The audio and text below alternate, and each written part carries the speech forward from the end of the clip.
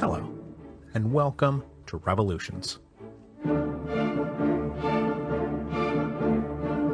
Episode 8.1, The Second French Empire. Hello, and welcome to our 8th series together. This one will be focused on the Paris Commune. As I mentioned in our final episode on the revolutions of 1848, this will be an 8-episode series because in July, my family and I are moving to Paris so I can write the Lafayette book. Now, would it have been perfect if this series were being written while I was already in Paris, since it's focused on one of the most famous and traumatic events in the history of the city? Well, sure. But things don't always work out like that. So, to set this series up properly, we don't need to do a whole lot because we've kind of got the winds at our back coming out of 1848. The forces that combined to create the Paris Commune are going to be pretty familiar.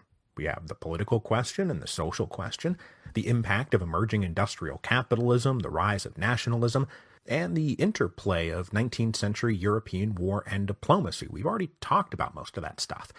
So, what we're going to do here in episode 1 is do a short history of the Second French Empire to take us from 1848 to 1870. Then next week we will discuss the all-important Franco-Prussian War, and then we'll zoom in for a detailed look on 2 revolutionary months in 1871 that still haunt Paris to this day. Okay, so in the revolutions of 1848, we talked about Louis Napoleon Bonaparte being elected President of France in December of 1848. In that first democratic presidential election in French history, Bonaparte won more than 75% of the vote. Now, it's true that part of this was just name recognition, but it was also because by the end of 1848, nobody was super impressed with the men running the Second Republic. And a vote for Bonaparte was in many ways a protest vote against that whole crowd. It was taken for granted among educated observers that nobody was voting for Louis Napoleon Bonaparte. He was greeted by said commentators everywhere with eye-rolling and snide remarks dripping with scorn. And he did cut a ridiculous figure. He was short, he had a weird head, he had ridiculous facial hair, he was a poor public speaker, and this was to say nothing of the fact that his career so far had been defined by 2 delusional attempted coups, and he now arrived in Paris from London, bearing a reputation as a philandering dilettante. Marx's well-known quote that history repeats itself, first as tragedy and then as farce, well, he wrote that in the coup of 18 Brumaire, to specifically mock this pygmy Bonaparte. When he took office, Bonaparte was advised to adopt the tone and dress of a republican, but instead he went with full military regalia and decided to live in luxurious grandeur. He was intentionally trying to copy the style of his more famous uncle, but it looked a lot like a kid playing dress-up. But Louis Napoleon Bonaparte was quite a bit craftier than his opponents gave him credit for, and he had certainly not missed what they all seemed to be missing, that he was quite a bit more popular than all of them put together. In forming his ministry, the new prince-president made it pretty clear that the moderate Republicans who had triumphed in the spring of 1848 had a lot to be worried about. For prime minister, he appointed Odilon Barrot, now making his comeback after being run over by events in the spring of 1848. Remember, Barrot, he was the leader of the dynastic left, a liberal, yes, but also a staunch monarchist. Of the other appointed ministers, only one could be considered an actual Republican. Things only got worse for the moderate Republicans in the months to come. The next assembly election was held in May of 1849, and of the 750 seats, the moderate Republicans who had just recently been in the majority were reduced to holding just 70 or 80 seats. Left-wing radicals did much better, garnering about 200 seats, but the vast majority went to a group that coalesced into what is called the Party of Order, almost all of whom had been on the wrong side of 1848. They were opposed to the very existence of the Republic and were probably about to be up to something. We're talking about Orleanists like Adolphe Thiers, unreconstructed Bourbon legitimists, conservative Catholics who wanted God and the King. Already feeling like the walls were closing in, the true democratic Republicans of 1848 watched in horror as Prince President Bonaparte launched an expedition to Italy to destroy the Roman Republic on behalf of the Pope. All of this culminated in June of 1849 with a very brief attempt at an armed insurrection that was quickly strangled by the forces of order. With the Republicans mostly nullified, you kind of get the feeling like it was just a matter of time before the Second Republic transformed into something else. The question was, who would define the next incarnation of the French state? The Assembly or the President? Adolphe Thiers certainly thought that the party of order would be in the driver's seat. Utterly dismissive of Prince President Bonaparte, Thiers called him a cretin whom we will lead around by the nose. To begin the reconsolidation of the closed plutocracy that had dominated France since the Restoration, the Assembly passed a law in 1850 putting a 3-year residency requirement on voters, knocking out in one fell swoop fully 1/3 of the electorate, most of whom were lower-class voters who had moved looking for jobs, a population that just so happened to be quite supportive of President Bonaparte. But far from being led around by the nose, the Prince President took to the road to rally a defense of universal suffrage, and he was now able to plausibly claim that he represented the will of the people, while the Assembly represented the will of a tiny clique of corrupt plutocrats. Now locked in a real political battle that they had not quite expected, the strategy of the Party of Order became, let's just wait him out. The Constitution forbid a president to serve consecutive terms, so all they had to do was stall until Bonaparte's term expired in 1852, at which point the pygmy Napoleon could be dispensed with. Believing that this was contrary to the will of the people, and, being an imperial-minded authoritarian, Bonaparte spent most of 1851 trying to secure an amendment to the Constitution that would allow him to run for re-election. In July 1851, the Assembly took a vote, and though the amendment actually secured a majority of the votes, it fell short of the 2/3 required to amend the Constitution. So having failed to amend the Constitution, a group of supporters around the president turned to their only recourse. No, not just accepting the constitutional term limits, don't be silly. They started planning a coup. Now, even though Louis Napoleon Bonaparte was hot to copy his uncle in every single way, he did not want it to play out like this. He wanted to remain in power indefinitely. Sure, of course he did. But by legal and constitutional means. He did, however, absolutely believe that the will of the people was being stymied by a minority clique. So, in October of 1851, the president asked the Assembly to reconsider their curtailing of universal suffrage. The Assembly refused. In mid-November, he asked them to reconsider the amendment that would allow him to run for re-election. The Assembly refused that too. So these constitutional appeals shut down, the Prince President decided to appeal to a higher authority than the Constitution: brute force. So while Bonaparte attempted these final negotiations with the Assembly, his supporters were busy making sure key positions in the administration and the military were held by men of unwavering loyalty. They also put out feelers to ensure that the officer corps wouldn't flinch at all this. And of course they wouldn't. The Second Republic wasn't some deeply entrenched institution, and with a Bonaparte at the helm of France again, their years of miserable inactivity would likely be over. The French armies might be able to cover themselves in glory again. So the date of the coup was set for the auspicious date of December the 2nd, the anniversary of the Battle of Austerlitz and Napoleon's coronation as emperor. Then, to not exactly avoid the charge that they were just cosplaying an empire, they codenamed this Operation Rubicon. Real subtle, guys. On the morning of December the 2nd, 1851, Paris woke up to find 30,000 regular troops had been deployed to strategic points throughout the city. Placards had also gone up everywhere declaring the following: "The Assembly is dissolved. Universal suffrage is restored. A new constitution will be drafted. Paris is under a state of siege." The coup appeared to catch everyone off guard, and probably the opposition leaders in the Assembly couldn't quite believe that Bonaparte actually had the guts to pull it off. A rump of about 250 Assembly members gathered in the north of Paris to try to muster a constitutional opposition to this illegal coup, but in the rock, paper, scissors of politics, force beats constitution every time. Soldiers arrested the deputies along with every other identified troublemaker from lists that had been drawn up in advance. Now, this is Paris, So a brief insurgency started up, led by, among others, the writer Victor Hugo, and the next 2 days saw a few barricades thrown up and some running street battles. But here's the thing. Most of the lower classes were with the president. It's not like the streets are going to rise up in favor of an assembly primed to close off the right to vote and probably eventually recall either an Orléans or a Bourbon to power. Outside Paris, there were a few isolated revolts, and all told, historians estimate about 100,000 people engaged in some kind of armed resistance in the weeks that followed. But the military apparatus was firmly with the president, as was most of the lower classes. The revolts were squashed.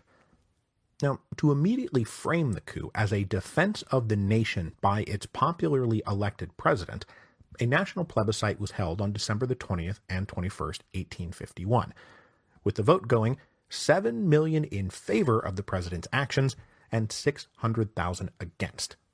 And get this, some people think those totals might not be entirely on the level. Okay, so with the coup a success, a handful of the president's closest advisors got together and drafted a new constitution for the republic. This constitution would be an expression of Bonapartist ideology, an ideology that Louis Napoleon had himself been further developing his whole life. Bonapartism embraced the revolutionary principle that the nation, not God, was the true sovereign, that power came up from the people, not down from the Almighty. But the other core tenet of Bonapartism was the necessity of a strong central executive who would be able to rule on behalf of the people. One man, preferably an emperor, but a president can do in a pinch, could and must represent the will of the people. The alternative was either the illegitimate claims of divine right monarchists or the corrupt and chaotic gridlock of democratic assemblies. So, politically speaking, Bonapartism is a brand of popular autocracy or bottom-up absolutism, that once the people have vested their sovereignty in a single leader, it was up to him to rule the nation on their behalf without any further interference. So, breaking down the Constitution of 1852, which was promulgated on January the 14th, 1852, is pretty easy. All power is vested in the executive branch. The right to make all laws, execute all laws, the right to offer amnesty, punish people, war, peace, taxation, everything. The president also had broad powers to control the press, to curtail freedom of expression and assembly, and to basically limit civil rights whenever, wherever he felt like it. The president's term would also be now 10 years long, and he could be re-elected indefinitely. Now, there was a two-house parliament that went along with all this, a lower legislative body and an upper house called the Senate, and they had no power. Elections to the lower house were held on the basis of universal suffrage, but candidate lists were tightly controlled and districts heavily gerrymandered. And besides, once a delegate was elected, he had no power anyway. If you look up window dressing in the dictionary, there's a picture of the legislative body and the Senate of the Constitution of 1852.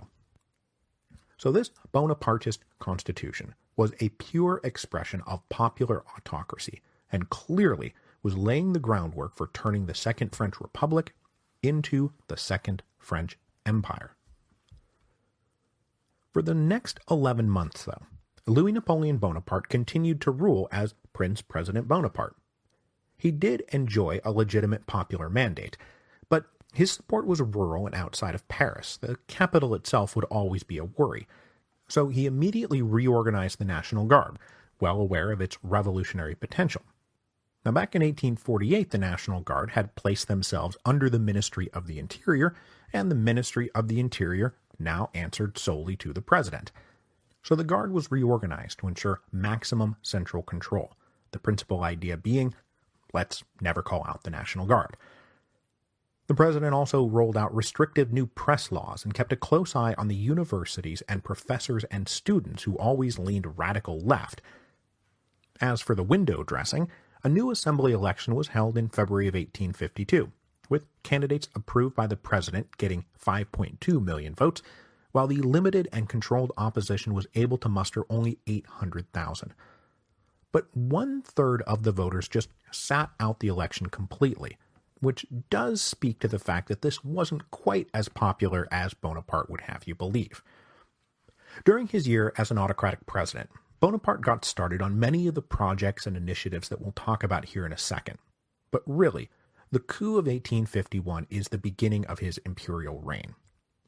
But just to complete the transformation everyone could see coming from a mile away, in November of 1852 there was a plebiscite asking the French electorate to approve the transition from republic to empire.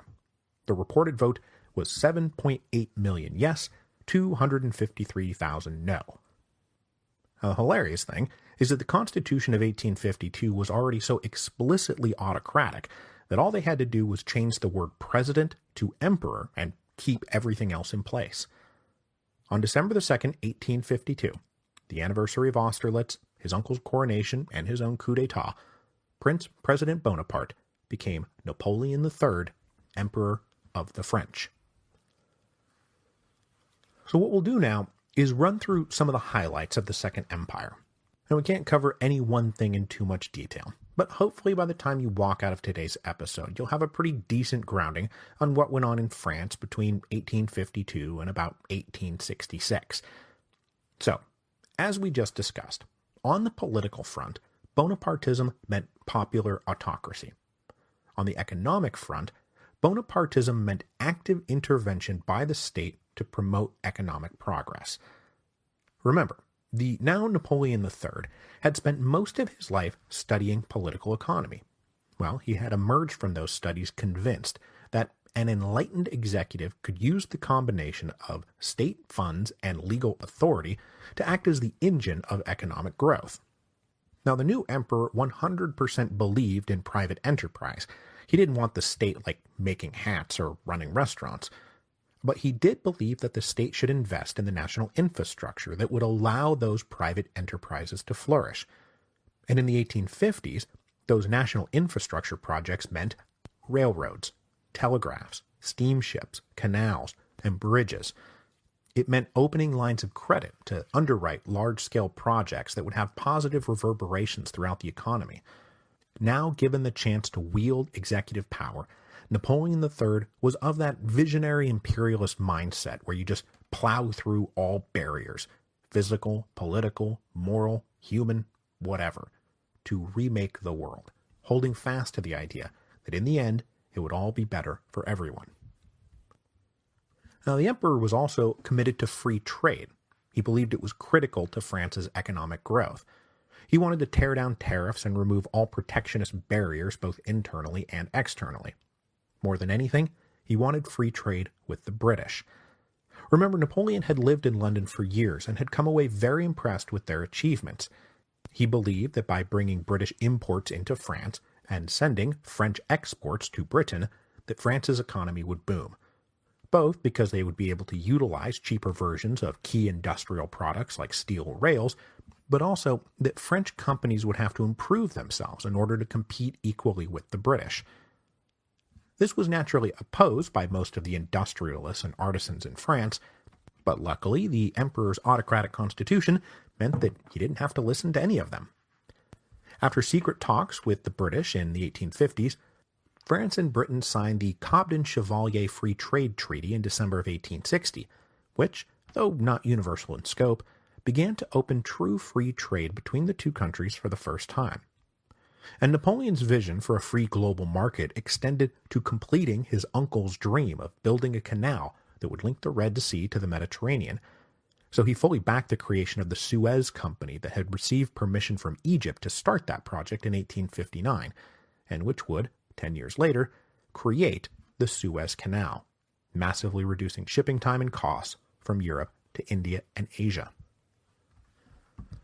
Nowhere were the state-driven Bonapartist infrastructure projects more visionary, more costly, and more permanently visible than in Paris itself. Paris in 1850 was in many ways an overgrown, overstuffed medieval city. There had never been any kind of central planning. It was a rabbit's warren of narrow streets surrounded by haphazard buildings aimlessly constructed. The city was dark, unhealthy, unsanitary, with dank clusters of inhospitable slums and virtually no green spaces. Now, the problem of Paris was a well-known concern going all the way back to the days of the Revolution of 1789. The First French Republic had drawn up plans to drag Paris out of its medieval torpor, the same way they were dragging the French state out of its medieval torpor. But events got in the way. And Napoleon I had ambitious plans that were interrupted by, getting defeated at Waterloo. The dream of redesigning Paris then languished for 35 years until Emperor Napoleon III came along. He had great big plans for Paris.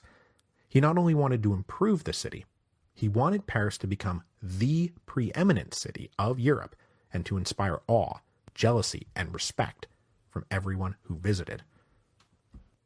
To help him realize this ambition, the emperor brought in a man capable of executing big plans and not being bothered by barriers, physical, political, moral, human, or otherwise.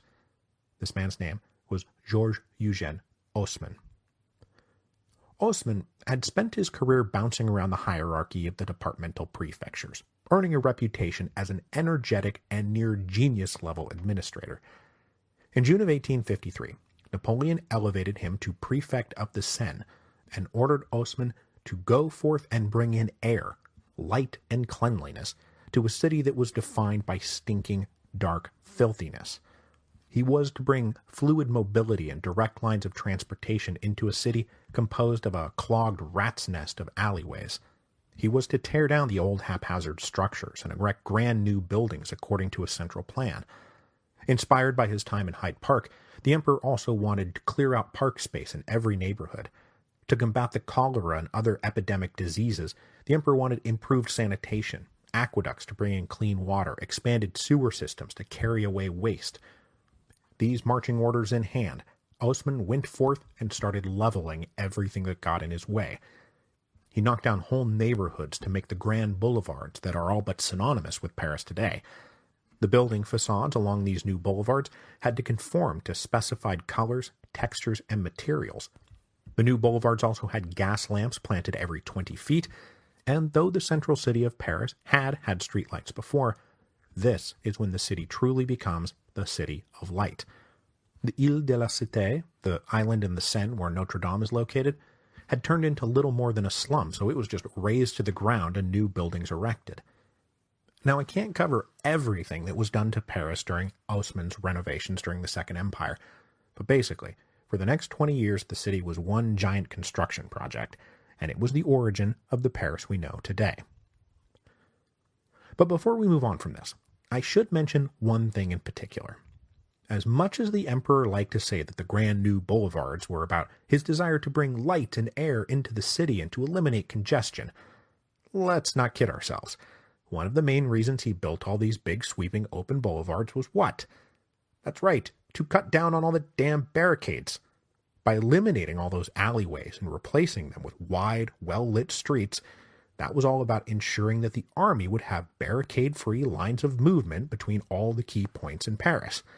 The width of the new boulevards were carefully measured to be the width of a cavalry company and designed to ensure maximum mobility for artillery pieces, should it come to that.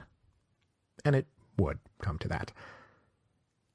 The cost and benefits of this single-minded revolutionary drive to make France into a modern industrial economy are still being added up. But between 1850 and 1870, industrial output rose 75%. The economy grew about 5% a year. Exports increased 60%. The expansion of France's railroads were of particular importance, and within days of the coup of 1851, Bonaparte ordered an ambitious project of railroad expansion. In 1851, France had just over 2,000 miles of railroad. By 1870, it would be over 12,000.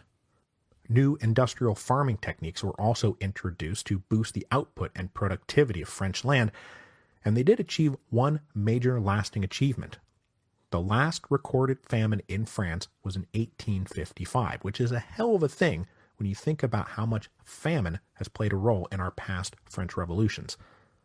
Now, critics of the empire point obviously to the fact that the man who wrote The Abolition of Poverty made no real effort to abolish poverty, and rather than manage the dislocative transitions that the working classes had to endure, the emperor was mostly with the bankers and the big businessmen.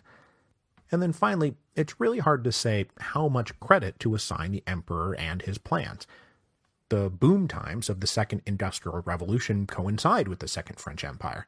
So a lot of this is just about the general sweep of European economic history as much as Emperor Napoleon's own policies. But you can say that he saw the wind of economic history blowing, and he went with it. Okay, so we know what Bonapartism means politically, popular autocracy. And we know what it means economically, state-sponsored industrial capitalism. So what does Bonapartism mean in terms of France's place in the world? Well, this should be obvious. It means a robust French presence everywhere in the world. As we talked our way through the Restoration and the July Monarchy, remember that one of the persistent complaints of the French people was the timidity of France on the world stage. The Bourbon and the Orléans had both shied away from international adventurism, and they had left French honor suffocating from a lack of oxygen. This continued affront to French national pride is one of the things that kept Bonapartism alive as an ideological force, even after all of its original adherents had passed away.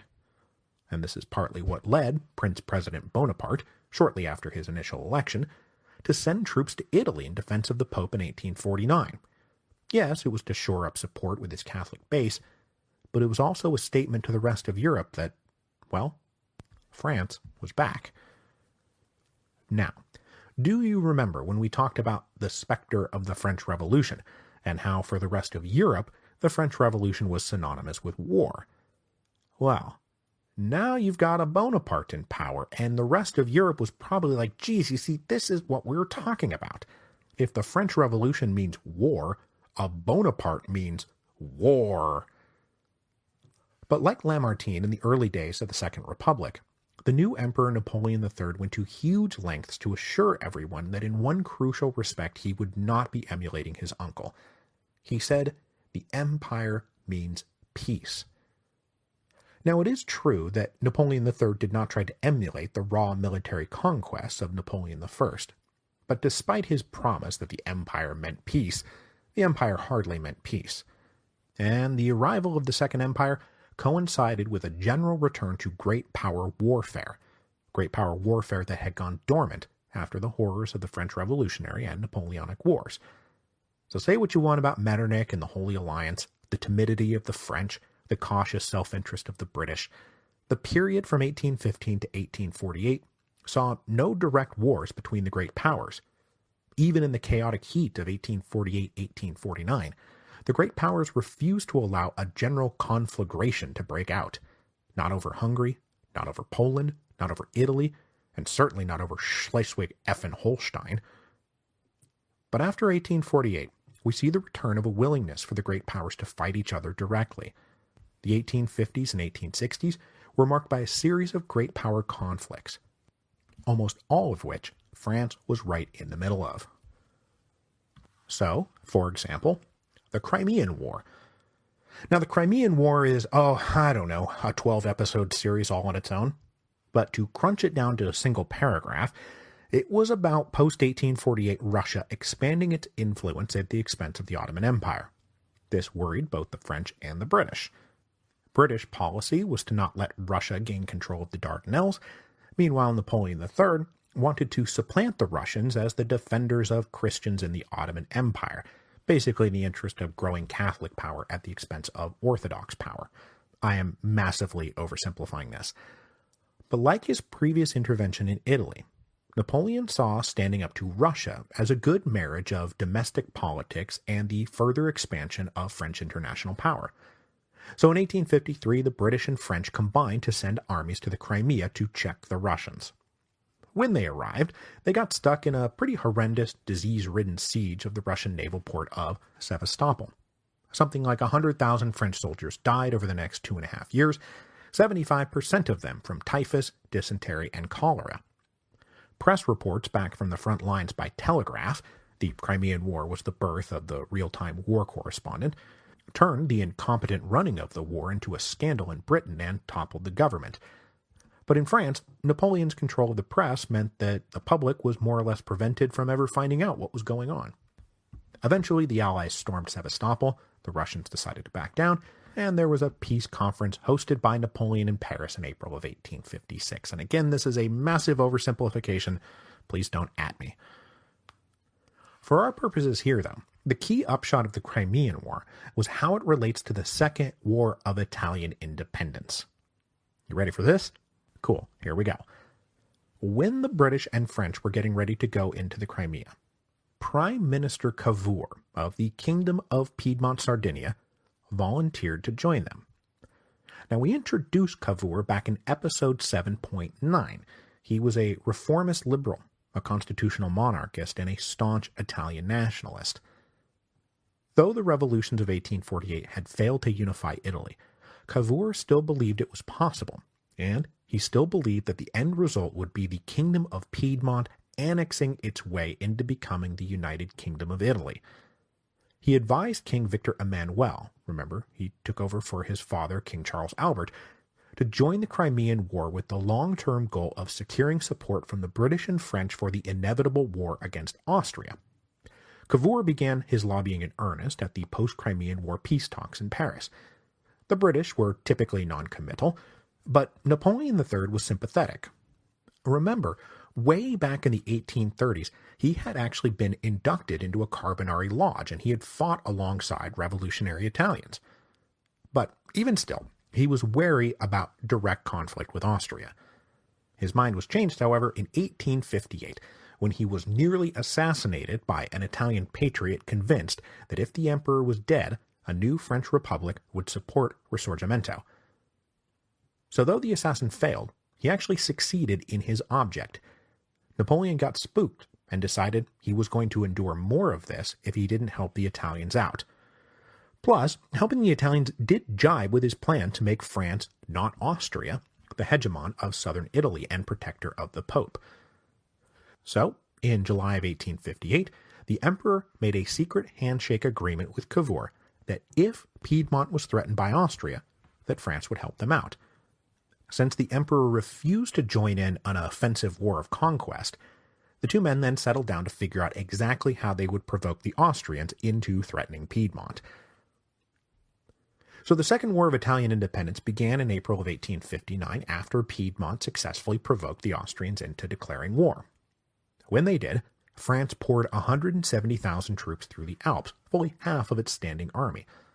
Piedmont itself had an army 70,000 strong, while the Austrians fielded 250,000 men.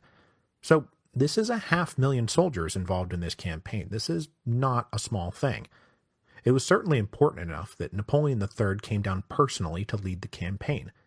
And then when the war started going badly for Austria and they found themselves pushed out of Lombardy, Emperor Franz Joseph came down to lead the Austrian army. So now it's dueling emperors time. By July of 1859, the war was not going great for Austria, but Prussia was mobilizing on behalf of the Habsburgs, so Napoleon took the opportunity to cut a deal. In a private meeting with Franz Joseph, who I'm sure started the meeting by saying, "Dude, I thought you said the empire meant peace," Napoleon secured the transfer of Lombardy to the Kingdom of Piedmont. This is the moment that Lombardy is permanently detached from the Habsburgs. But much to Cavour's fury, Piedmont was not allowed to go further to take Venetia and finish the job. But to make up for this, after Napoleon promised the Austrians that he would not allow Piedmont to annex the nominally independent territories of central Italy, we're talking about Tuscany and Modena and the Papal States, Napoleon allowed Piedmont to do just that. Austria, not wanting to risk going back to war, let it go. These new acquisitions in hand, the Kingdom of Piedmont-Sardinia formally rebranded itself the Kingdom of Italy. And in exchange for their help, the French got Savoy and Nice, all of which was settled in 1860. This then was the peak of the Second Empire. After 1860, the Second French Empire began to decline. Napoleon III had accomplished a great deal, but he had pissed off a lot of people to get there, and future decisions would only further erode imperial prestige. By now, an eclectic opposition had formed inside of France. Republicans and liberals had never forgiven him for turning the Second Republic into the Second Empire. A lot of Catholics were now angry at his support of the Pope's enemies in Italy, and for all his promotion of industrial capitalism, his free market policies, particularly the Cobden-Chevalier Treaty, which was just then being signed, ticked off the business owners who now had to compete directly with British imports. Now, probably this opposition could have remained shoved in the closet Napoleon had shoved them into back after the coup of 1851, but for one little problem: money. Over the past decade, Napoleon had taken out a lot of loans for his various projects. Waging wars and rebuilding an entire country from the ground up ain't cheap. The deficits were growing, the state debt was piling up. And as we saw way back with Charles I, and then later with Louis XVI, and most recently with Frederick IV of Prussia, the banking community hinted that there had to be some kind of popular guarantee for the repayment of all these loans. Without that, credit was going to start drying up real quick. And the point here is that taxes and revenue secured by the consent of those who are being taxed creates a very predictable and reliable guarantee that the state will pay their bills on time. So to head off a financial crisis and possibly a political crisis, Napoleon started to loosen up on his political authoritarianism. And so the first phase of the empire, that lasted till 1860, is the era of true personal autocracy, while the period after 1860 was an era of parliamentary autocracy, which sounds like a contradiction, but it's when the window dressing gets a bit more elaborate. The government started easing up on rules about freedom of the press. Then in December of 1860, over the advice of his ministers, the emperor said that he would allow the legislative body and the Senate to openly debate and respond to government programs. These programs would also now have to be presented by the ministers in question to the assemblies. Then a few months later, the emperor allowed those debates to be printed and distributed. Then in December of 1861, he approved a measure that would allow the legislatures to debate ministerial budgets one by one instead of as a total package. He also agreed that the government would not draw emergency funds unless these legislative bodies were sitting. Now again, all real power still lay with the emperor, but he had to open up a space for the opposition to challenge the government on financial matters. Those who possess wealth and education and leisure time want a say in how a country is run, especially on financial matters. And once these signals started going out from the emperor, the opposition started to rally. In the elections of 1862, the vote for approved candidates was the same as it had been in 1852, 5.2 million. But opposition candidates jumped from 800,000 to almost 2 million. Major resistance was found most especially in the big cities like Paris, which went 63-37 against the emperor. But the opposition was a mixed bag. It was left-wing Republicans and conservative Catholics, Orleanists, Legitimists. They didn't agree on much, except a shared loathing of the emperor. This, then, gets us into a run of events in the mid to late 1860s that started to erode the prestige of the empire, and specifically two major foreign entanglements that we will deal with at a later date. The first was Napoleon's grandiose ambitions in Mexico, allegedly undertaken in the interest of securing repayment of Mexican debt to foreign creditors and ensuring European access to Mexican markets, but which was mostly an excuse for Napoleon to try to set up a client empire in North America. We'll talk all about that in a few months when we get going on the Mexican Revolution. Long story short, though, it was kind of a disaster for France, and they were forced to abandon the whole adventure in 1867. This Mexican boondoggle reflected poorly on all that power Napoleon was trying to gather up and project for France. But the other foreign entanglement is of much more immediate importance to our story, and so when I say we'll address it at a later date, I mean next week. That's the small matter of the Germans. With liberal speeches and constitutional debates having failed to create a unified Germany, the project of German unification was now taken up by the Iron Chancellor Otto von Bismarck. So next week, we will talk about the shift in the balance of power in Central Europe, the critical year of 1866, and how all of that led directly to the disastrous empire-ending Franco-Prussian War of 1870. Until then, please do check out revolutionspodcastfundraiser.com to help show your support for the podcast and its imminent relocation to Paris. You guys have gotten the fundraiser off to a great start. I cannot thank you enough for your support. There are t-shirts, there are new History of Rome episodes. You can enter for a chance to win an autographed copy of The Storm Before the Storm. So please go to revolutionspodcastfundraiser.com. Open now through June the 9th, 2018.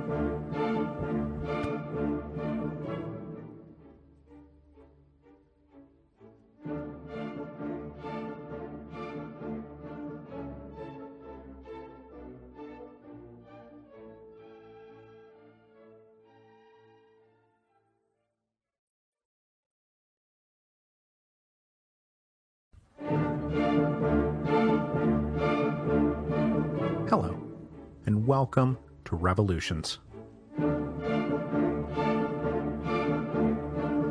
Episode 8.2, The Franco-Prussian War. So last week, we said hello to the Second French Empire.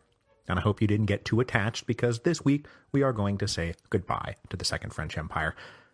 The Franco-Prussian War of 1870 simultaneously led to the collapse of the French Empire and the declaration of the German Empire. But more importantly for the story of this series of the Revolutions podcast, the Paris Commune of 1871 grew directly out of the cataclysmic disasters that resulted from the Prussians blowing the French out of the water in 1870.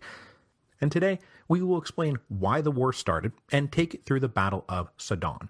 And then next week, we will focus on Paris, do a more detailed look at what the city looked like at the end of the empire, and carry the Franco-Prussian War on to its conclusion, which involved the traumatic siege of Paris. But before we get going, I do want to remind you that revolutionspodcastfundraiser.com is open and live right now. You can come get t-shirts, you can come get new History of Rome material, you can help take some of my library books off my hands as I attempt to move to Paris. Everything has started out great, and I hope everything continues to be great. So revolutionspodcastfundraiser.com now through June the 9th, 2018. Thank you guys very, very much. So to explain the Franco-Prussian War, we need to dive back into the larger story of German unification, a story that we covered in a lot of detail during our series on 1848. During that series, we traced the growth of German nationalism and the attempt by the German liberals of the Frankfurt Parliament to forge a united Germany. But of course, that project failed, as the liberals in Frankfurt alienated the radical left and then got bulldozed by the conservative right. Well, after the failures of 1848, the driver of German unification passed from liberal speech-making to Prussian war-making. And specifically, the driver of German unification was now Otto von Bismarck. Now, we introduced the rising young conservative Bismarck as he helped the King of Prussia exploit the new styles of democratic politics to strengthen the power of the conservatives in Prussia. A pragmatic politician, Bismarck always wanted to swim with the currents of history, not try to erect a dam against them. Bismarck spent the 1850s assigned to various diplomatic posts, but in September of 1862 he was made Minister-President of Prussia, elevating him to a position of power that would see him be the dominant force not just in German politics, but European politics for the whole next generation. One of the great masters of realpolitik, Bismarck came to power with a notion to do what the liberals of 1848 had failed to do: unify Germany. Shortly after becoming minister-president, Bismarck delivered his famous speech where he said that the position of Prussia in Germany will not be determined by its liberalism, but by its power. And then he went on to say, Prussia must concentrate its strength and hold it for the favorable moment, which has already come and gone several times. Since the treaties of Vienna, our frontiers have been ill-designed for a healthy body politique. Not through speeches and majority decisions will the great questions of the day be decided. That was the great mistake of 1848 and 1849. But by iron and blood. So it's pretty clear that from the get-go, Bismarck was restarting the project of German unification. But one thing we cannot overlook is the fact that Bismarck cannot be counted among the romantic German nationalists. He was a Prussian patriot, and he wanted to exalt Prussia, and he now believed that the best way to make Prussia strong was to make it the leader of a unified Germany. So he spent the whole rest of the 1860s trying to make Prussia the leader of a unified Germany. So, to explain the eventual Franco-Prussian War that comes in 1870, where do we need to begin? Wow, where else would we start but the duchies of Schleswig and Holstein? Now remember, the whole crisis over the duchies of Schleswig-Holstein had erupted in 1848 because the new king of Denmark was childless, and as soon as he died, there was going to be a succession crisis because, while Denmark had abandoned Salic law and allowed succession through the female line, the Duchy of Holstein had not. So, German nationalists saw this as the perfect opportunity to break the duchies away from Denmark and bring it into their new unified Germany. This had led to a shooting war starting up in 1848 that we called the First Schleswig-Holstein War. Now, that war wrapped up with an uneasy armistice as the other European powers objected to Prussian intervention. But then after the revolutions of 1848-1849 had died out, nobody really wanted to get back into it. Okay, so let's fast forward to November of 1863. The king, who was childless, died, and that succession crisis that everybody was so worried about was now at hand. Tensions had already been ratcheting up because Denmark and its allies in Schleswig had been working on a new constitution that would bring Schleswig, but not Holstein, into closer union with Denmark. The new constitution, called the November Constitution, was already written and just awaiting the king's signature when the king died. His heir, the new king of Denmark, came to power, signed the constitution, and sent Germans everywhere into a tizzy. Now, Bismarck saw all of this as a golden opportunity to advance Prussian interests, and in January of 1864, he issued an ultimatum to Denmark to abandon the November Constitution within 48 hours or face a war. Now, the idea here was not to get the Danes to abandon the November Constitution. The plan was to provoke a war that would allow Prussia to peel off the duchies from Denmark permanently, which is exactly what happened. Now, we're not going to worry about the ins and outs of the subsequent campaign in the Second Schleswig-Holstein War, but instead, we're going to focus on the fact that Bismarck's diplomacy had brought Austria along onto the Prussian side, and together, those two great German powers invaded the duchies and, between February and March 1864, pushed the Danes back to Denmark. Then, in August of 1864, the King of Denmark determined that he could not stand against the combined might of the Prussians and Austrians, and since no other European power seemed willing to turn his plight into a cause for a general European war, so the king gave up. Prussia and Austria took joint possession of Schleswig and Holstein. So, the Second Schleswig-Holstein War was also the first of the three wars of German unification. It would peel off the duchies permanently from Denmark and bring Austria and Prussia into a collision course that would lead to the second of the three wars of German unification, the Austro-Prussian War. Now, it is sometimes difficult to go back through history and pick out what was actually a carefully laid out plan, what were opportunistic moves in the midst of fluid circumstances, and what was a series of accidents that later memory and reflection assigned a pattern to an otherwise random sequence of events, especially when the participants themselves can't agree on what was what, and a guy like Bismarck has every reason to make it look like he was a puppet master who was carefully orchestrating everything, like 15 moves in advance. So some of what happened next was planned, some of it was improvised opportunism, and some was accidental luck, which, kind of explains most of human history. My point, though, is that Bismarck's vision of a Prussian-dominated Germany required Austria's exclusion from Germany, and Bismarck worked hard over the next couple years to set up the conditions by which Austria would be permanently excluded from Germany.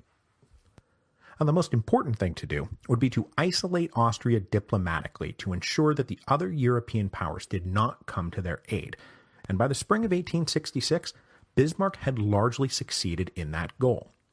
The British had indicated that they had no direct stake or interest in a conflict between Prussia and Austria, and so they were sure to stay neutral. The Russians, Bismarck had cultivated carefully in the aftermath of the Crimean War, and he had mostly brought the Tsar around to the idea that Prussia was the one friend Russia could count on, now that the British and French and Austrians had shown themselves to be the enemies of Russia. As for the new Kingdom of Italy, Bismarck secured not just their neutrality, but their active participation. In April of 1866, Italy and Prussia signed a treaty that said that if Prussia and Austria went to war at some point in the next 3 months, that Italy would join Prussia and attack Austria's southern flank. Their reward would be the annexation of long-coveted Venetia. Meanwhile, back in October of 1865, the Emperor Napoleon III had personally promised Bismarck that France would stay neutral in the conflict. And though there were vague indications that France might be rewarded for said neutrality, nothing was officially committed to paper. With Austria now isolated from all other potential allies, all the Habsburgs had left were the smaller German states, who were now getting thoroughly alarmed that Bismarck's plan was clearly to wipe out all their kingdoms and duchies and principalities and turn them into mere provinces of Prussia. So it's not that Austria didn't have any allies, just not any allies that could actually help them win the war. Okay, so with his enemy isolated, all Bismarck needed was an appropriate casus belli. And he found it in an obscure spat over the joint administration of Schleswig and Holstein. Now let us not worry about the details, but the upshot is that in May of 1866, Prussia and Austria met for a tense summit that was mostly about the Prussians making any attempt at a peaceful reconciliation impossible. With both sides surreptitiously moving troops towards their frontiers, Austria decided to take the diplomatic dispute to the Federal Diet of the German Confederation. And that is when Bismarck pounced. He said Austria taking the dispute to the German Confederation violated the terms of the treaty they had all signed. Then he went even further and unilaterally declared that the German Confederation was hereby dissolved. Now this was of course incredibly provocative, and it created the rising anger from the smaller German states that it was intended to create, and it led Austria right into a declaration of war. That declaration came on June the 14th, 1866, beginning what we call the Austro-Prussian War, the second of the three wars of German unification. So the Austro-Prussian War was also further proof that the world had entered into the era of modern industrial warfare. That new era had been hinted at in the Crimean War. It had been brought to fuller maturity during the American Civil War, and it was now being expressed on the European continent. These were conflicts that were mobilized by railroads, communicated by telegraphs, fought with long-range rifles, proto-machine guns, and much superior artillery. Factories were now producing the weapons and supplies of war in mass quantities, and Prussia was at the forefront of all this, because they had oriented their entire industrial development around the idea of prosecuting exactly this new style of industrial warfare. It was military concerns that explained why the Prussians laid their railroad tracks where they did. It explained what kinds of factories they encouraged. It explained where they directed their state resources. The Prussians also spent years reforming and reorganizing their armies around these new modern methods, and it put them very much ahead of the curve in the 1860s. It's one of the big reasons why the three wars of German unification were each so quick and decisive. Just 2 weeks after the declaration of war, the Prussians were invading Bohemia with hundreds of thousands of men. They faced off against an Austrian army roughly the same size, about 250,000 men each, at the Battle of Königgrätz on July the 3rd, 1866. But despite the Prussians being slightly outnumbered, their war machine inflicted 4 times the casualties. The defeated Austrian army was left in scattered disarray, and the road to Vienna lay wide open. Now the King of Prussia and most of the generals were all for continuing the war, driving for Vienna, capturing the Austrian capital, and stomping up and down on the necks of the Habsburgs. But that was not what Bismarck wanted, and Bismarck had a way of getting what he wanted. The object of this war was only eliminating Austrian claims to power in Germany. It was not about defeating the Austrians. That would upset the general balance of power in Europe. It would create an unstable post-war environment, and would likely see the Austrians looking for revenge and the other European powers scared of Prussian aggression. So Bismarck advised the king and the general staff to pull up short and offer terms of peace. Now the king was incredulous, but Bismarck not only threatened to resign from office if the war kept going, but he also threatened to throw himself out of a 4th-floor window. Bismarck got his way. An armistice signed on August the 12th, 1866, brought an end to the fighting. In contrast to the First Great War between Austria and Prussia that, as we all know, lasted for 7 years, we call it the 7 Years' War, this last Great War between Prussia and Austria is sometimes called the 7 Weeks' War. The peace talks that formally ended the war took place in Prague under the mediation of Napoleon III, and Bismarck achieved all his aims. The German Confederation that had been in existence since 1815 was abolished, and Austria agreed that they would be permanently excluded from any role in quote-unquote Germany. Meanwhile, all of those smaller German states would now be merged with Prussia. Now, those few who had joined Prussia at the outset of the war had already agreed to do this. Those who had tried to fight against Prussia, well, this was their punishment. The whole of Germany was then reorganized into a transition state that is called the Northern German Confederation. Bismarck and his advisors went to great lengths to give the Northern German Confederation the appearance of a coalition of autonomous states, while actually, very clearly, being dominated by the Central Prussian government. Now, per the terms of the Prussian treaty with Italy, and with French approval, the Austrians were also forced to give up Venetia, which they were pretty angry about. Now, northern Italy had been a second front in the Austro-Prussian War, and though the Italians had succeeded in their objective of tying down Austrian forces in Venetia, those tied down Austrian forces had actually defeated the Italians in battle. But Prussia was dictating the terms here, and so Venetia was detached and given to Italy. So, that's the end of that part of the story that we spent so much time on in 1848. The old Habsburg possession of the Kingdom of Lombardy-Venetia, it has now been fully absorbed into the unified Kingdom of Italy. And speaking of picking up threads from 1848, after Austria was defeated by Prussia, expelled from Germany, stripped of Venetia, the Hungarians were able to come back. They were able to lay heavy pressure on Vienna to make major concessions to the Magyar or risk having the Habsburg Empire dissolve completely. So, Austria's defeat in the Austro-Prussian War led directly to the deal the following year that would turn the Austrian Empire into the Austro-Hungarian dual monarchy. But as fascinating as all of that is, our objective here is to set up the third of the three wars of German unification, the Franco-Prussian War, because that's the one that explains the Paris Commune.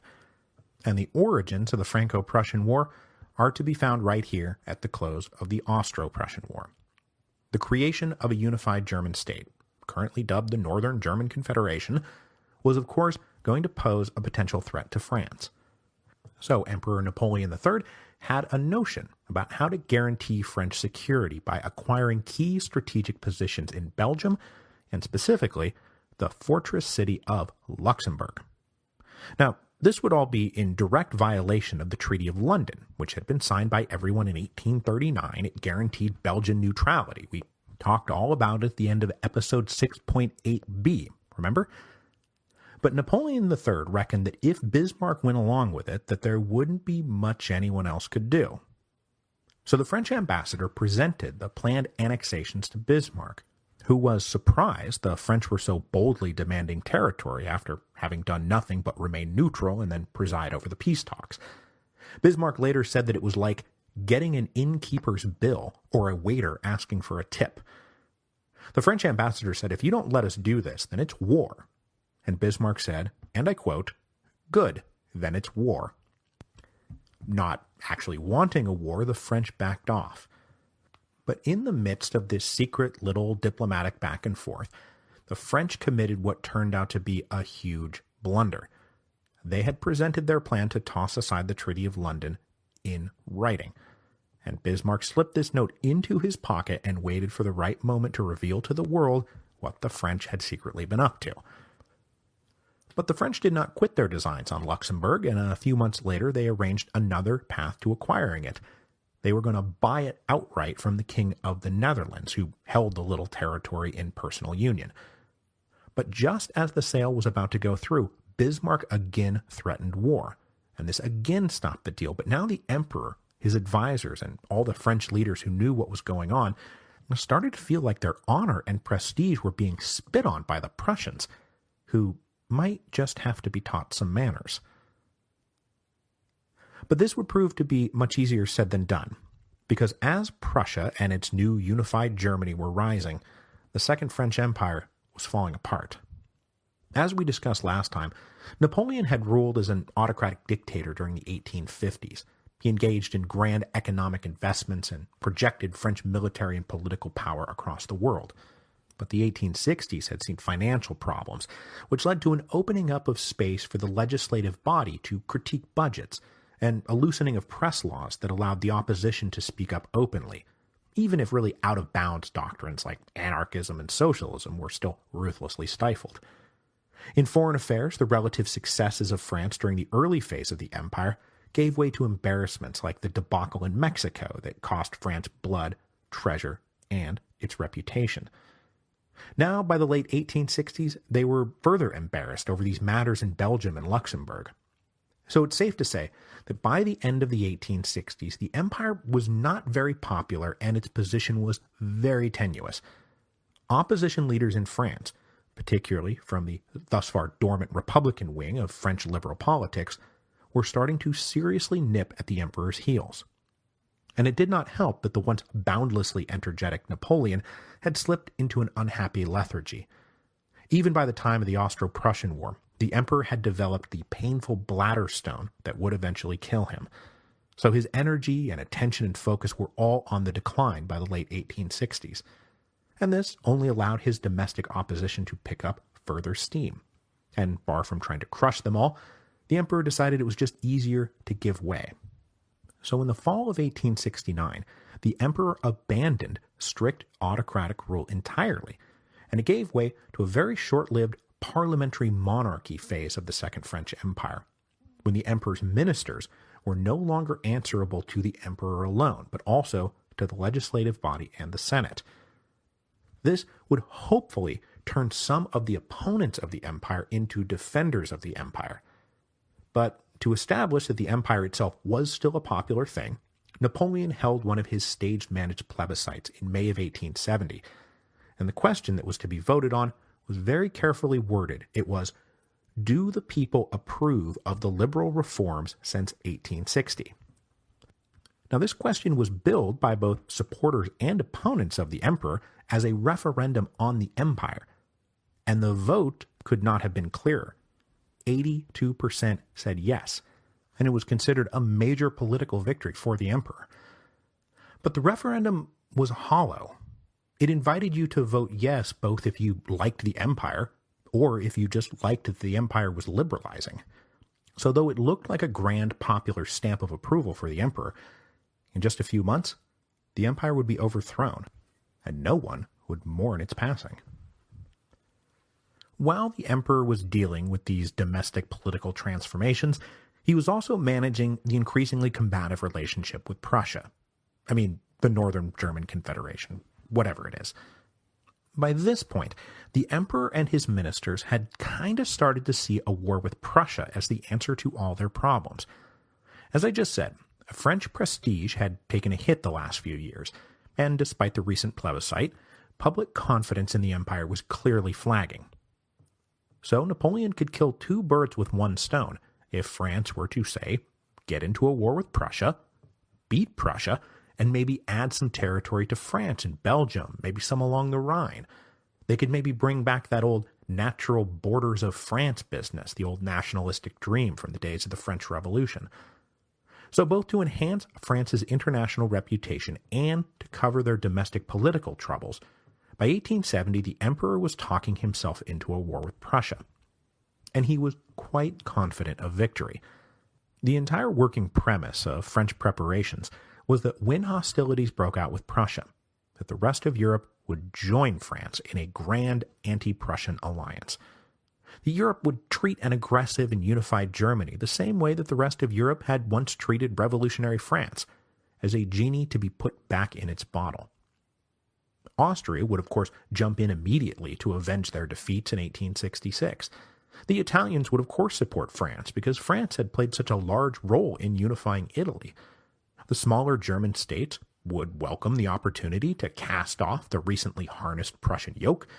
Britain and Russia would of course be concerned about the balance of power in the North Sea, certainly enough that they would help knock Prussia down a peg. So Napoleon went into 1870 believing that if a war broke out with Prussia, that all of Europe would join him in beating Prussia into a pulp. He did not realize that every single one of those calculations, every single one of them, was wrong. Meanwhile, over in Prussia, Bismarck had long since determined that a war with France was necessary to complete the unification of Germany, and he too believed this for both international and domestic reasons. On the international front, France had to understand that Prussia was not an upstart to be tolerated, but an equal to be reckoned with. But far more importantly were his domestic concerns. After the forced annexation of the southern German states, Bismarck believed that only a patriotic war against France would fuse them all together into a single nation. The shared threat, shared mobilization, shared patriotic zeal, shared sacrifice would force everyone to become a single German people. But to truly make this work, both domestically and internationally, Bismarck calculated that France had to be the aggressor. This had to be a defense of Germany, a defense of Germany that would drive Germans into permanent union with each other and accept Prussian domination. It would be the aggression of France that would remind the rest of Europe that it was not Prussia, but France that always posed the greatest threat to European stability. So by the spring of 1870, it's pretty clear that France and Prussia are both eyeing a war with each other, and the only thing left to be settled was the reason for it. And the reason for it turned out to be a great throwback to the good old days, when Europe would blow itself to pieces over which inbred prince would sit on which random throne. So don't worry about the details of any of this, but in 1870, Queen Isabella of Spain formally abdicated the throne and she went into exile. Don't worry about the details. The important thing is that the Prussians backed one of their own, Prince Leopold, to accept an offer from the Spanish to come be the new Spanish king. The French freaked out about this. They had no desire to see Prussians surrounding them on all sides, and so they opposed the ascension of Leopold vigorously. Now, whether this was all intentional bait or simply Bismarck overreaching, the result was the same. The Prussians backed down. They dropped their push to put Leopold on the Spanish throne, and maybe that would have been that. But hardliners inside the French ministry decided it wasn't enough that the Prussians had withdrawn his candidacy. So the French ambassador to Prussia was told to demand that the King of Prussia never involve himself in Spanish politics ever again. So this brings us to July the 13th, 1870. The King of Prussia is strolling around a resort town he's vacationing at called Bad Ems. While on this walk, he was approached by the French ambassador who delivered the demand that Prussia swear off Spanish politics forever. So the ambassador and the king have a little incident, and both go on their way. Then what happens is a staffer in the Prussian Foreign Office wrote up an account of the incident and sent it to Bismarck. Leaping at this opportunity, Bismarck very subtly reworded the report to make it look more contentious than it had really been. Then he sent that reworded version of what history has dubbed the Ems Dispatch out to be printed in the international presses. When the dispatch was read, German readers came away believing that the French ambassador had been abrasive and rude. French readers came away believing the Prussian king had been condescending and high-handed. Bismarck, meanwhile, rubbed his hands together with delight, and later called the Ems Dispatch, quote, a red flag for the Gallic Bowl. Okay, so now public sentiment is inflamed all over Europe, and both sides, the French and the Germans, started mobilizing for war. Now, though events were spiraling out of control faster than anyone could have anticipated, and Napoleon flirted with getting cold feet, the emperor was ultimately convinced that if he let this latest Prussian affront pass without answering, that the future of the French Empire could not be vouched for. So on July the 19th, 1870, the French declared war on Prussia. But as the French started mobilizing, it became clear to them that, far from being the leaders of a grand anti-Prussian coalition, that the French were about to have to go this alone. Austria had already gotten kicked around once before by Prussia, and they refused to budge until France successfully invaded and made inroads in southern Germany. And even then, it wasn't at all clear the Austrians were going to help, because the Hungarians wanted no part of it. And those southern German states, well, they had all signed secret deals with Prussia that should the French attempt to invade, that they would all fight with Prussia. So far from getting ready to join the French against Prussia, they were all ready to join Prussia against France. Italian sentiment, meanwhile, had turned decidedly anti-French over the last few years because, in order to maintain support from French Catholics, the emperor was still maintaining a French garrison in Rome that prevented the Kingdom of Italy from making Rome its capital. So the Italians just decided to sit this one out. And as I mentioned earlier, Bismarck had been cultivating the Russians for years, and far from backing France, the Tsar actually told Bismarck that Russia would cover Prussia's eastern flank if the Austrians or the Poles decided to make trouble. Finally, to keep the British out of all this, all Bismarck had to do was show them that letter from the French a few years earlier that proposed the annexation and partition of Belgium. So just as he had done to Austria 4 years earlier, Bismarck had maneuvered the French into a position of total diplomatic isolation. So that isolation was a huge part of how and why the Franco-Prussian War went so badly, so quickly for the French. But it was not the only reason. Having been caught flat-footed diplomatically, the French were also caught flat-footed militarily. The French army was nominally about 400,000 strong, but it was mostly filled with unhappy conscripts serving 7-year hitches. The best and brightest in France had long since taken advantage of paying for a replacement whenever their draft number came up. And that 400,000 was the nominal number. In the summer of 1870, it was estimated that the French would need 1 million men to fight the Prussians, but they could only scrounge up about 280,000 actually ready to fight soldiers. Now, the French had not been insensible to all this, and the government had instituted reforms over the past few years to create a reserve army and also a home-based mobile guard. But those reforms were still ongoing when the war hit. The French also lacked any kind of coherent plan of attack, and they were merely improvising a campaign on the fly. The Prussians, meanwhile, stood in sharp contrast to all of this. They had long since adopted a permanent general staff that had war plans drawn up for every conceivable scenario that would now run up and down a well-oiled and well-trained chain of command. Their system of universal conscription meant that they could mobilize 1 million men in just 3 weeks. And as I said, their industrial infrastructure revolved around ensuring Prussian military supremacy in Central Europe. For example, they made the very simple decision to run 2 parallel train tracks out to their frontiers.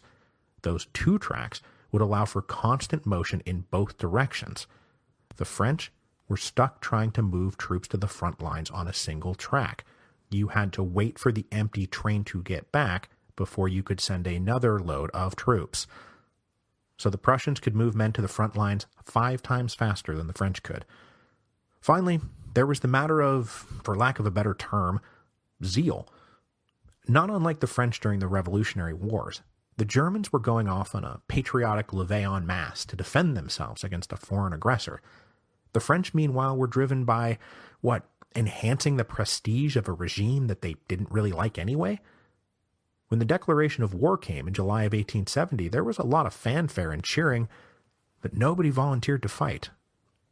So this war that the emperor was embarking upon to save his empire wound up leading directly to the collapse of his empire. The first phase of the Franco-Prussian War was waged in the territory of Alsace along the Middle Rhine.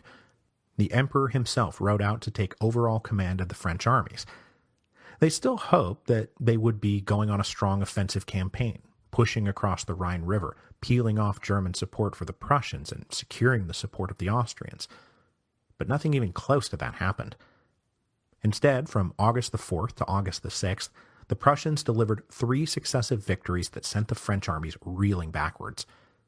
It was clear that the French generals were not exactly the best and the brightest, and their lines of communication, supply, and movement were a mess, and then they were busted beyond repair. And I don't know how literally true this is, but I have seen it written that the French general staff went off on campaign with maps of Germany, but no maps of France, because it never even occurred to them that they might find themselves fighting in France. Now that seems like an exaggeration, but it does capture the heart of the thing.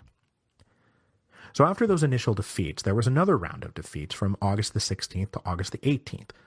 The French lost 2 more battles, and then the key fortress city of Metz, with close to 200,000 French troops trapped inside, was surrounded by the Prussians, who put it to a siege.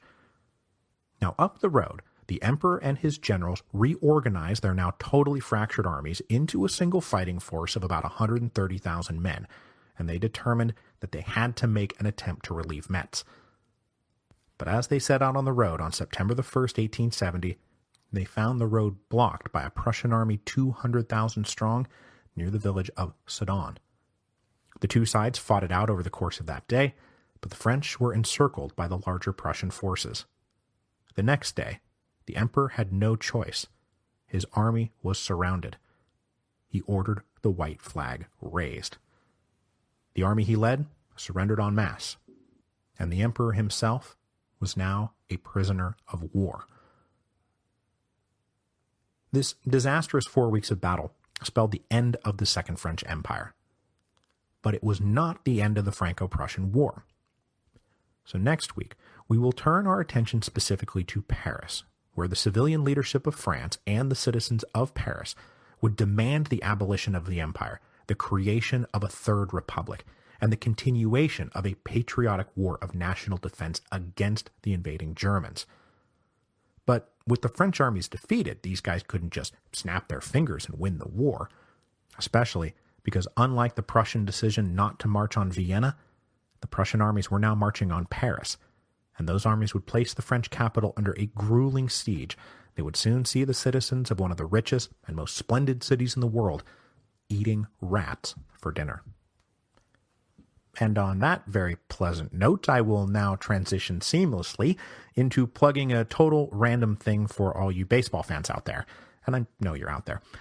During the break in between series, I wrote an article for the Hardball Times talking about Shohei Ohtani's attempt to become the first great two-way superstar since Babe Ruth. Except the point of the article is that Ruth was not the last great two-way superstar. Comparisons like that overlook legendary two-way players who played in the Negro Leagues in the 1920s and 30s and 40s. So I will post a link to that article in the show notes to the podcast and also at revolutionspodcast.com. And then also I did an interview about it with the guys at the This Week in Baseball History podcast. So this is a little off topic, but if you want some Mike Duncan baseball content in your life, there's an article I wrote for the Hardball Times and an interview I did with This Week in Baseball History. Check it out.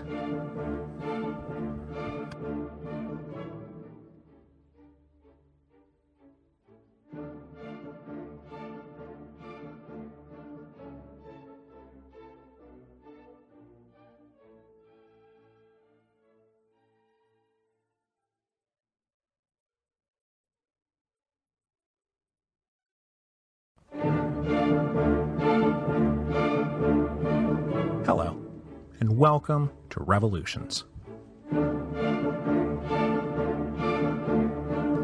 Episode 8.3, The Government of National Defense. So last time, we talked about the further course of German unification in the 1860s, a course which led to the outbreak of the Franco-Prussian War in the summer of 1870. Now, most observers of European war and politics sort of took it for granted that the size and strength of France would mean that they would eventually prevail in the conflict. This was certainly Emperor Napoleon III's opinion. But as we saw last week, the Prussians had done a superior job preparing for the war and adapting to the new realities of modern warfare, and the French had not. So 6 weeks of French defeats culminated with the Battle of Sedan on September the 1st, 1870. The French army surrendered.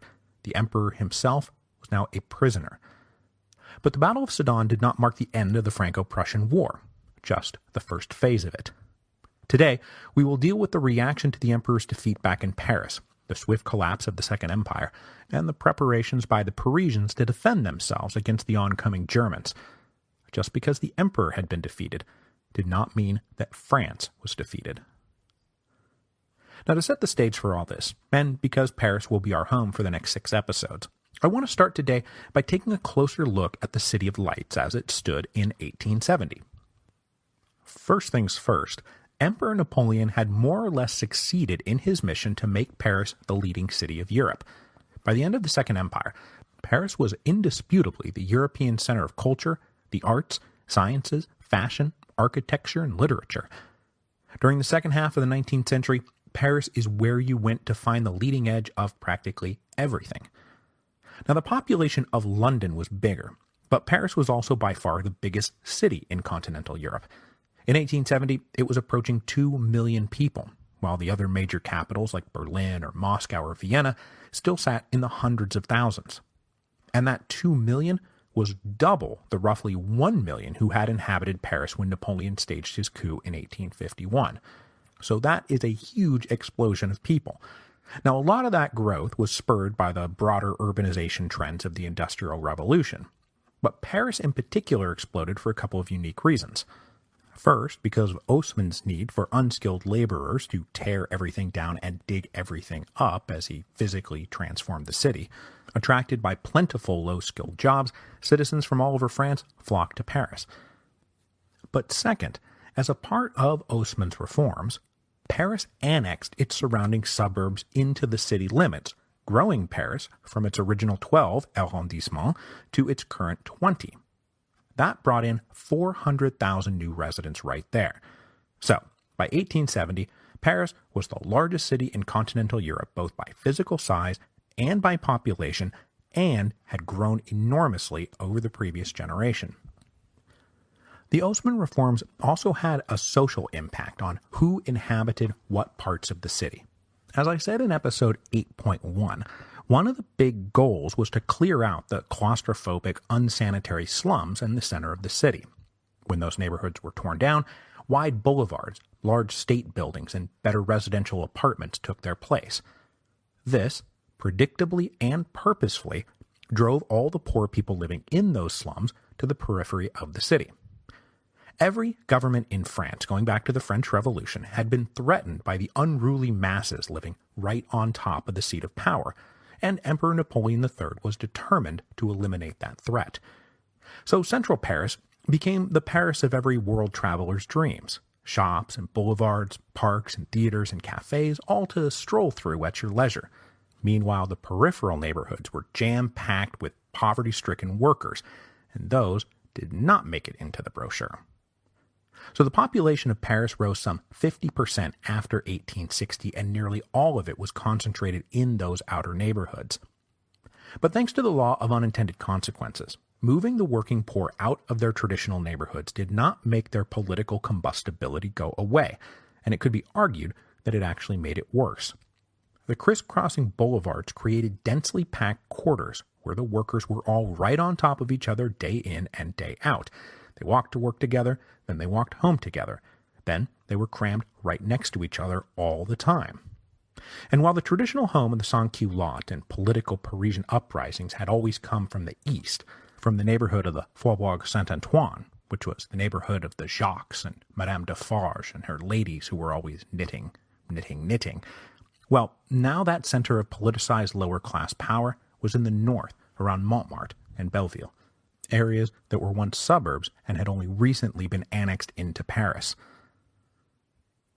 So, what was this ballooning working-class population doing? Well, we know that there was a big industrial liftoff in France during the Second Empire, driven in part by Napoleon's economic stimulus, and Paris was home to textiles, building construction, food production and delivery, the furniture trades, jewelry, bakeries, printing, you name it, it's in Paris. The explosion of these trades was driven by rising demand from a growing and prosperous middle class, both in France and abroad, who had disposable income for new consumer goods. So where a lot of traditional Parisian artisans had focused on high-end luxury goods for the super rich, there was now a lot of demand for less exquisite consumer products.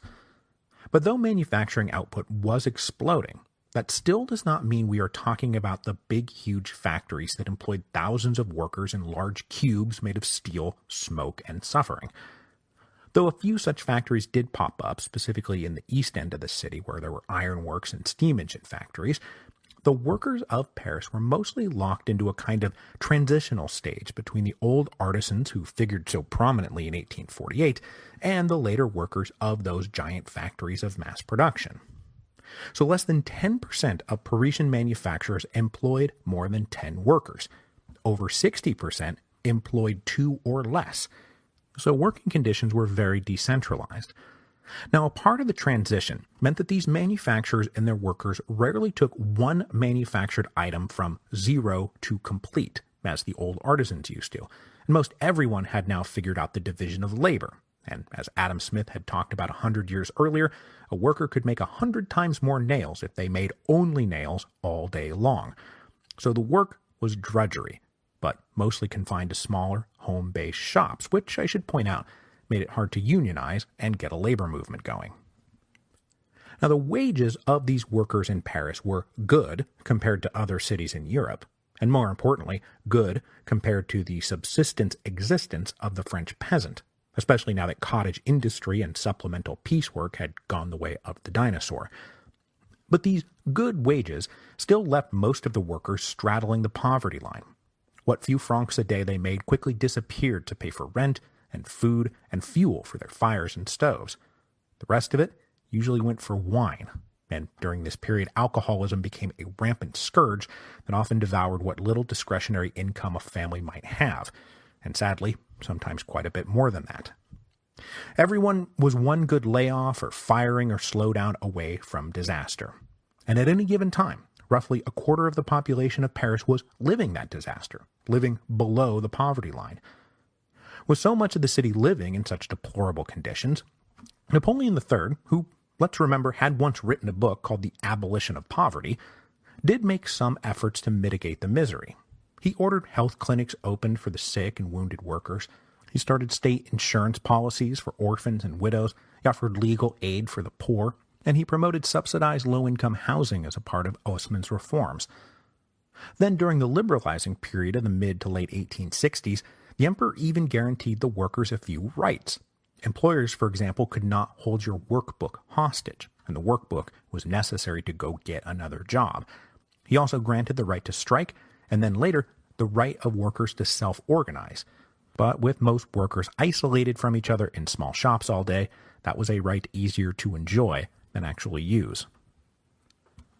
But despite the emperor's political liberalization and his social programs, his attitude towards Paris was still that of a man who believed he was camping out in the middle of enemy territory. The emperor knew his base of popular support was not in the city, but out in the rural provinces, where he could always find votes among Marx's sack of potatoes. So in the midst of the liberalization, the leaders of the Second French Empire still deeply feared the threat posed by a politicized and revolutionary Parisian population. This had been a fear of all French governments going back to the Thermidorian reaction. So, for example, Paris was still not allowed to be unified politically. The brief experience of the original Paris Commune, created after the fall of the Bastille in 1789 and abolished after the Prairial Revolt of May 1795, had taught all French rulers the dangers of a unified Paris. So there was no mayor of Paris. Each of the 20 arrondissements had their own mayor, and Napoleon and the leaders of the empire had a right to be afraid. In many quarters, the coup of 1851 had never been forgiven, and it seemed like the population was just waiting for their chance to have their revenge. When they were finally given the right to voice their opinion in the last very liberal election of the empire, held in 1869, Paris voted for delegates who straight up opposed the empire to the tune of 65% to 35%. So the imperative of controlling Paris was a huge concern, and it actually hindered preparations for the Franco-Prussian War. Even as it was obvious that they needed to raise the whole nation to go fight the Prussians, the imperial ministry hesitated to hand out guns to able-bodied workers in Paris, because those able-bodied workers were as likely to attack the Tuileries Palace as they were a battalion of Prussian infantry. And they weren't wrong about that.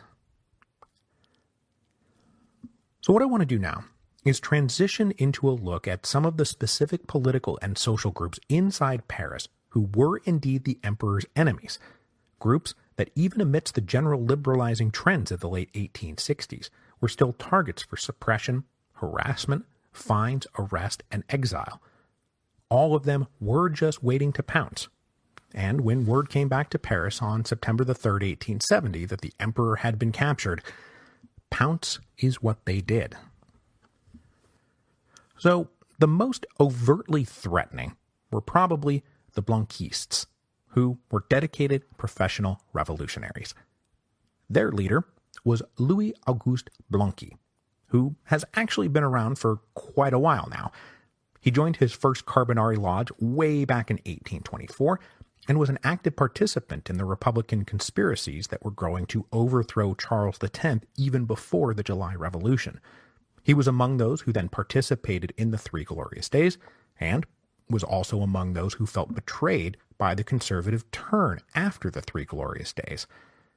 An ardent Republican, Blanqui was an active leader in the secret societies that challenged the July monarchy in the 1830s, gaining particular notoriety and influence in the Society of Seasons, a secret revolutionary society we talked about in episode 7.2. They attempted a coup in 1839. Blanqui's almost single-minded obsession with the revolutionary overthrow of the state got him arrested constantly, and he spent the majority of his life imprisoned by one regime or another. Now, he was out of jail when the 1848 revolution arrived, and he went right back to work as one of the leaders of the radical left, as they challenged the post-February Revolution provisional government. But Blanqui was arrested after leading the Great May demonstration, and so he was in jail when the June insurrection erupted and was crushed, so it's actually kind of good luck for him. He probably would have died on the barricades. He finally escaped from prison in mid-1865 and made his way to exile in Belgium, which is where he was sitting when the Franco-Prussian War broke out. His allies in Paris told him that their time might finally be at hand, and so he slipped back across the border and into Paris in August of 1870. Now, by this point, Blanqui self-identified as a socialist, and he believed in class warfare and the need for the working class to supplant the bourgeois capitalist class. But he did not believe in mass worker uprisings, like at all. Blanqui's ideological roots trace back directly to Gracchus Babeuf and the conspiracy of equals. Blanqui believed that the mass of workers were too uneducated to effectively overthrow the state, so what was required was a small vanguard of fully dedicated and professional revolutionaries to seize the levers of power. This vanguard would then set up a revolutionary dictatorship that would use the power of the state to remake society. Now, Blanqui really was actively contemptuous of large-scale mobilization and organization efforts, and come 1870, he was proud of the fact, not deterred by the fact, that when he crossed back into France in the summer of 1870, he only had a few hundred adherents in Paris. Quality over quantity was the name of the game, and the game was to overthrow the empire. Now, in the early days of his career, Blanqui was aiming simply for a vague Jacobin-style republicanism. But by 1870, his revolutionary dictatorship would overthrow the bourgeois capitalist class and center the state around worker rights and total social equality.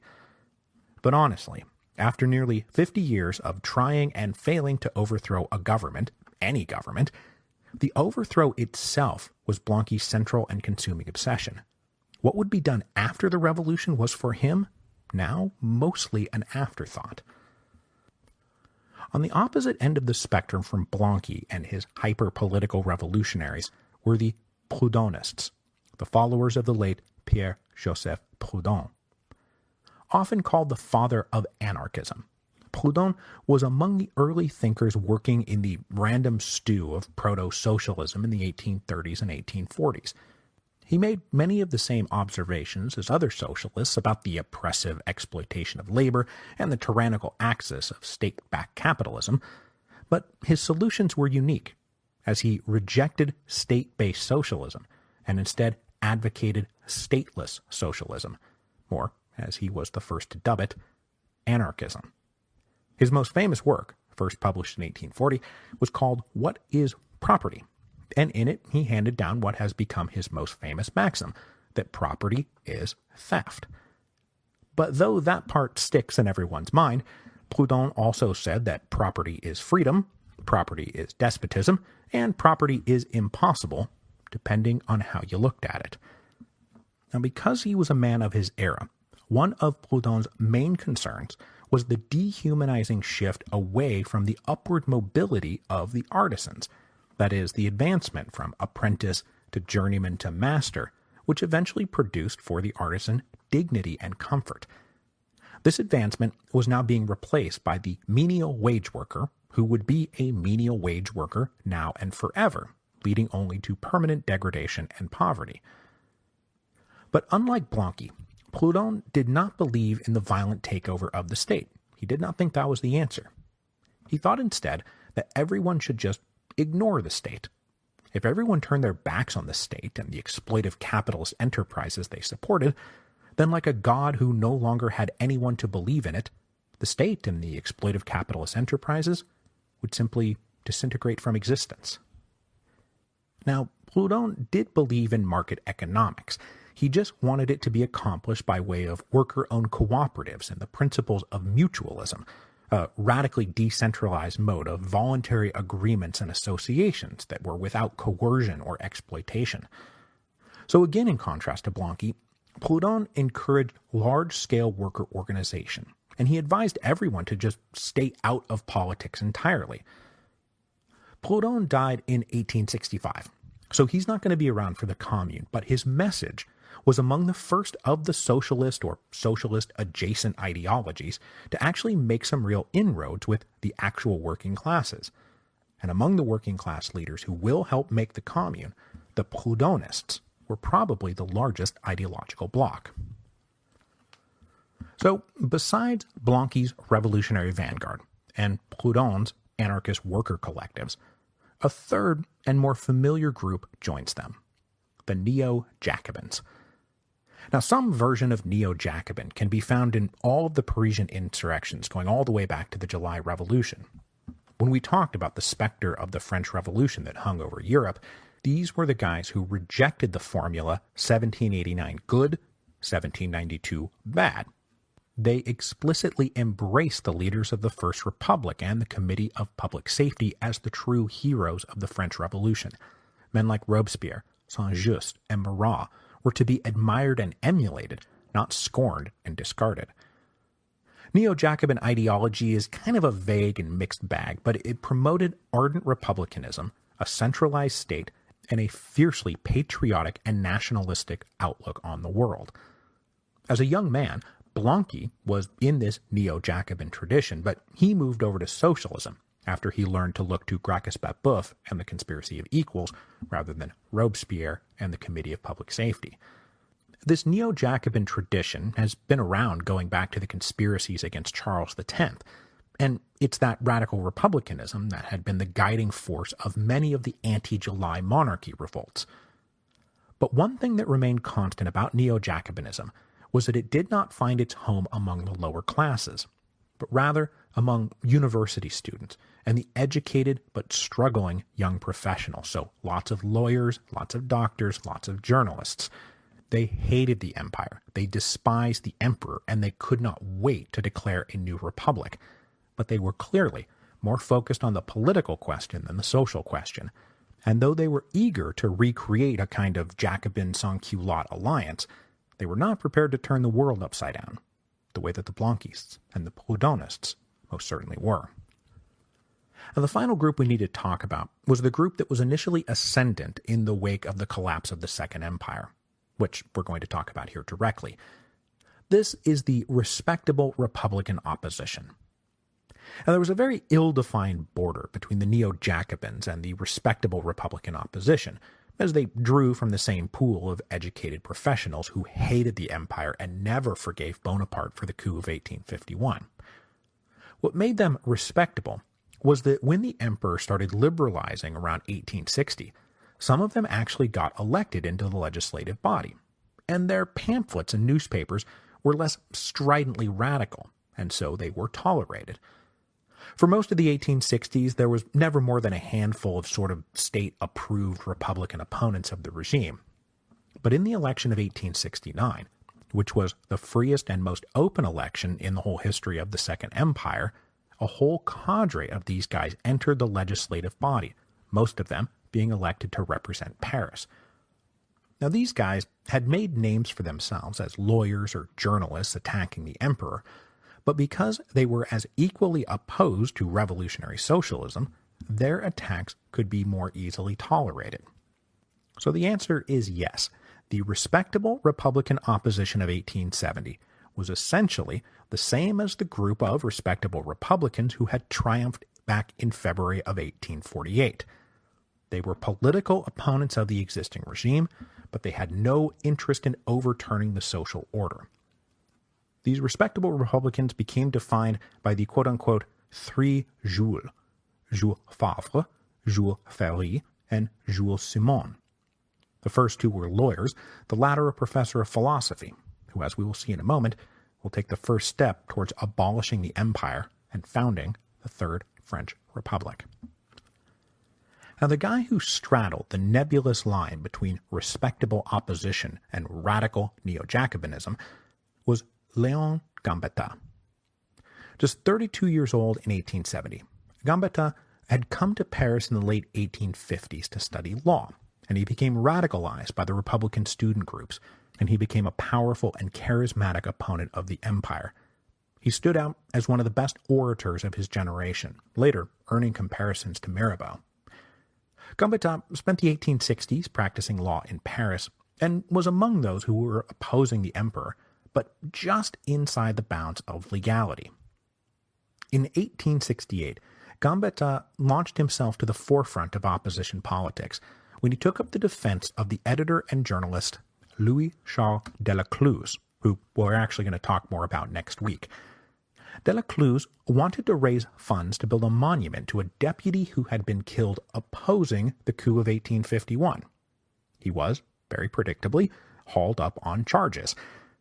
The end result of the case was that Delacluse was forced to flee into exile, but Gambetta's defense had been a sensation in how brazenly he had attacked both the coup and the emperor. In the election of 1869, he was elected to serve in the legislative body, and joined that cadre of Republican opponents of the regime. In this brief stint in the legislative body, that lasted until the declaration of war in the summer of 1870, Gambetta was easily the loudest, most charismatic, and popular leader of the left opposition, and when the emperor was defeated, he would become the loudest, most charismatic, and popular leader of the newly declared Third Republic.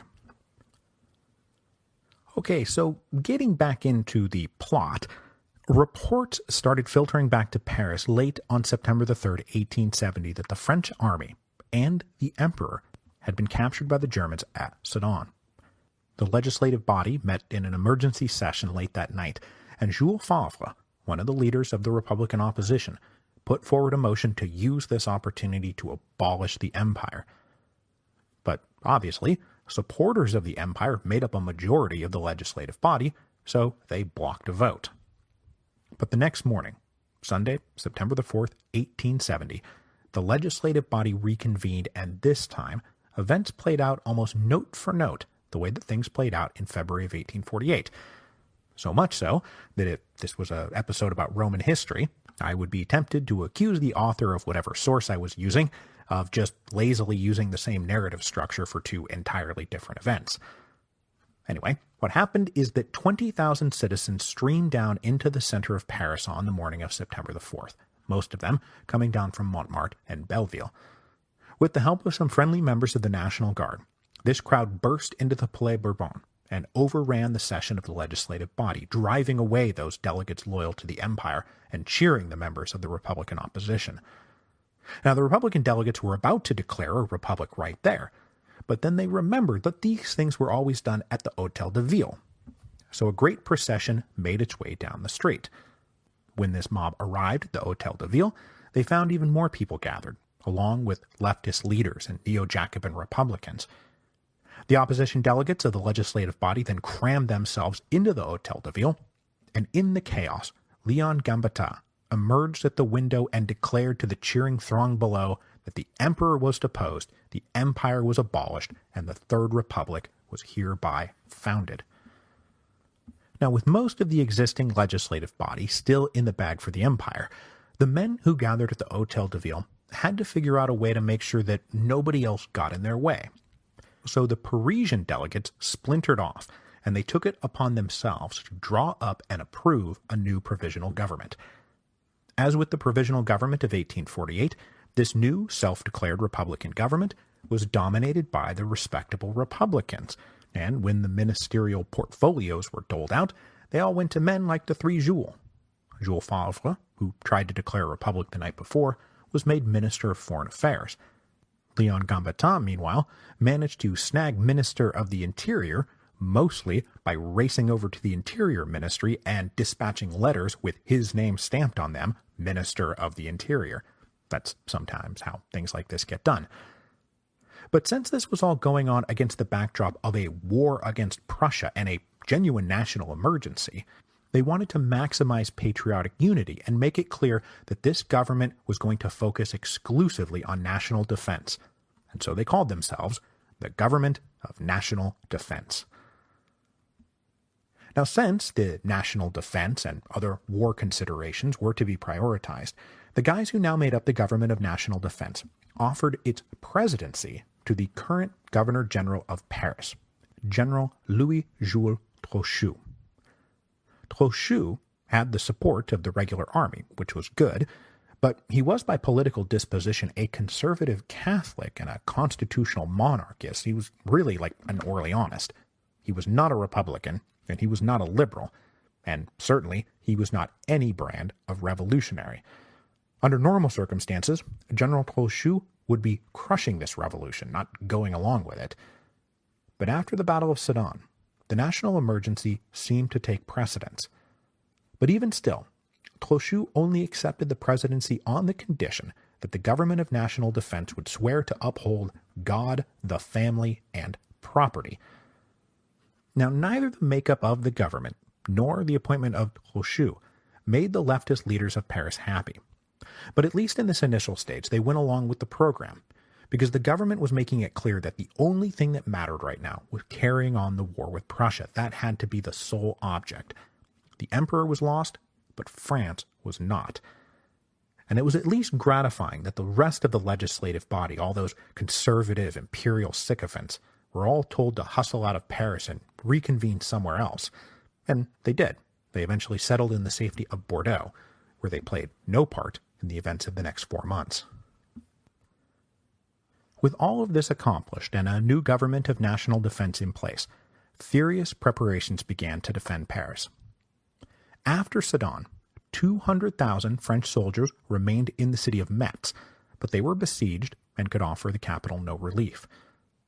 General Trochu called all garrisons from the surrounding area of Paris, including all those who had successfully retreated away from the front lines, but that still only amounted to about 60,000 regular soldiers. He also had about 90,000 members of the Mobile Guard, a homebred reservist force that was not particularly experienced, well-trained, or disciplined, and so the bulk of the defense of Paris would rely on the force that the emperor had done his level best to keep in the bottle for the last 20 years, the National Guard. The Paris National Guard, as has so often been the case here on the Revolutions podcast, would be one of the critical components of the Paris Commune, and as a result, this will be their last stand, their last hurrah. And not to spoil things too much, but after the Paris Commune, the National Guard will be abolished permanently.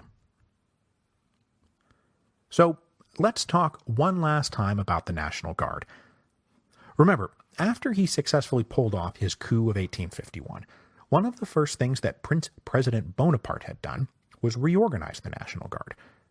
During the tumults of 1848, the Guard had agreed to place themselves under the command of the Minister of the Interior. The minister would have the sole authority to call them out and direct their actions. Well, with the Constitution of 1852 being so thoroughly autocratic, that authority to call out and direct the National Guard effectively passed to the Prince President. So he then ordered the command structure of the Guard to be further centralized, for its officers to be checked for seditious politics, and for its rank and file to be kept nice and upper middle class. So it was important to shed all the dangerous elements like students and artisans and any members of the working class. Then, even after all of this was done to ensure its political reliability, the National Guard was still almost never called in for serious business during the whole course of the Second Empire. Any sign of domestic unrest was always handled by the regular army. But with the sudden arrival of war in the summer of 1870, the leaders of the empire really had no choice but to throw back open the doors and beef up the National Guard. The regular army was needed immediately at the front lines, so somebody had to act as a guard back at home and a last line of defense in case it came to that. And it was now coming to that. So every male citizen aged 25 to 35 was invited to enroll in the Guard, and they were even provided a small salary for their services. The ranks of the Guard boomed to 350,000, with nearly 75% of the eligible population of Paris joining up. This wartime National Guard that General Trochu inherited in September of 1870 was now bulging with working-class members from the more radical working-class districts in the north and east ends of the city. In those neighborhoods, a National Guard company could run as large as 2,000 men, while in the richer neighborhoods of central Paris, recruitment was harder, and companies numbered in the mere hundreds. Additionally, in these emergency times, the government conceded the traditional arrangement that allowed National Guard companies to elect their own officers, and in those working-class companies, military experience took a back seat to political disposition. And then, much to the government's annoyance, the company committees who met to elect those officers, committees that were supposed to disband after the elections were over, continued to sit and meet, creating the skeleton of a permanent administrative apparatus for the increasingly politicized Guard. So the arrival of the Franco-Prussian War turned the National Guard back into a permanent organization of the people under arms. They would soon become one of the key parts of the municipal government during the siege of Paris, and then transfer seamlessly into being one of the key components of the Paris Commune. With basically no French army left in the field, the government of national defense hastily prepared to defend Paris with the roughly 500,000 men at their disposal. When Adolphe Thiers had been prime minister of the July monarchy back in the late 1830s and early 1840s, he had initiated construction of a new defensive wall about 20 feet tall with nearly 100 bulwarks and 17 fortified gates. Completed by the mid-1840s, the Thiers Wall ran a 20-mile circuit around the city and would make any direct assault an excruciatingly painful prospect. Complementing the Thiers Wall was a further ring of 16 newly built or refurbished fortresses that commanded high ground at strategic points around the city, creating a buffer zone around Paris with a circumference of some 40 miles. Now, General Trochu had very little faith in the men he now commanded. They were barely trained and they had no experience. So he planned to rest everything on Paris's strong defenses, and he ordered his men to scramble to further fortify the walls and fortresses and stockpile guns and artillery. As the military preparations commenced, the government also prepared to withstand a potential siege. They gathered up as many provisions as they could, they brought sheep and cattle inside the walls of the city, and they cleared areas to make hospitals. With the Prussians on the march, many wealthier Parisians departed the city in droves, but this exodus was matched by the fearful scrambling of the population that lived in the greater Seine region, who poured into the city, looking to hide from the Prussians behind the safety of the Thiers Wall. The government of national defense believed that they had enough food inside Paris to hold out for about 80 days. Hopefully, everything would be settled by then. And before the German armies arrived, there was one attempt made by the Committee of National Defense to conclude a peace on honorable terms. With the emperor defeated and the empire abolished, the leaders of the government of national defense hoped that Chancellor Bismarck would accept his decisive victory, and like the leaders of the Allies in 1814 and 1815, acknowledged that his enemy had been Bonaparte, not the people of France. So, self-proclaimed Foreign Minister Jules Favre traveled out to meet with Bismarck, and maybe bring an end to all of this.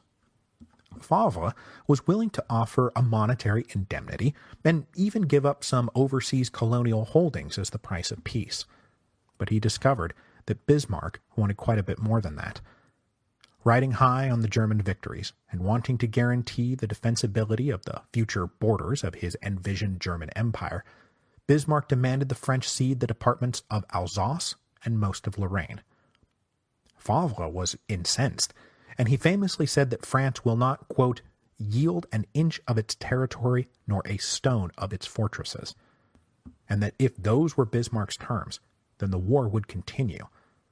And when Bismarck's terms got out into the public, the Franco-Prussian War really did transform from a war of dynastic aggrandizement for Emperor Napoleon into a war of national defense against a foreign invader who was clearly aiming to conquer, punish, and dismember France. With no deal to be made, Favre returned to Paris. On September the 15th, the first German units arrived at the outskirts of that ring of fortresses around Paris.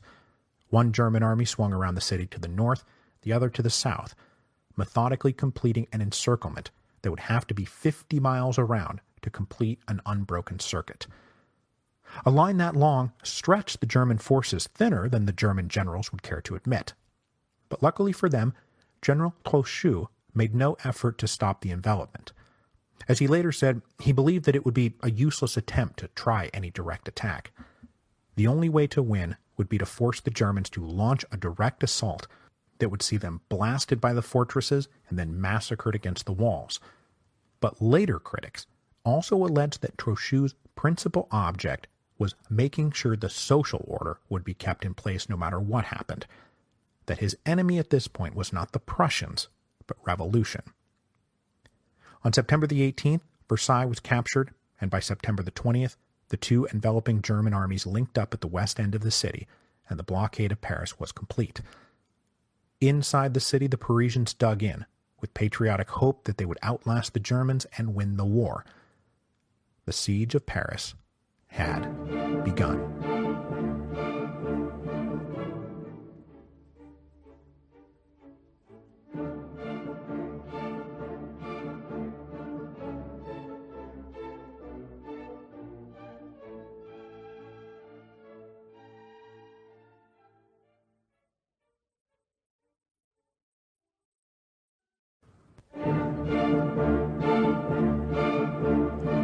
Hello, and welcome to Revolutions.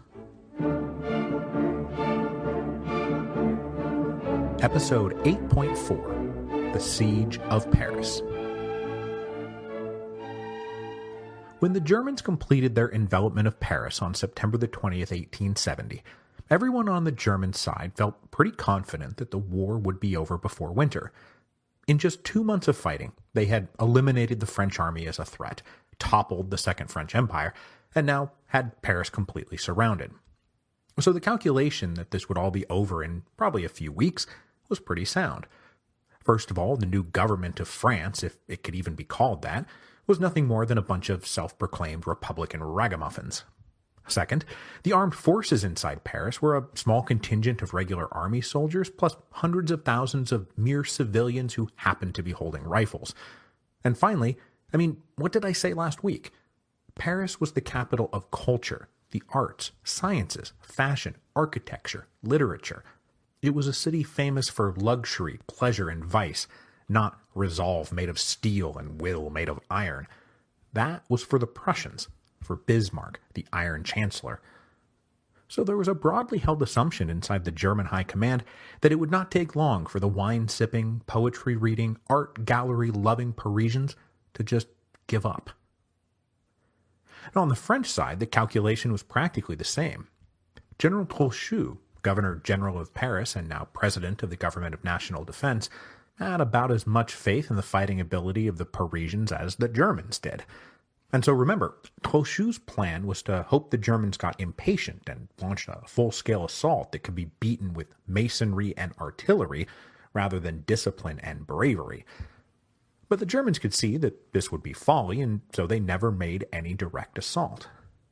Meanwhile, the rest of the Government of National Defense also had no faith in the Parisians, and so just before the German envelopment was complete, they sent out calls for all patriotic Frenchmen to volunteer for military service. If the rest of the nation would mobilize itself, they might just be able to force the Germans to break off the siege. And those who did not join the regular army were encouraged to take it upon themselves to form irregular guerrilla bands to harass German communication and supply lines. This general call would be heeded in the weeks to come, because Bismarck's demand for Alsace and Lorraine was too much for France to stomach. And it really did turn the Franco-Prussian War from a war of dynastic aggrandizement into a war of, national defense. And I should mention here that this call to arms made it as far as Italy. The last act of Risorgimento was playing out against the backdrop of the Franco-Prussian War. With the war starting up, Emperor Napoleon had been forced to pull his garrison out of Rome, and that garrison had been the only thing standing between the armies of the Kingdom of Italy and capturing Rome from Pope Pius IX. On September the 20th, 1870, literally the same day the Germans finished enveloping Paris, the armies of the Kingdom of Italy captured Rome and made it their capital. The tireless Republican revolutionary Giuseppe Garibaldi, having accomplished this great task, then immediately turned around and volunteered for service in France. Now, until about, let's say September the 4th, 1870, you could have counted Garibaldi as one of France's most implacable opponents, but his hatred of the French switched overnight as they flipped from empire back to republic, and Garibaldi now called on Republicans of good faith everywhere to go stand with their brothers in France. And Garibaldi himself wound up leading an army of about 1,000 men.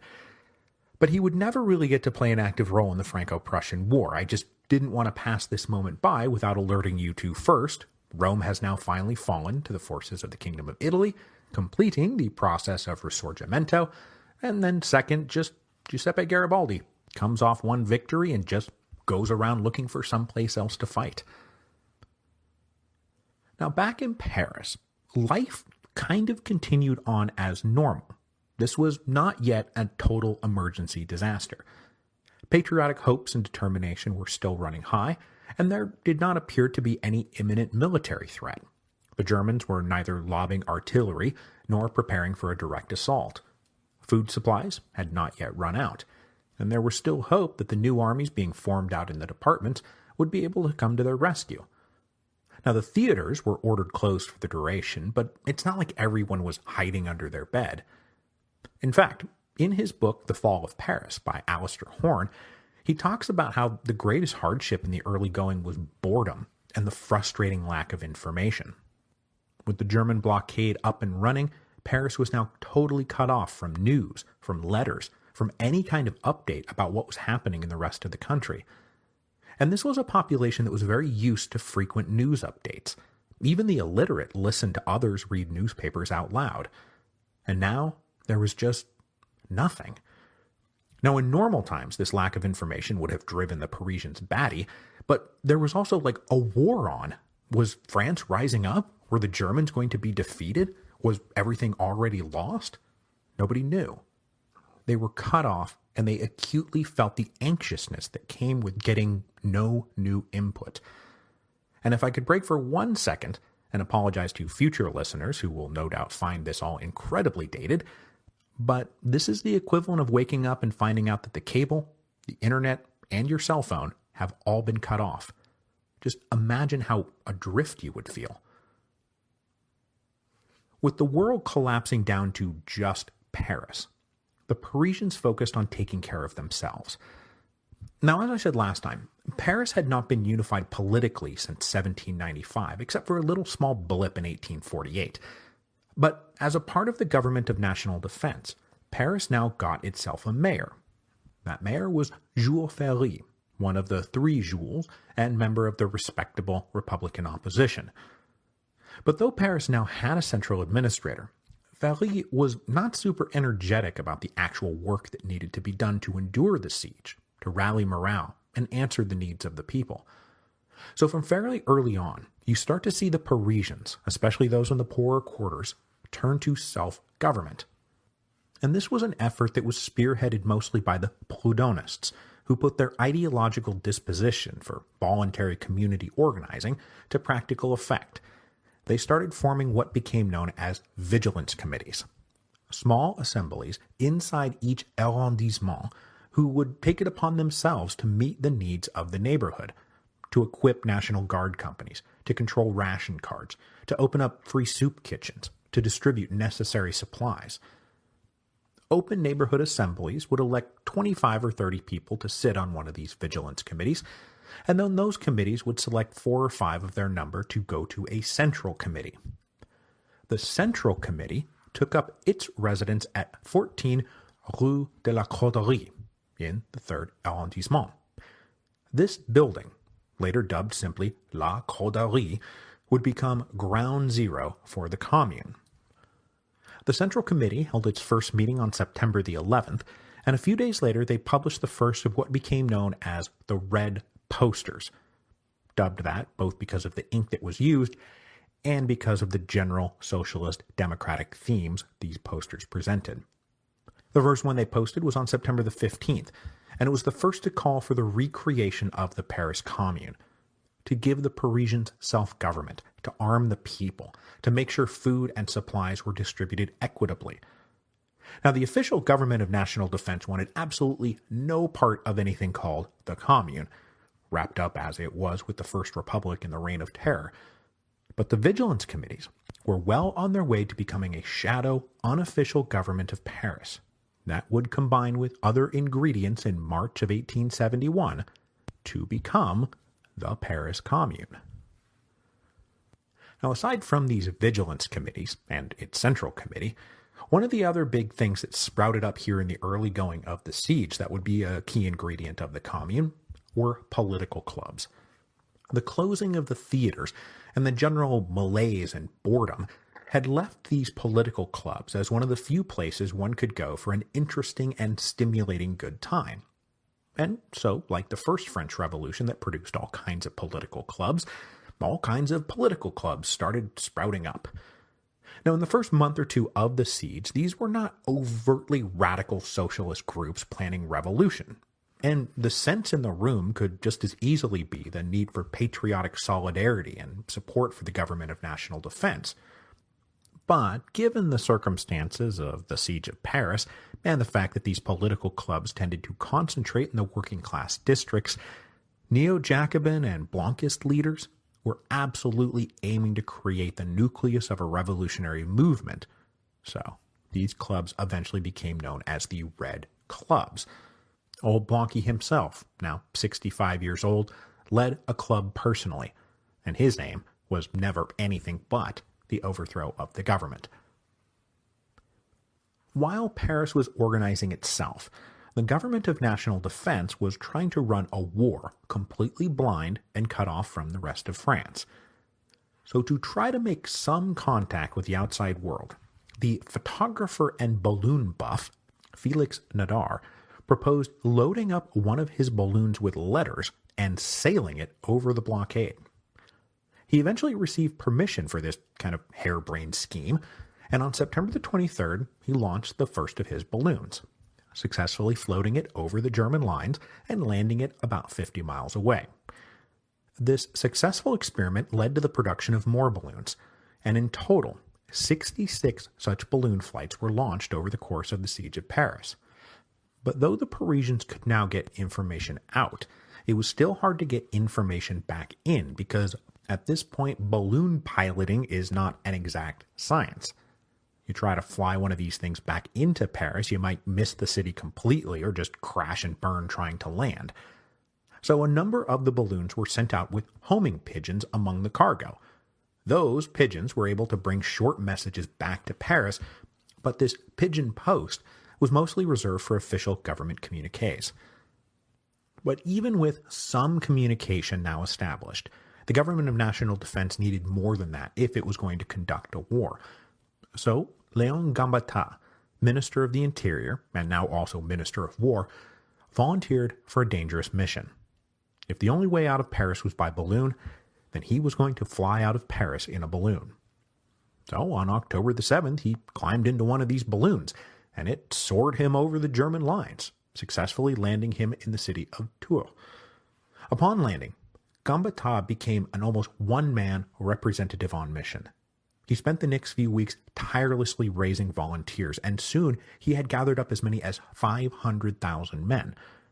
With these growing ranks, Gambetta was able to open up a whole new front in the war in the Loire Valley, giving fits to the German units in the region, who were at present unsupported by their comrades, because they were all busy either besieging Paris or besieging the last of the original imperial armies that was still trapped inside the city of Metz, way out on the eastern frontier. But Gambetta's early success would not be sustainable, in part because the siege of Metz was about to end.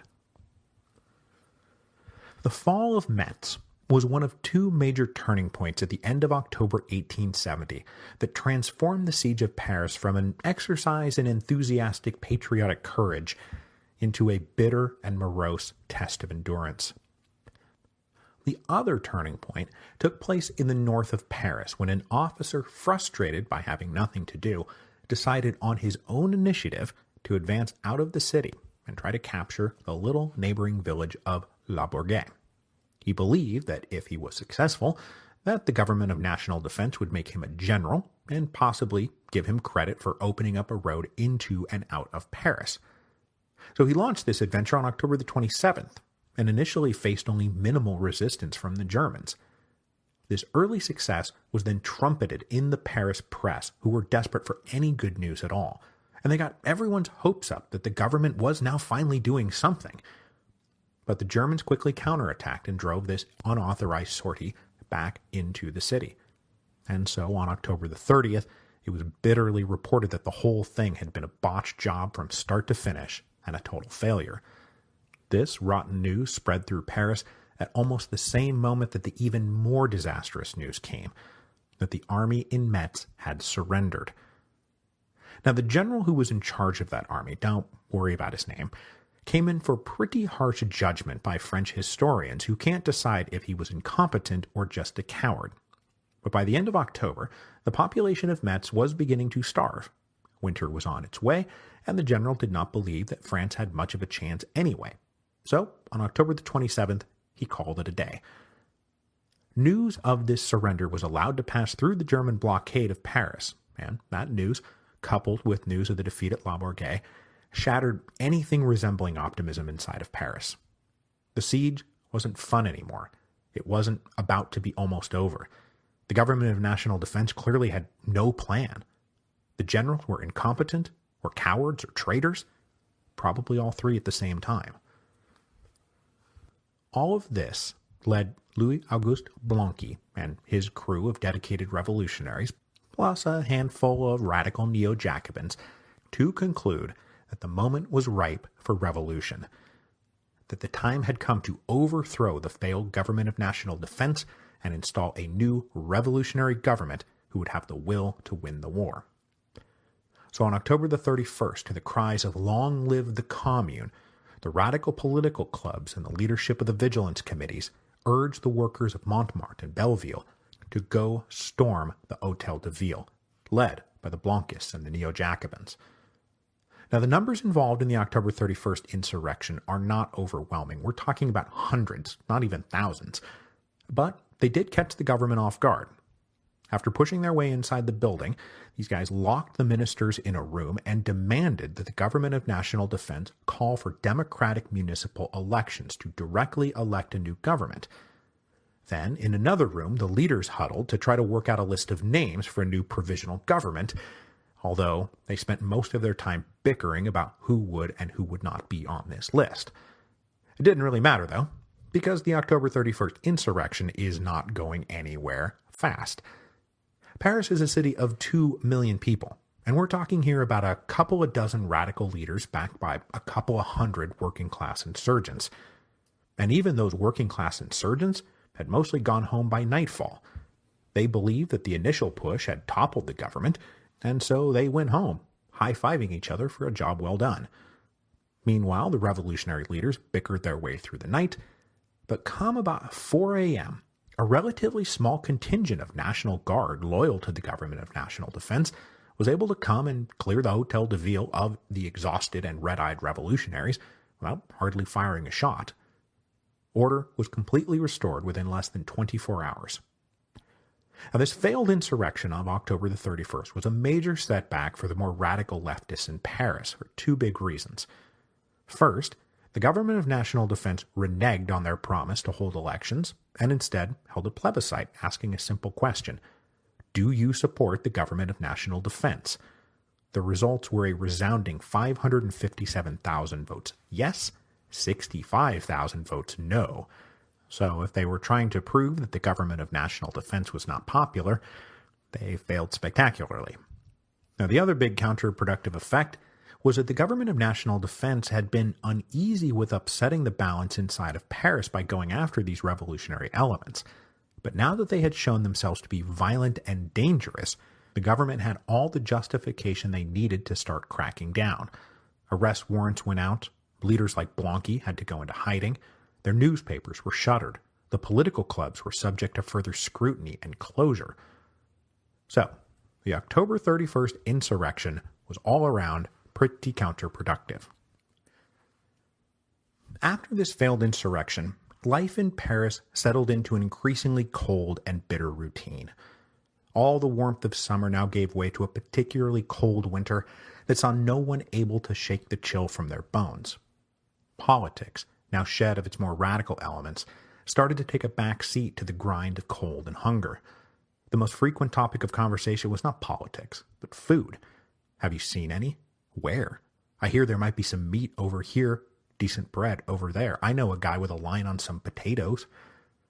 It did not take long for all the normal meat in the city to disappear, forcing the residents of Paris to turn to less polite fare. The Paris zoo animals were slaughtered, including 2 famous elephants who had wandered around the Luxembourg Gardens named Castor and Pollux. Then, when those were gone, it was the cats and the dogs. And then, most famously, rats. The diet of rats became one of the enduring symbols of the siege of Paris. But the thing to understand here is that though there was some attempt to ration food equally amongst the population, particularly with bread, the men who ran the government of national defense were, by ideological disposition, believers in market economics, so they mostly just let the law of supply and demand run its course. This meant that the meat, even rat meat, was a luxury that could only be afforded by the middle and upper classes. So it's not the poor who are eating rats, it's the rich. The poor were living on hard bread and bitter tears. And the fact that throughout the siege, the richer quarters of the city were able to feed themselves, while the poorer quarters waited in long lines just to get enough bread to ward off the gnawing of hunger for a few hours, really did help radicalize the population.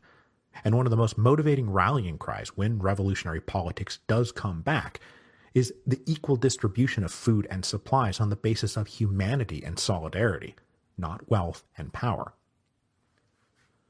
With the population of Paris increasingly angry, tired, and hungry, the government of national defense attempted to give them something to cheer for at the end of November, when they staged one of the largest offensive operations of the siege.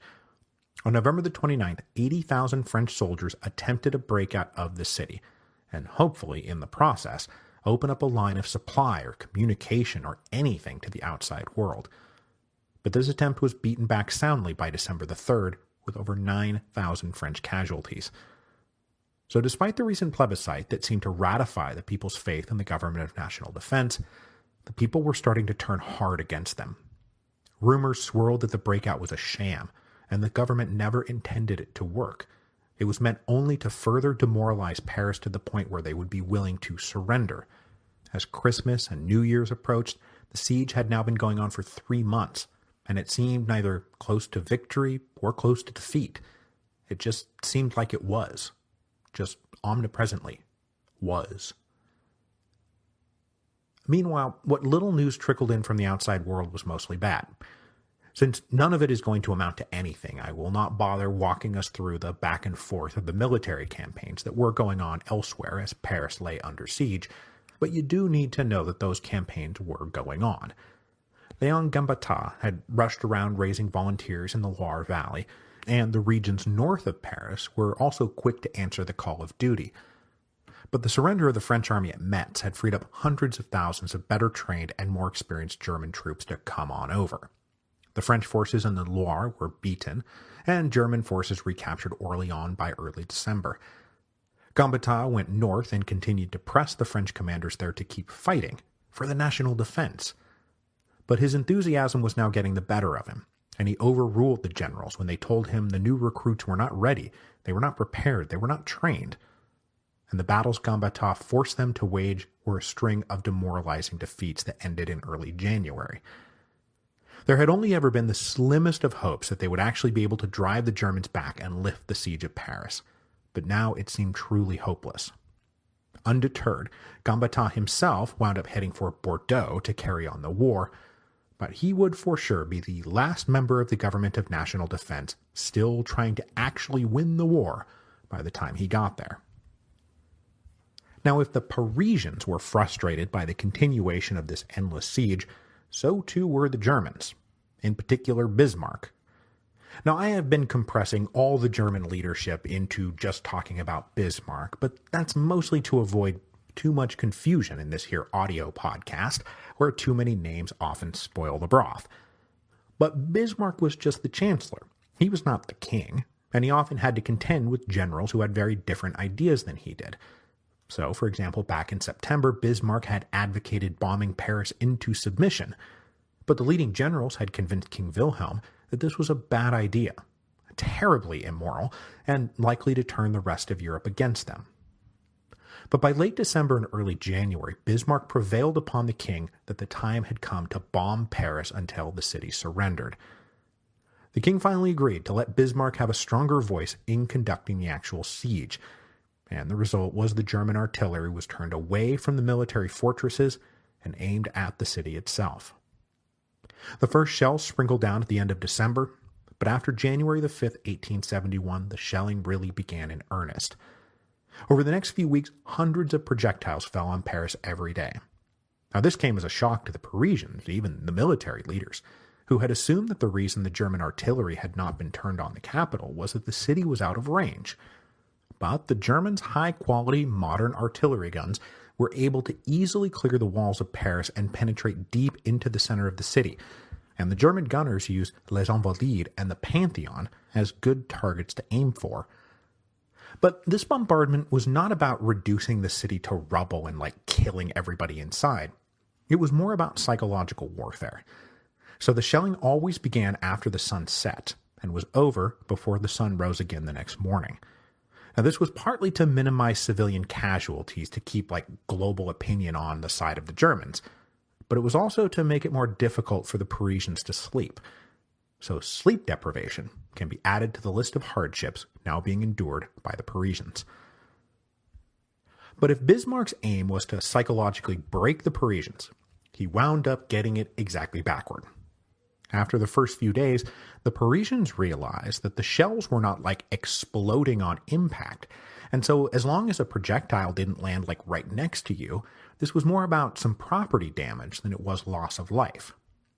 Now, there wasn't no loss of life, but through the end of January, the Germans lobbed something like 12,000 shells into Paris, and the death toll stood at just 97, with less than 300 reported wounded.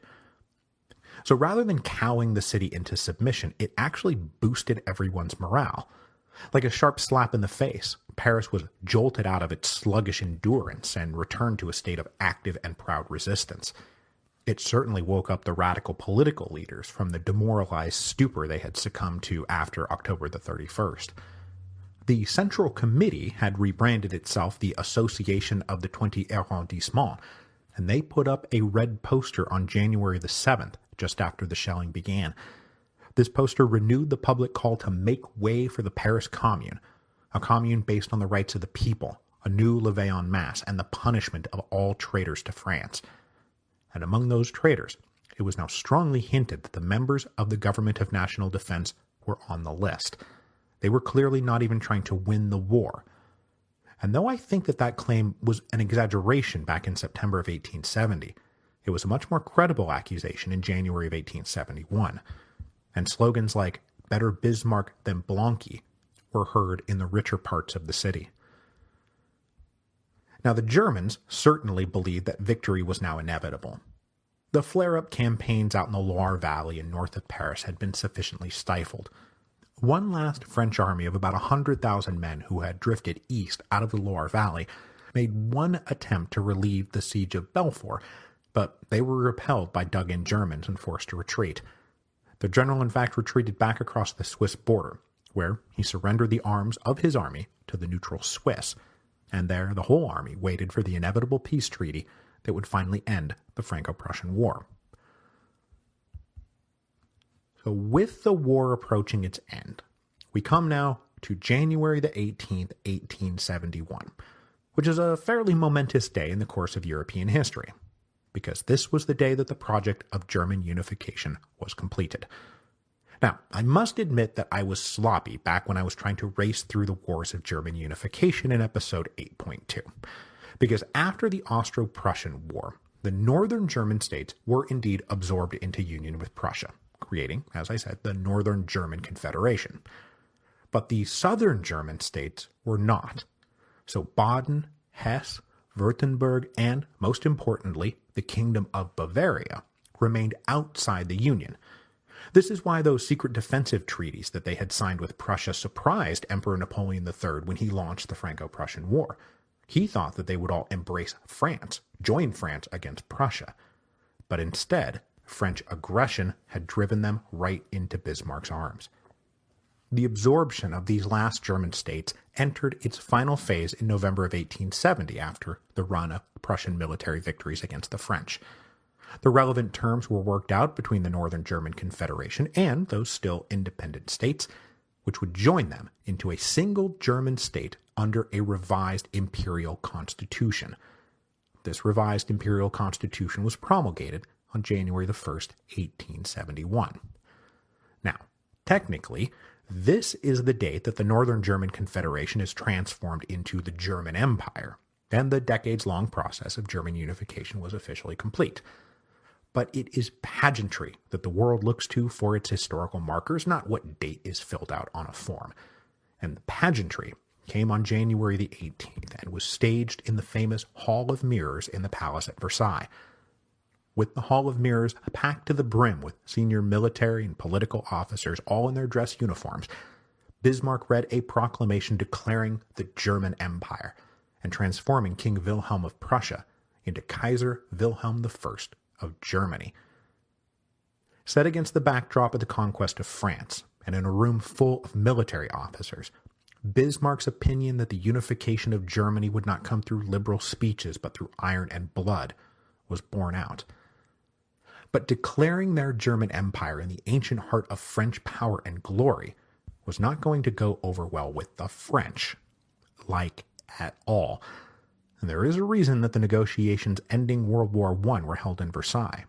And there is a reason that the Germans were forced to sign their acknowledgement of guilt, culpability, and defeat in the Hall of Mirrors. But that is a story for another time. Coinciding with the declaration of the German Empire was the last great attempt by the French to break out of Paris, and they aimed themselves straight at Versailles, where the entire German leadership was now stationed. 100,000 Frenchmen, including large contingents of the National Guard, were ordered out on the offensive on January the 19th. But as I said earlier, the motives of the French generals now hung under a cloud of suspicion. There is at least one account of a senior staff meeting, recorded by a right-wing journalist, not a left-wing journalist, that has General Trochu saying that the only way Paris will give up is if they see 20,000 killed at the base of the wall. Another general said that if the National Guard is so hot to keep fighting, that the generals could oblige them, and that only after they lost 10,000 men in a few hours would they see reason and give up.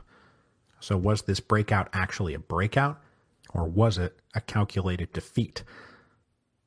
That was the atmosphere that surrounded this final breakout. But that said, the French forces did make it to the old royal vacation spot of Saint-Cloud, where they held out for most of the day, before National Guard battalions elsewhere on the line were forced back by the Germans, leaving the forces in Saint-Cloud exposed and forced to retreat back into Paris. Now, whether this was truly a last-ditch effort to stave off defeat, or a prefabricated demonstration designed to fail and set the stage for surrender, well, that's all debatable. What's not is that it set the stage for surrender. With events now clearly leading towards total capitulation, on January the 22nd, the Blanquists and the Neo-Jacobins staged another attempt at the whole dedicated revolutionary vanguard overthrowing the government thing. But this attempt was even more feeble than the October 31st insurrection. Not only did even fewer people turn up, but this time they didn't even make it inside the Hôtel de Ville. With demonstrators and would-be insurrectionaries swarming the square in front of the building, the main doors of the Hôtel de Ville opened, and out came a contingent of Breton National Guardsmen, that is, natives of Brittany, not Paris. This company opened fire on the crowd, killing 5, wounding more, and driving the mob away. But unlike October the 31st, when the revolution both failed and was counterproductive, this one failed, but was very productive, at least if you were a leftist revolutionary. With the government of national defense obviously on the verge of surrender, and now showing a willingness to murder the people to maintain the existing social order, the better Bismarck than Blanqui crowd had finally shown their true colors. The enemy had never really been the Germans. It had always been the people. Now, before the forces of social revolution could regroup, the Committee of National Defense hastened to come to terms with the new German Empire. Beginning on January the 23rd, Foreign Minister Jules Favre held a series of secret meetings with Bismarck where they hammered out the terms of an armistice. And for Bismarck, this armistice was principally about giving France time to hold an election for a new assembly. He wanted the coming peace to be permanent, and he did not want to sign some treaty with a self-declared government of national defense, only to have some more democratically elected government reject that treaty a few months later. So his terms were that the French army would completely disarm. They would surrender the Parisian fortifications, they would give up a couple of fortresses out on the eastern frontier, and immediately pay a 200 million franc indemnity. And this was the price just for a temporary armistice. The permanent peace would cost quite a bit more than that, but that would all be dealt with in the weeks and months to come. Now, if those terms were met, the Germans promised to immediately open their lines and not just allow food to enter Paris, but to actively provide food for the hungry Parisians.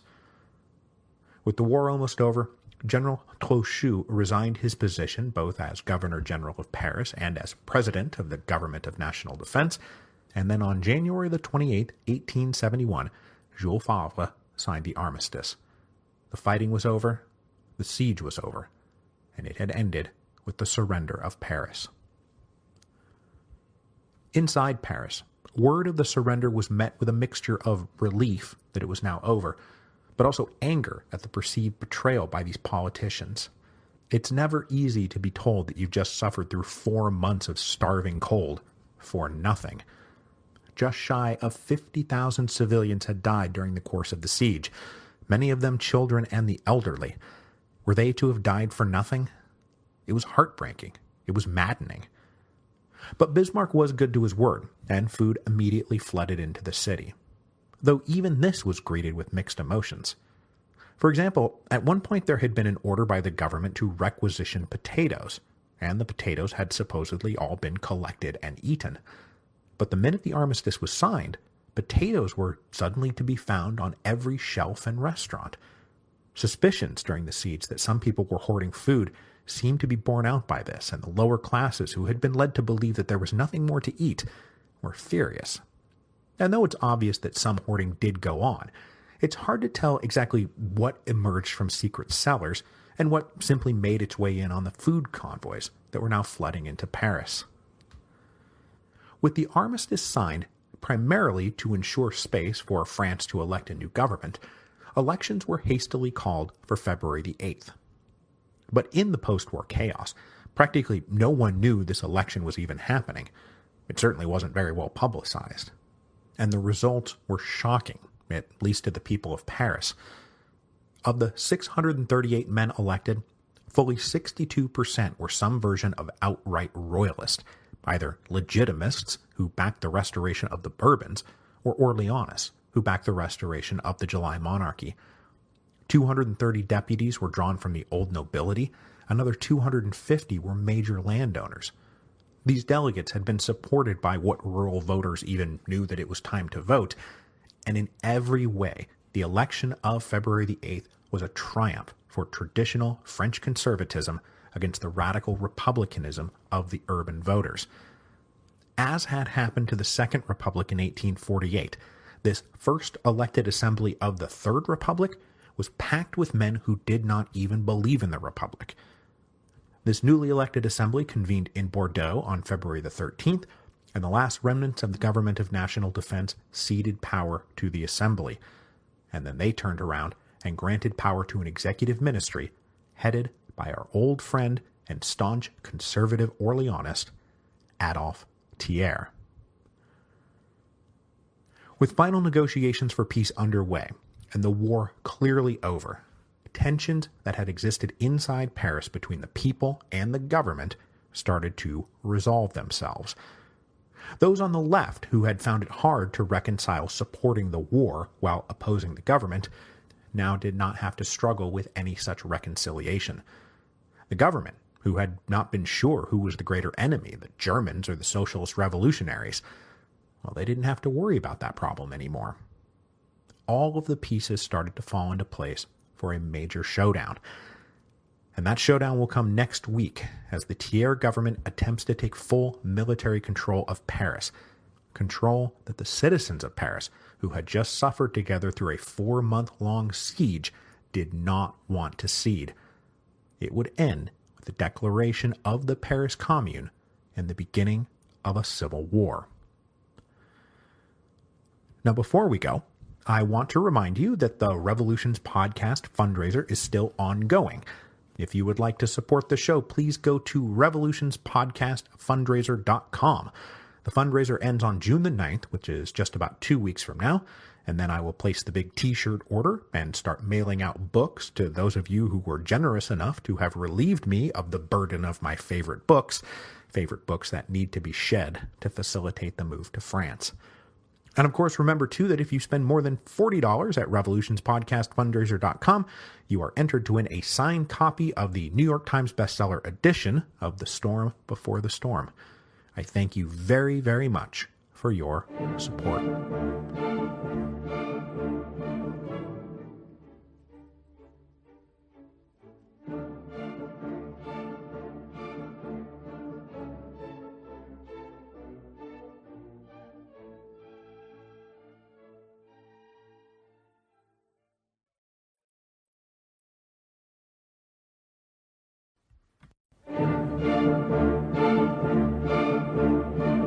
Hello, and welcome to Revolutions. Episode 8.5, The Cannons. Before we get going today, I want to remind everybody that this is the very last week of the fundraiser. Everything will wrap up on June the 9th, so please get your orders in by then. Then I will place my big bulk t-shirt order and start sending out the books that so many of you have so generously taken off my hands. When that begins to happen, you will get an email confirmation that your order is on the way. So if you would like to have an order on the way, this is the final week to do it. This is the final push of the Revolutions Podcast is moving to Paris fundraiser. I thank you all so very much for your support. So we left off last time with the convening of a new National Assembly for France on February the 13th, 1871. An assembly that was dominated by a huge majority of conservative monarchists, either legitimists who supported the return of the Bourbons after a 40-year hiatus, or Orleanists who supported the return of the Orleans after a 22-year hiatus. But turning France back into a monarchy was not really the dominant issue of the recent election. The dominant issue was war or peace. These conservatives had been elected not because they promised to bring back a king, but because they promised to bring back peace. Now, more left-wing candidates and radical Republicans had run on a platform of rejecting the recently signed armistice and continuing to fight the Germans. But after 6 months of just getting destroyed by the Germans, the vast majority of France wanted peace. As I said at the end of last week's episode, this new assembly appointed the now positively ancient Adolphe Thiers to head an executive ministry whose first principal objective would be to bring the Franco-Prussian War to an end. And though I think it's an exaggeration to say that Thiers' attitude was peace at any price, peace at just about any price, that sounds about right. The resulting armistice has gone down in history as a key turning point in the cycles of Franco-German conflict that would define not just European history, but world history for the next 75-odd years. Unlike his stance towards the Austrians just 5 years earlier, Chancellor Otto von Bismarck really wanted to hobble France economically, politically, and emotionally.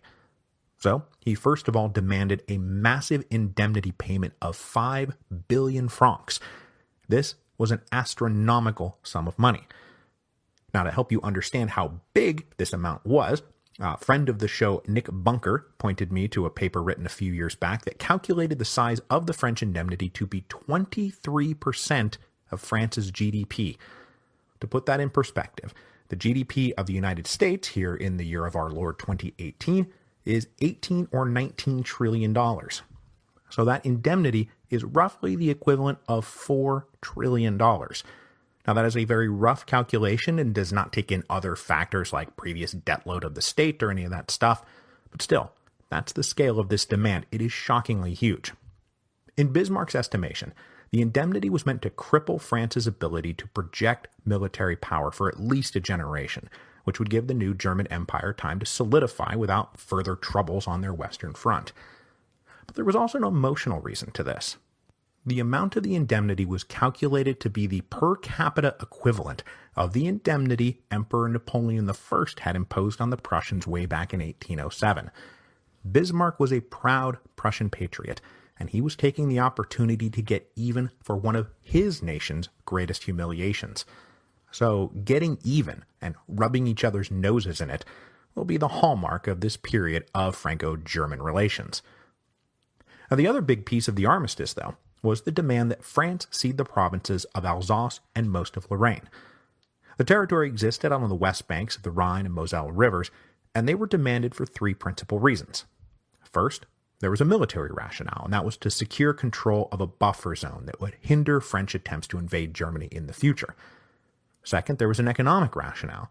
The region was prospering, and transferring it would be a double whammy, that subtracting that productivity from France and adding it to Germany would only further hinder France's ability to do anything but slink back into the just quietly trying to fit in mode of French foreign policy that had prevailed under the Restoration and July monarchies.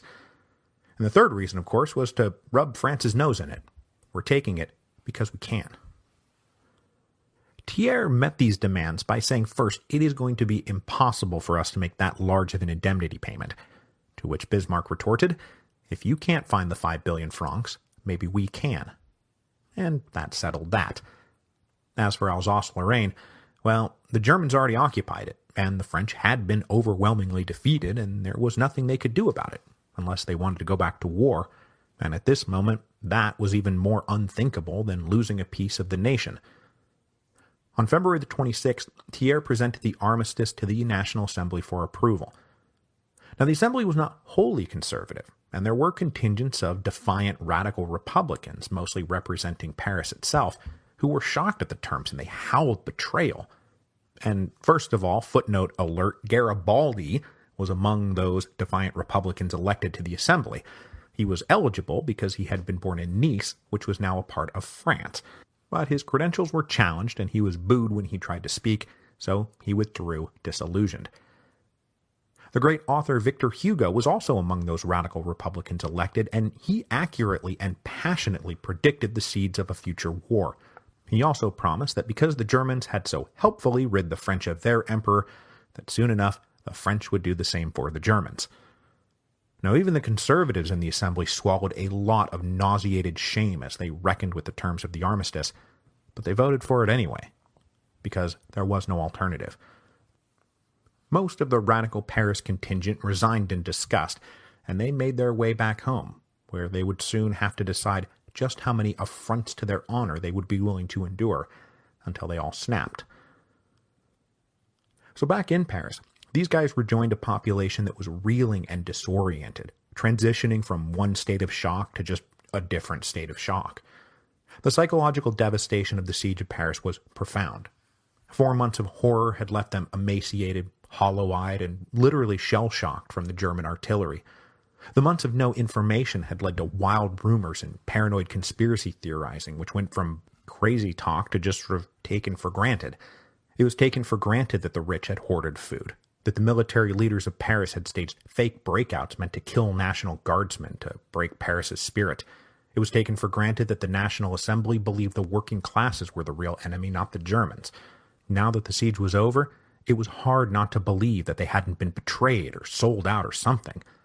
Mostly, it was just hard to absorb that it had all been for nothing. Now, much to the city's general relief, food did come pouring in from all sides. First, it was German army rations, and then meat, produce, and other supplies delivered in large part thanks to British humanitarian efforts. But even as life kinda sorta returned to normal, emotions remained decidedly mixed. As the food and necessities of life recirculated, it did so unequally. The middle and upper class parts of the city really did kind of return to normal. Food was on the shelves, and not rat was back on the menu. But the working class neighborhoods still struggled to feed themselves as if the siege was still on. And the left-wing leaders, the Blanquistes, the Proudhonists, the Neo-Jacobins, all of whom had suffered along with the rest, now found a ready audience, an audience more willing to listen to their calls for revolution. Now, as has been the case in every French Revolution we've discussed here on the podcast, the National Guard is actually going to be the key to that revolution.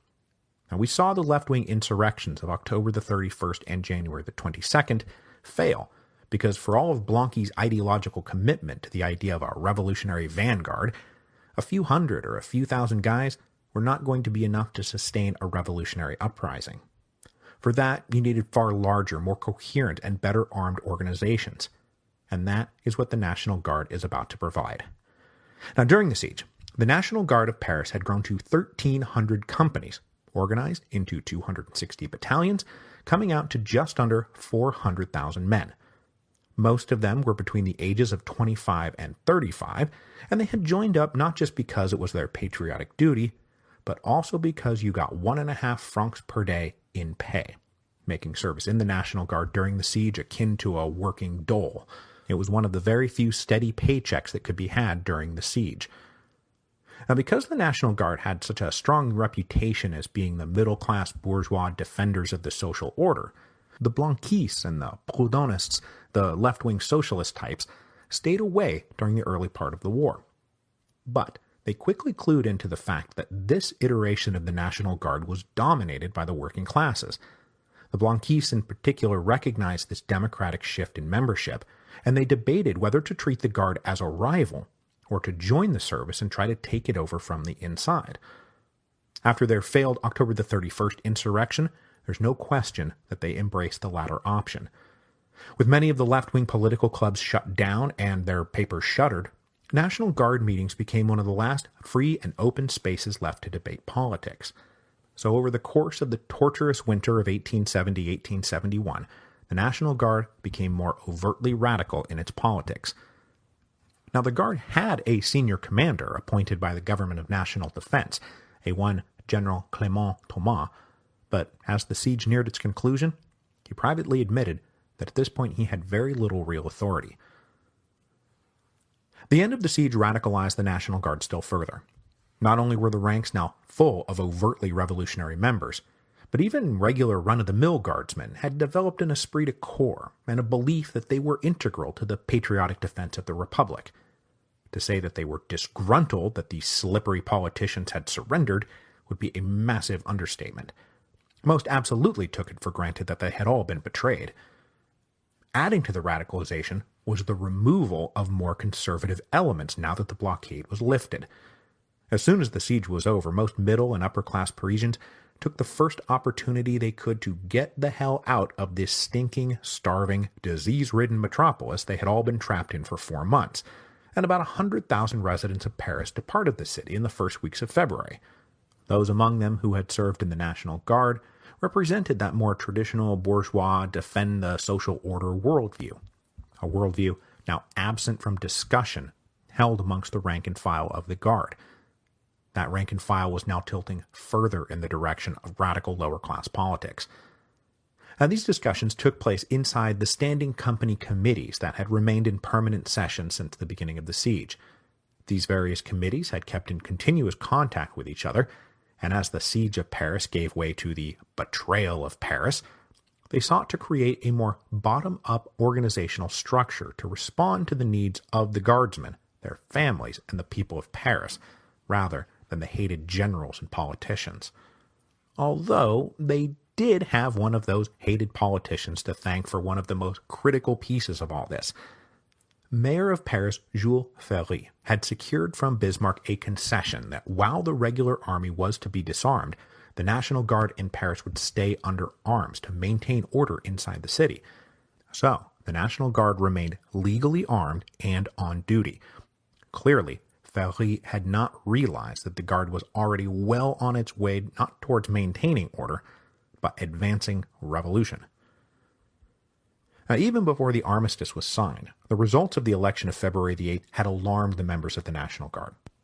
A week later, on February the 15th, 1871, the first central meeting of delegates sent by the various companies and battalions declared themselves to be the Federation of the National Guard, and they proclaimed that they stood for a republic, personal freedom, and social equality. Then, another week later, on February the 24th, 7,200 delegates representing the 1,300 companies and 260 battalions of the National Guard met for another mass meeting. At this meeting, the delegates agreed to a series of dramatic and provocative declarations. All officers of the National Guard and all delegates to the Federation were to be elected by the rank-and-file members, and they would be subject to immediate recall by that same rank-and-file. This cemented the orientation of the leadership of the National Guard away from top-down orders from the national government and toward the bottom-up demands of their own members. They also voted to create a central committee of 38 members, nearly half of whom were avowedly Blanquist, anarchist, or revolutionary socialists. The assembled delegates also pledged to obey all orders issued by this central committee, and further, to only obey orders from this central committee. So, if some nationally appointed commander issued an order to the National Guard, maybe they'd obey it, maybe they wouldn't, but the central committee would have the final word. This, as I say, is incredibly provocative, as they're just sort of inventing their own chain of command here. They also all agreed to hold regular bi-weekly committee meetings at every level from the central committee on down to the neighborhood company, all of whom would stay in constant communication with each other. So with the creation of the Federation of the National Guard, we have finally a well-armed, well-organized, and now overtly radical political organization that would soon merge with the civilian and predominantly Proudhonist vigilance committees that we talked about last week to form the core of the Paris Commune.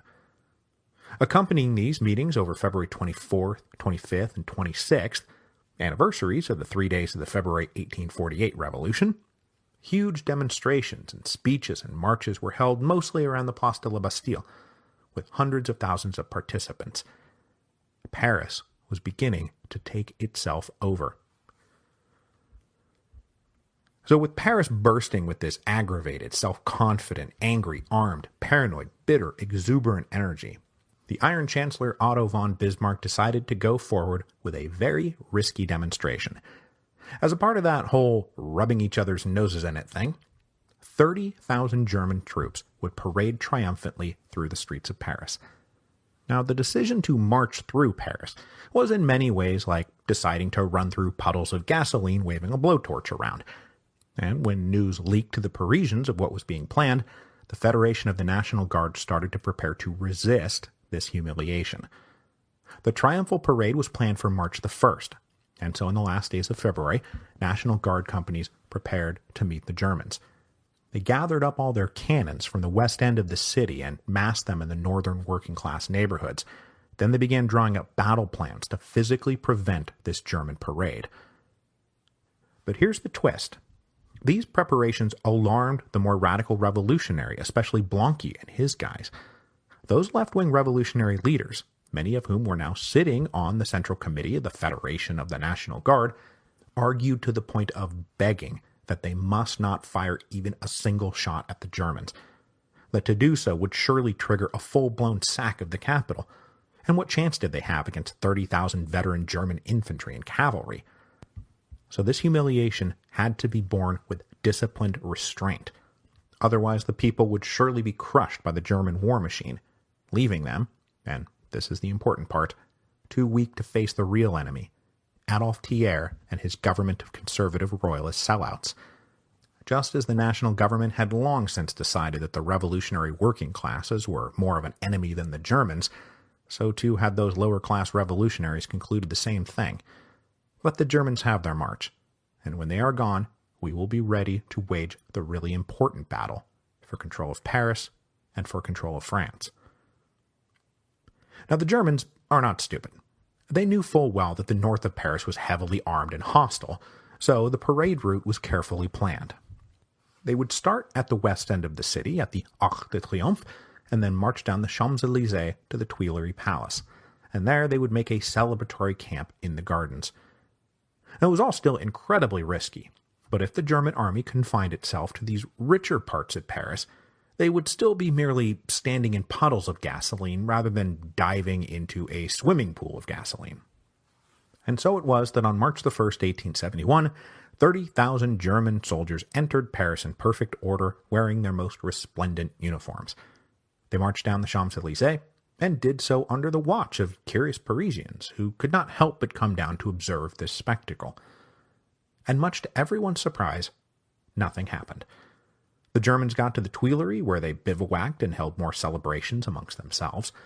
The only resistance they encountered was passive. All cafes and shops in the area were closed, with tricolor flags or black mourning flags hung in the windows.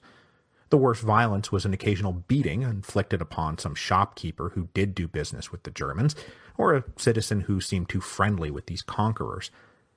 The German army spent the rest of March the 1st and all of March the 2nd occupying central Paris. Then at dawn on March the 3rd, Paris awoke to the sound of German trumpets. The army picked itself up and marched back out of the city. And that was that. The gasoline had not been lit into a blaze of violent insurrectionary fire. That fire was now being wholly reserved for the real enemy, the government of Adolphe Thiers.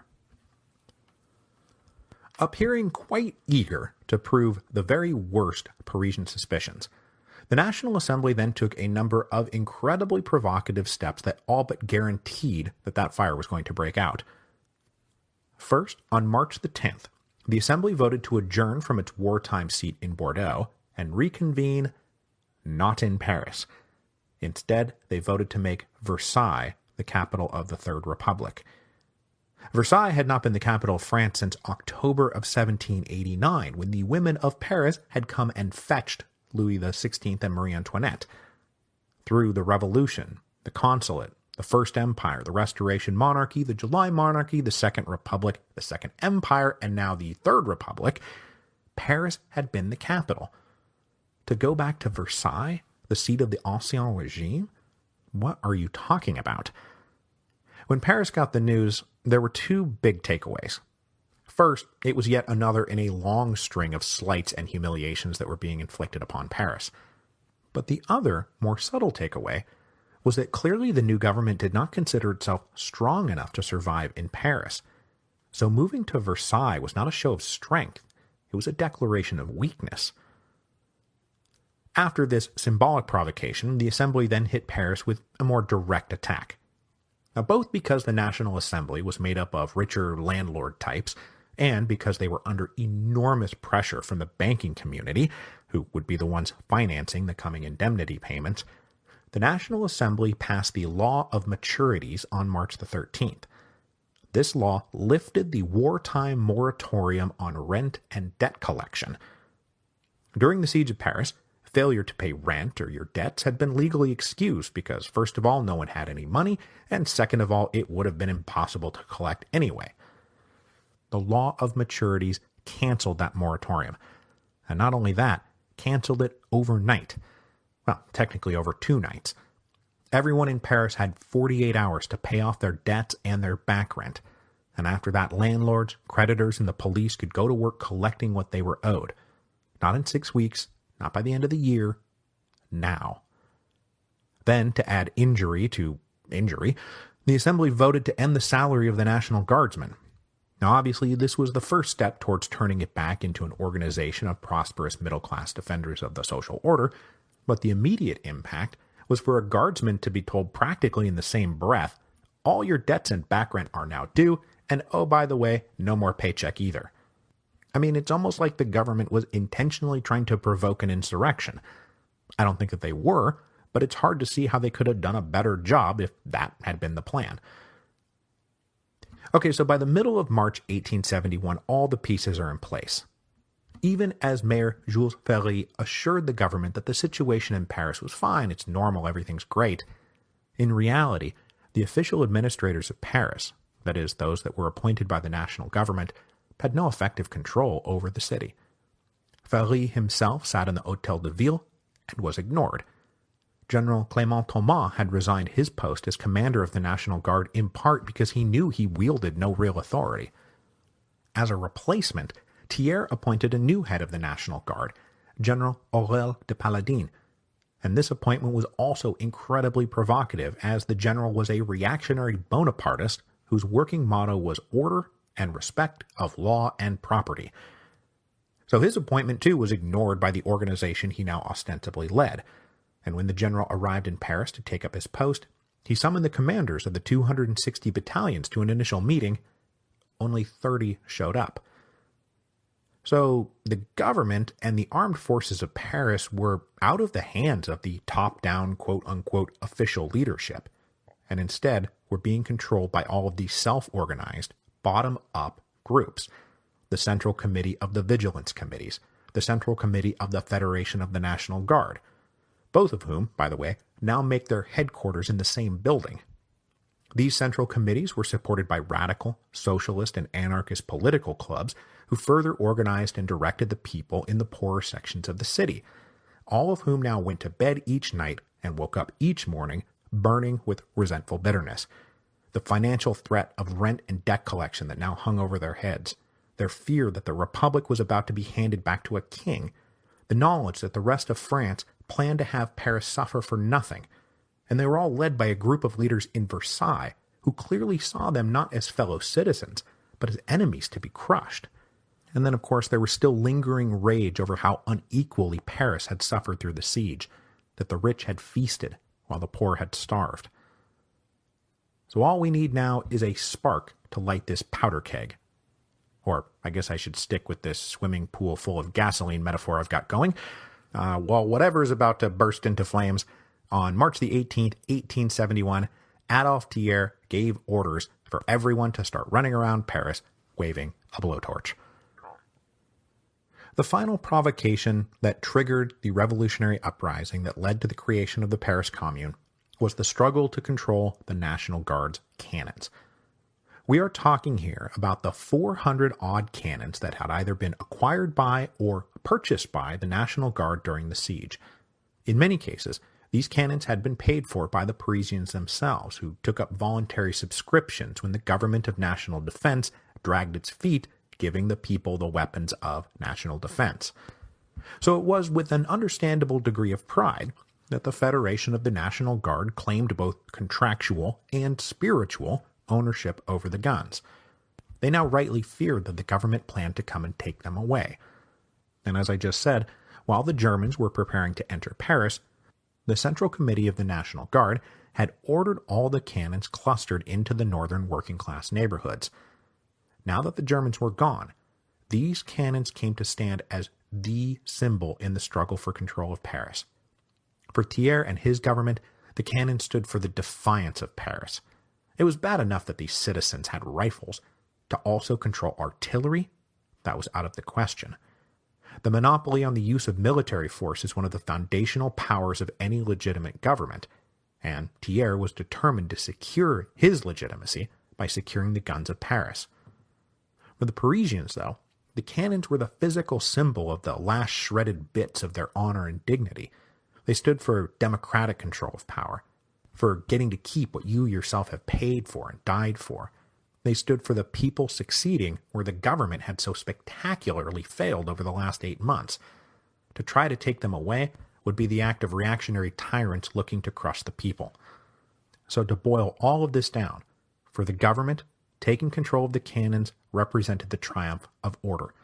For the National Guard, retaining control of the cannons represented the triumph of liberty, equality, and fraternity. The National Assembly was set to reconvene in Versailles on March the 20th, and in the days leading up to their inaugural session, Thiers, Most of his fellow ministers and senior army generals were in Paris making preparations. After all, those were the headquarters of most of the ministries. For Thiers, one of the principal preparations to be made would be securing control of the National Guard cannons. So in a meeting with the ministry and those generals on March the 17th, Thiers announced that the next day the guns would be removed from Paris.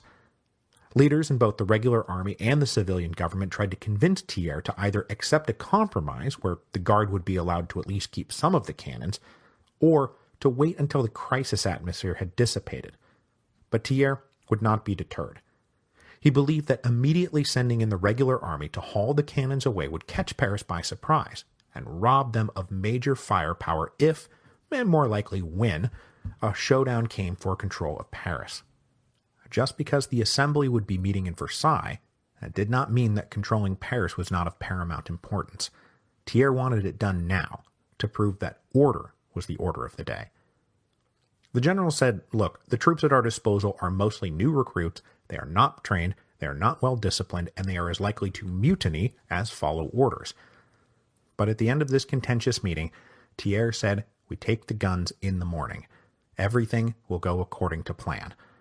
Paris might howl in the days to come, but those howls will not be backed by artillery, and that's the important thing. Needless to say, we would not be here talking about all of this today if things had actually gone as planned. Now, one thing did go right for Thiers. Along with the law of maturities, the National Assembly had also set down new press laws designed to shut down more radical newspapers, and they also reissued arrest warrants for various seditious leaders, including, most especially, the arch-revolutionary Louis-Auguste Blanqui. Blanqui had been in and out of hiding since October the 31st, but he was located and arrested on that same March the 17th and hauled off far away to a prison in Normandy. In all retrospective looks at the rise and fall of the Paris Commune, the abrupt absence of Blanqui at this critical hour is considered incredibly important. There are other timelines in the multiverse where Blanqui is there to act as the single charismatic leader the Commune would so desperately need. But in our timeline, he was simply not there.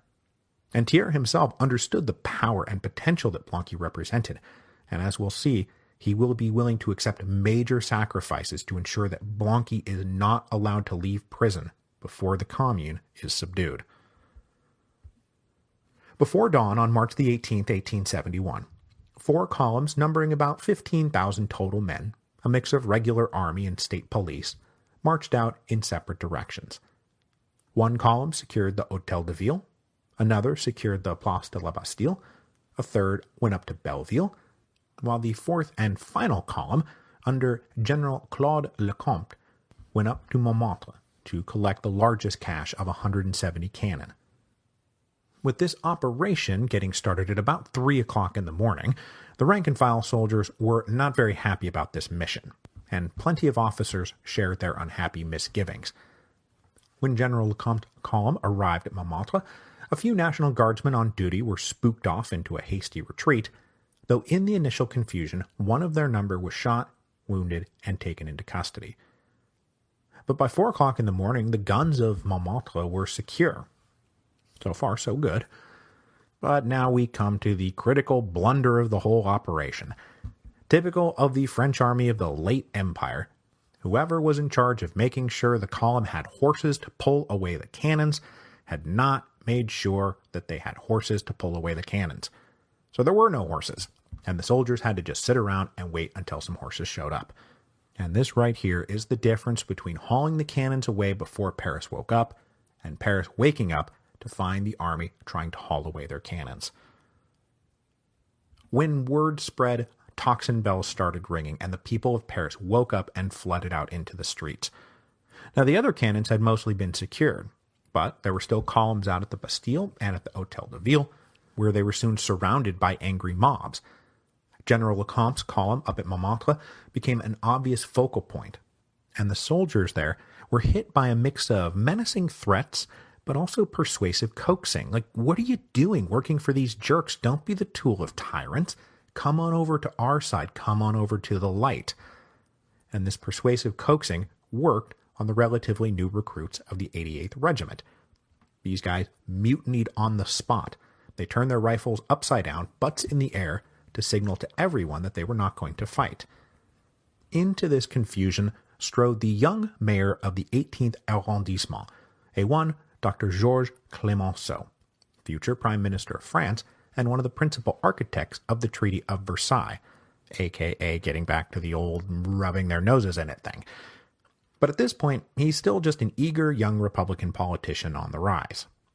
When Clemenceau arrived, he urged General Lecomte to hand over the wounded guardsmen, and then for God's sakes get the guns out of here. But Lecomte refused to hand the prisoner over, and as for hauling the guns away, well, he still didn't have any horses. With the crowd getting awfully hostile, Lecomte resolved to fight his way out, and he gave his men the order to fire, but his men refused to fire, even after multiple demands.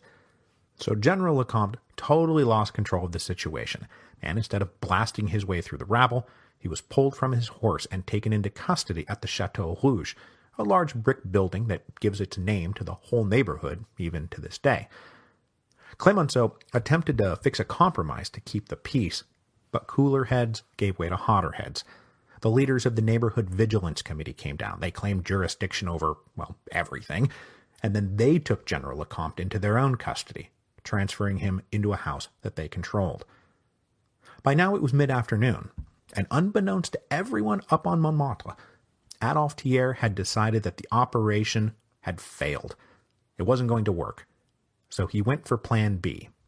And Plan B was actually a plan that he had recommended to King Louis Philippe way back on the first day of the February Revolution in 1848, to pull all the regular troops out of Paris to prevent further mutinies and fraternizing with the rabble.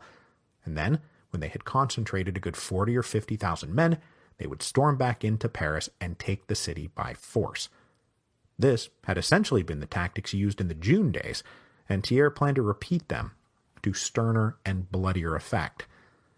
So Thiers and anyone else connected to the national government fled the city as quickly as possible, and all the army columns were ordered to remuster in the center of town, and then, to much jeering and laughter, they retreated, leaving Paris to the Parisians.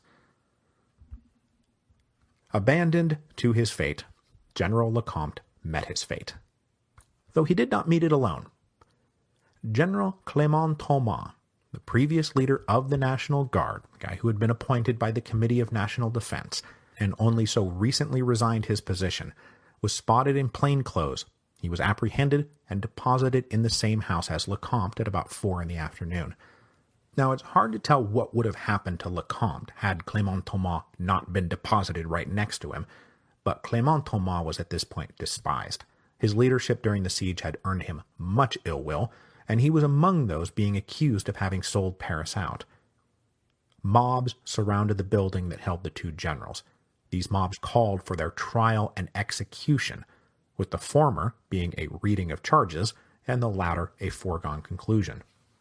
With the trial and execution not coming quickly enough, this mob finally burst in, and with all order gone, a call went out asking who thought the generals should be executed. A massive show of hands was the only trial that ever took place. General Clément Thomas was beaten with rifle butts and then dragged into a garden where he was shot, and then his lifeless body shot some more. The coroner identified more than 40 slugs in the corpse. Lecomte was pushed out after him and shot in the back, with bullets later determined to have only been available to regular army troops, meaning that he was likely executed by his own men. The execution of the generals put Paris well past the point of no return, and the various central committees and political clubs had already sprung into action trying to seize the moment. Now, none of them had planned for this. It's very rare to have a truly revolutionary moment that is planned and staged from the beginning. It's usually just something that gets out of hand. But revolutionary insurrection was now at hand. Some National Guard companies rushed down to the Pantheon to take control of the gunpowder stored there, while others mobbed the Hôtel de Ville, where the very isolated and no doubt very scared Mayor Jules Ferry remained. With what few guards and soldiers that remained on the premises now deserting their posts, Ferry himself managed to sneak out a back window using a ladder, and then he too snuck out of the city. Behind him, the Hôtel de Ville was surrounded by well over 20,000 National Guardsmen, who then took control of the building. Once inside, though, they did not raise the tricolor flag as their revolutionary forebears had done. The tricolor was now the flag of empire, of hypocritical tyrants, exploitive bosses, and sellout politicians. No. This time when the flag went up, it was the red flag of revolutionary socialism. The Paris Commune was born.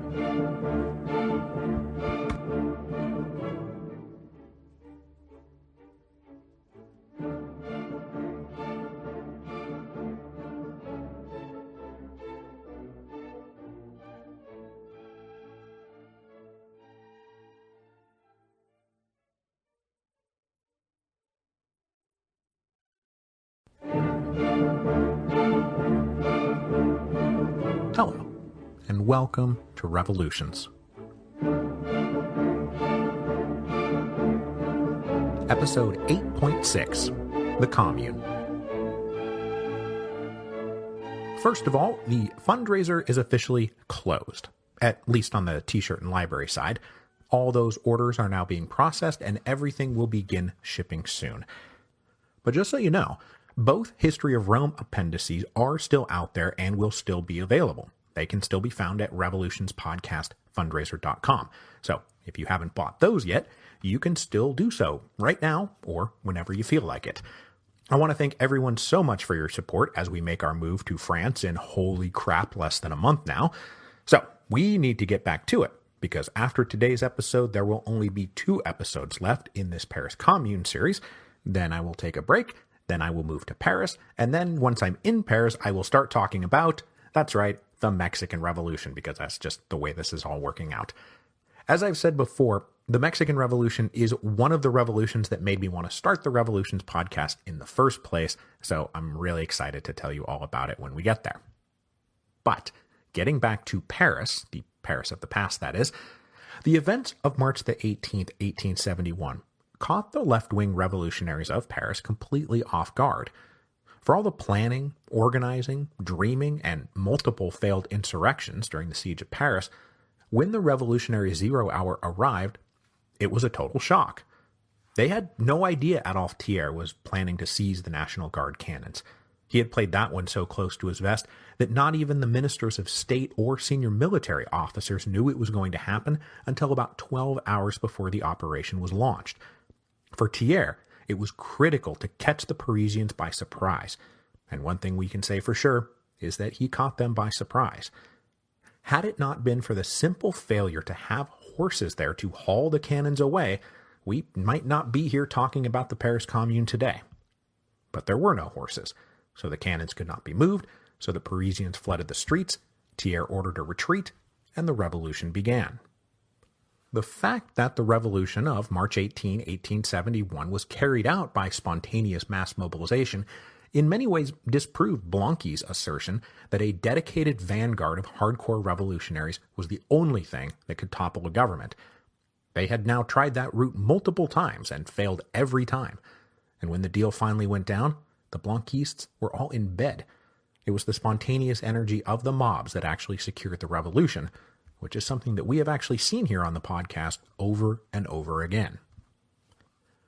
The flight of Adolphe Thiers and the evacuation of the regular army from Paris opened up a political vacuum. A vacuum that was initially filled by the Central Committee of the Federation of the National Guard. And to be fair to the Blanquistes, though they were asleep when the revolution arrived, they were quick to hop out of bed, and they were critical to directing the energy of the mob and the National Guard in an increasingly revolutionary direction. After all, most of them now served as officers in neighborhood National Guard companies, and they made up nearly half the membership of the National Guard's Central Committee. So by the end of March the 18th, 20,000 National Guardsmen were occupying the Hôtel de Ville. Elsewhere, local battalions secured physical control of their own neighborhoods, and then plunged into the center of Paris to take over all the key government buildings, the ministries of finance, the interior, war, and justice. On the morning of March the 19th, Paris was essentially under armed occupation by the National Guard, and so the Central Committee of the National Guard became, by default, the Provisional Government of Paris. With this responsibility having defaulted into their lap, the 38 members of the Central Committee had to decide what to do with it. And the first big debate was whether to press forward with armed insurrection and immediately march on Versailles to finish the job, or to hold elections to transfer political sovereignty as quickly as possible to a democratically elected city council. The Blanquistes on the committee, as you might expect, argued forcefully that the only way to go was to march on Versailles and overthrow Thiers. They must strike now, while the iron was hot. But they did not form a majority on the committee, and the proposal to march on Versailles was resisted by less aggressive Republicans and Proudhonists, who wanted to avoid declaring war on Versailles, not embrace it. They argued that in the wake of the dramatic events of March the 18th, that Paris must not provoke the national government to further violent backlash. If this revolution is going to succeed, we need to immediately secure its legitimacy by having the people elect a council to represent their interests and negotiate a peaceful understanding with Thiers and the government in Versailles. After a lengthy and heated debate over the night of March the 18th and 19th, the Central Committee voted to proceed with elections rather than march on Versailles. Now, in hindsight, this looks like it may have been a mistake. On the morning of March the 19th, the Versailles government was at its weakest. The troops there were demoralized, they lacked discipline, and there were only about 20,000 of them. Thiers' own personal authority was shaken badly by the failure of this operation that he had forced through over so many objections from his fellow ministers and those senior military officers. If the Central Committee had ordered a mass march on Versailles, they might have totally decapitated the national government. But we will never know what might have happened, because they did not do it. And by the time they did order a march on Versailles, it was already too late. As the Central Committee was holding these deliberations as the de facto provisional government of Paris, there was another group that was raising a ruckus and claiming that they were the real official government of Paris. I'm talking about the 20 mayors of the Paris arrondissement. Though the government of national defense had appointed Jules Herry to be the mayor of Paris back in September, they still maintained the traditional administrative institution of each arrondissement having its own mayor. Having taken up office in the days after the abolition of the Second Empire and the declaration of the Third Republic, these mayors were mostly drawn from the respectable Republican opposition set that had dominated the government of national defense. They had suffered through the siege. They hated the conservative royalists in the National Assembly, they felt betrayed by the armistice, and they were now furious at Thiers for having provoked this insurrection. Their leading voice was Georges Clemenceau, who, remember last week, was the mayor of the 18th arrondissement, and he was in the thick of that showdown up on Montmartre. But these guys were hardly radical socialist revolutionaries, and they did not want Paris to fall into the hands of radical socialist revolutionaries. So after March the 18th, this group of 20 local mayors asserted that they had far more claim to being an official government body than the Central Committee of the National Guard did. And the Central Committee was standoffish and had no intention of taking orders from these mayors. But luckily, in the beginning, they did all mostly share a desire to de-escalate the situation, to come to an agreement with Thiers, and to avoid a civil war. So when a delegation of these mayors, led of course by Clemenceau, trundled off to Versailles to try to negotiate a peaceful end to the crisis, the National Guard did not stand in their way. But there was not going to be any deal. If Thiers had refused to compromise with Paris before the events of March the 18th, he certainly wasn't going to compromise with them now. The delegation of mayors found themselves in a tough spot right away. During an address that they made to the National Assembly, catcalls interrupted them, and a group of delegates yelled out, "Long live France!" And the mayor shouted back, "Yes, long live the Republic!" And they were booed. So if the Versailles government was hostile to the idea of a republic, you can imagine how they felt about the idea of Paris turning into a democratic socialist commune. Which, I should add, is not even what the mayors were trying to sell. Yes, they were radical Democrats, but they were not socialists or anarchists. The terms they offered were heavily watered down. They said, give the Parisians the right to run their own affairs. Let us elect not just our political officers, but also our judges and our police. The most revolutionary demand they made was to abolish the standing imperial army, and replace it with an expanded National Guard. Above all, though, they stressed that Paris did not want to take over France, and that certainly they did not want to fight a civil war with the Versailles government. But the guys on the National Assembly were not having it. All compromises and terms were rejected out of hand. And in this moment, if there was an extremist, intransigent wing anywhere in this crisis, it was these guys in Versailles. Certainly they appeared to be more resolute and vindictive and bloody-minded towards the insurrectionary Parisians than they had ever been towards the recently departed Germans. They had given away the store to the Germans, and yet they would not give a crumb of moldy bread to the Parisians.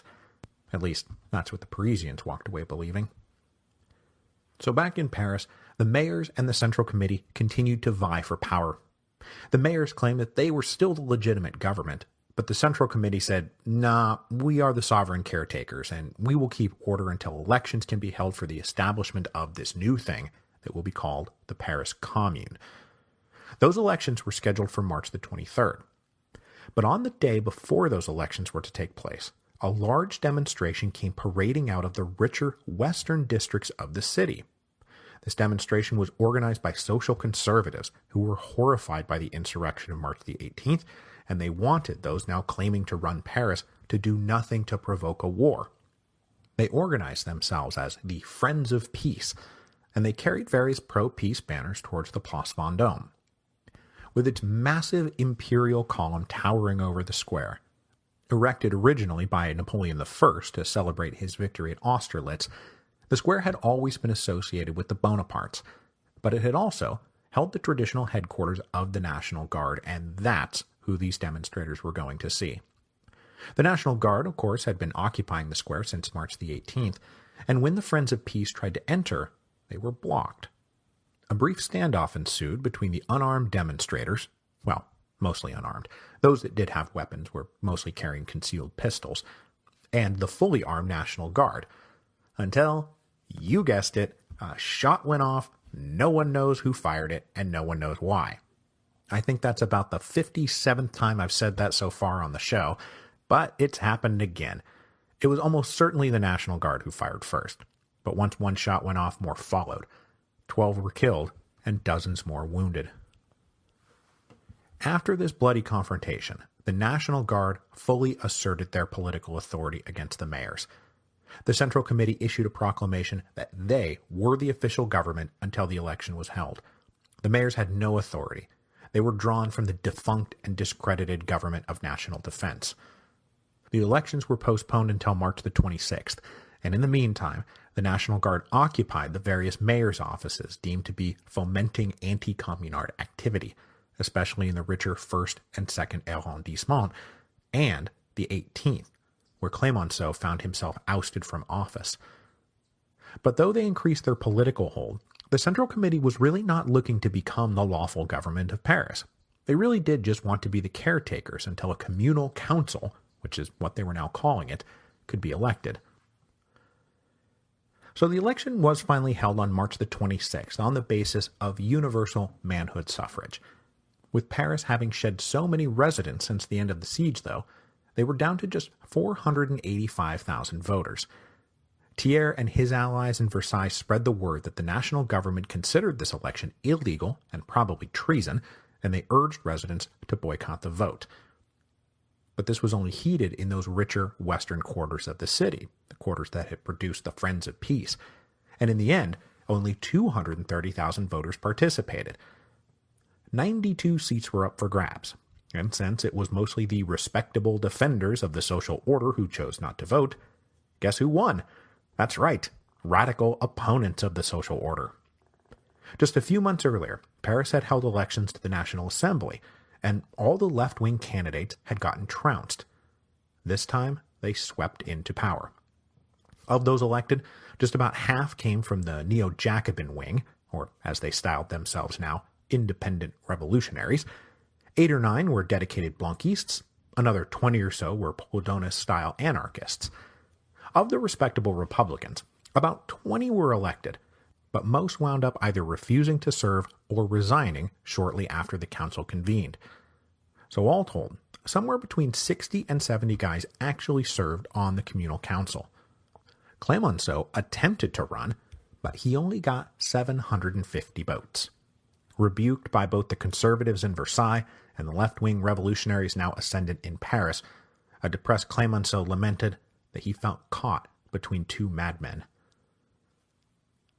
Probably the most interesting result of this election, though, was that so far here on the Revolutions podcast, we have seen plenty of executive committees and provisional governments and national assemblies that have taken the reins of power in the wake of some revolutionary incident.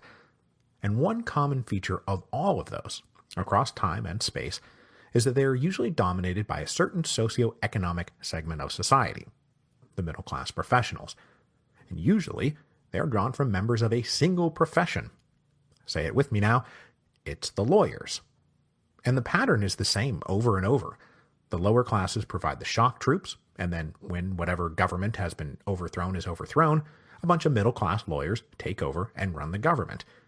From London in 1642 to Boston in 1775 to Paris in 1789, that's how it went over and over again. Now, 1848 had finally seen the admission of a genuine actual working-class leader. Remember, that was Albert. But even he was just a token to keep the mobs quiet after the February Revolution, and he never had any real power. But in the communal council elections of March 1871, we have 33 elected members from the working class. Now, the council was not all working class. There were 5 small business owners and 19 men who you could call clerks or secretaries or some other white-collar functionary, also 12 journalists. But still, this is not your standard revolutionary assembly of lawyers. The winners were announced on March the 27th, and on March the 28th, 1871, a big ceremony was held at the Hôtel de Ville to inaugurate the first session of the Council of the Paris Commune. But that then brings us to a really big question. What the hell is the Paris Commune? What did people think it was? What did the men gathering in the Hôtel de Ville think they were doing? Was the Commune meant simply to be an autonomous city government tasked with municipal administration, keeping the lights on, arranging for the needs of the people, guaranteeing fair wage and work laws? Or was it supposed to be something more ambitious, an attempt to fundamentally reorganize society in a new and revolutionary way? Now, during the siege, invoking the Commune had been a slogan to rally the people, but everyone filled in the blanks on what they thought the Commune meant. And now that they had achieved their goal of establishing, quote-unquote, the Commune, it turns out that it meant very different things to different people. This question of what is the Commune was caught up in a further specific divide between the anarchists and Proudhonists on the communal council and the Blanquistes and Neo-Jacobins.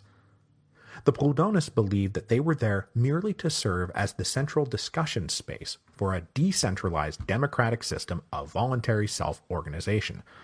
For them, the Commune was about moving forward with the anarchist dream of creating a non-state or an anti-state, the replacement of the heretofore unchallenged assumption that political power, whatever its base and whatever its goals, could only be expressed through coercion and force.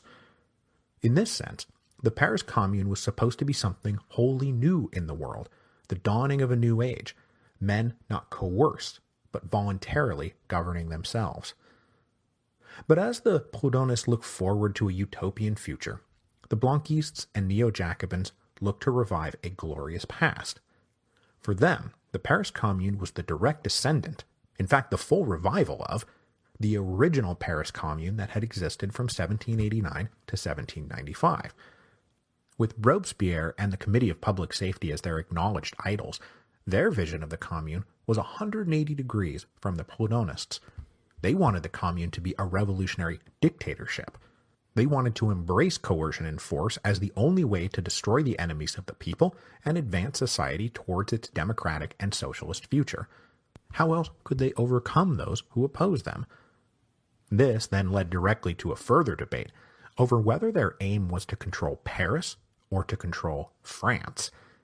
The Blanquistes and Neo-Jacobins took it for granted that this was all just a step towards toppling the national government in Versailles and taking over the whole nation. The Proudhonists, meanwhile, still wanted to avoid violent conflict, and said we need to make it clear that we make no claims to jurisdiction beyond the city limits of Paris. The larger revolution will succeed by inspiring other cities to follow our lead and create their own democratic and anarchist communes. When that happens, the national government will simply slip into irrelevance.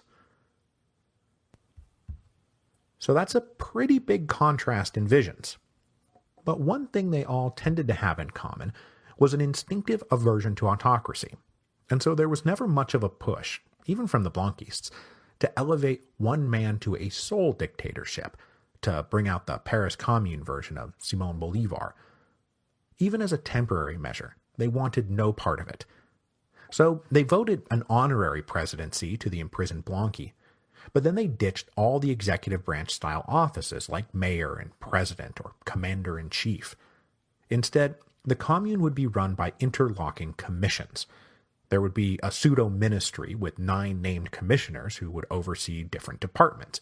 So there was a war commission, a finance commission, and a justice commission, all overseen by a central executive commission. But the guiding principle was that this would be a cooperative venture with lots of discussion and group decision-making. The Proudhonists hoped to extend this principle of decentralized group decision-making by publishing all the minutes of their discussions and debates.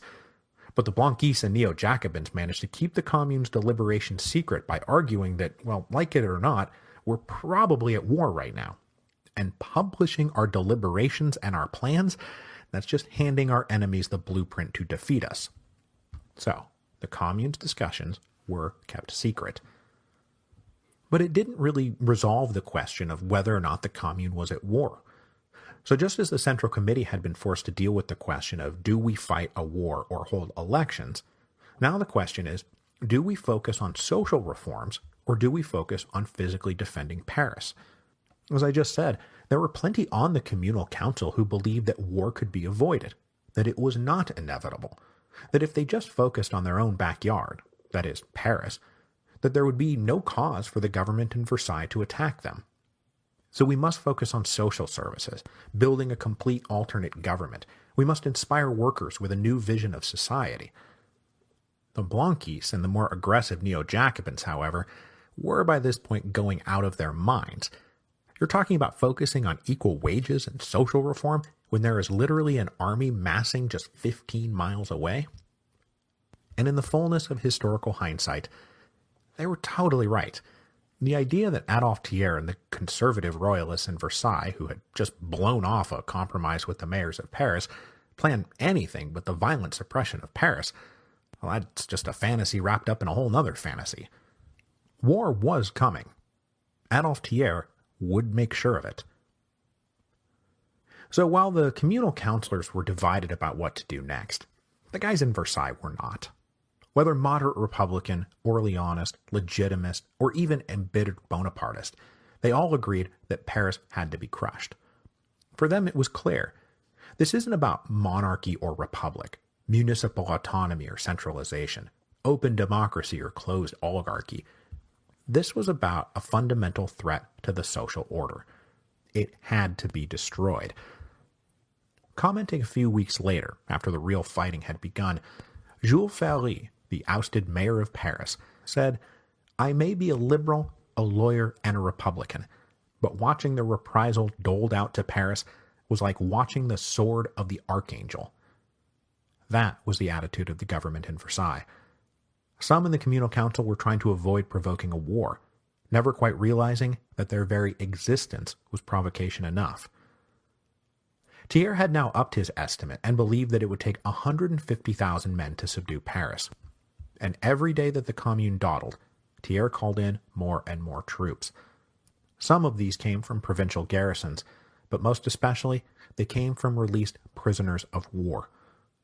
Jules Favre, the foreign minister of the Government of National Defense, wrote to Chancellor Otto von Bismarck, begging for the POWs to be released faster and faster. He promised that those troops would be used to crush the insurrectionaries in Paris and to restore the social order. So the Germans obliged, and the POW release was sped up. So in Versailles, clearly there is an army massing to crush social revolution. The fantasy that war was not coming may have been idealistic and noble, but it did not face facts, and it proved to be a fatal error of judgment. Though, It's hard to say exactly how fatal this error of judgment was, since it's hard to say whether there was even an alternative to Versailles winning the coming civil war. I mean, maybe nothing could have prevented their victory. But by not responding vigorously to the military threat in the first days after March the 18th, the slim chance of victory all but winked out of existence. Part of the problem was the leadership in the National Guard itself. The Central Committee had appointed a guy named Charles Lullier to be the overall commander-in-chief of the Guard, but unfortunately, he was among those who believed that civil war was very unlikely, that surely they would all come to terms before the shooting began. So his preparations were limited, bordering on outright malpractice. The most obvious failure was that to the west of Paris, the regular army had withdrawn from the defensive fortresses on the afternoon of March the 18th. That was when everyone retreated back to Versailles. Rather than order the immediate occupation of the most critical of these fortresses, that was Mont Valérien, Lullier, did not. For 3 days, this critical fortress sat empty, held by no one. Recovering their footing, the regular army reoccupied it a few days later. So, when Lullier finally got around to ordering a detachment to go take over the fortress on March the 21st, these guys found it already reoccupied. It really was a stunning failure of judgment and initiative. Lullier goes down as quite the goat of the Paris Commune. One of the key works we draw from is a history of the Paris Commune, written a few years later by a guy named Prosper Olivier de Séguier, a communard who managed to live through the Revolution, and later wound up engaged to Karl Marx's niece, but that's another story. He called General Lullier a crack-brained alcoholic. While these non-preparations for war were underway, the Commune did get going on their project of social reform by sending out a flurry of decrees and directives, some of which were implemented immediately, and others went down in history as merely aspirational, since they never really got a chance to implement them. Now, first off, they answered some bread-and-butter issues. They overruled the law of maturities and absolved residents of Paris from their debts and back rent from the siege. They also ordered that pawn shops had to return any tools that workers had pawned during the siege, at least up to a value of 20 francs. And then probably most importantly, they restored the pay of the National Guard and ordered pensions for widows and orphans of those who had been killed during the siege. Then moving on to more forward-looking reforms, they granted workers the right to take over any business that was owned by somebody who had abandoned Paris and run it for themselves. And those owners who remained were ordered to stop the practice of fining workers or docking pay for various infractions. Then the Neo-Jacobins managed to get through an order to restore not just the Paris Commune, but also the old Republican calendar, which turned the revolutionary date of March 18, 1871 into 27 Ventos, year 79, if you're using the ROM rule, that is. But the Commune also tossed aside one of the key tools of the Committee of Public Safety and the original Commune. They abolished the death penalty. The enemies of this new Commune were to be arrested, but not executed. And this was a stance that would be tested when the Versailles government showed no such mercy towards those that they captured. This new Commune also demonstrated one other symbolic break with the original Commune. They ratified the decision to abandon the tricolor flag, which was now the flag of empire, reactionary conservatism, and bourgeois capitalist oppression. Instead, the red flag of socialism would be the flag of the Paris Commune.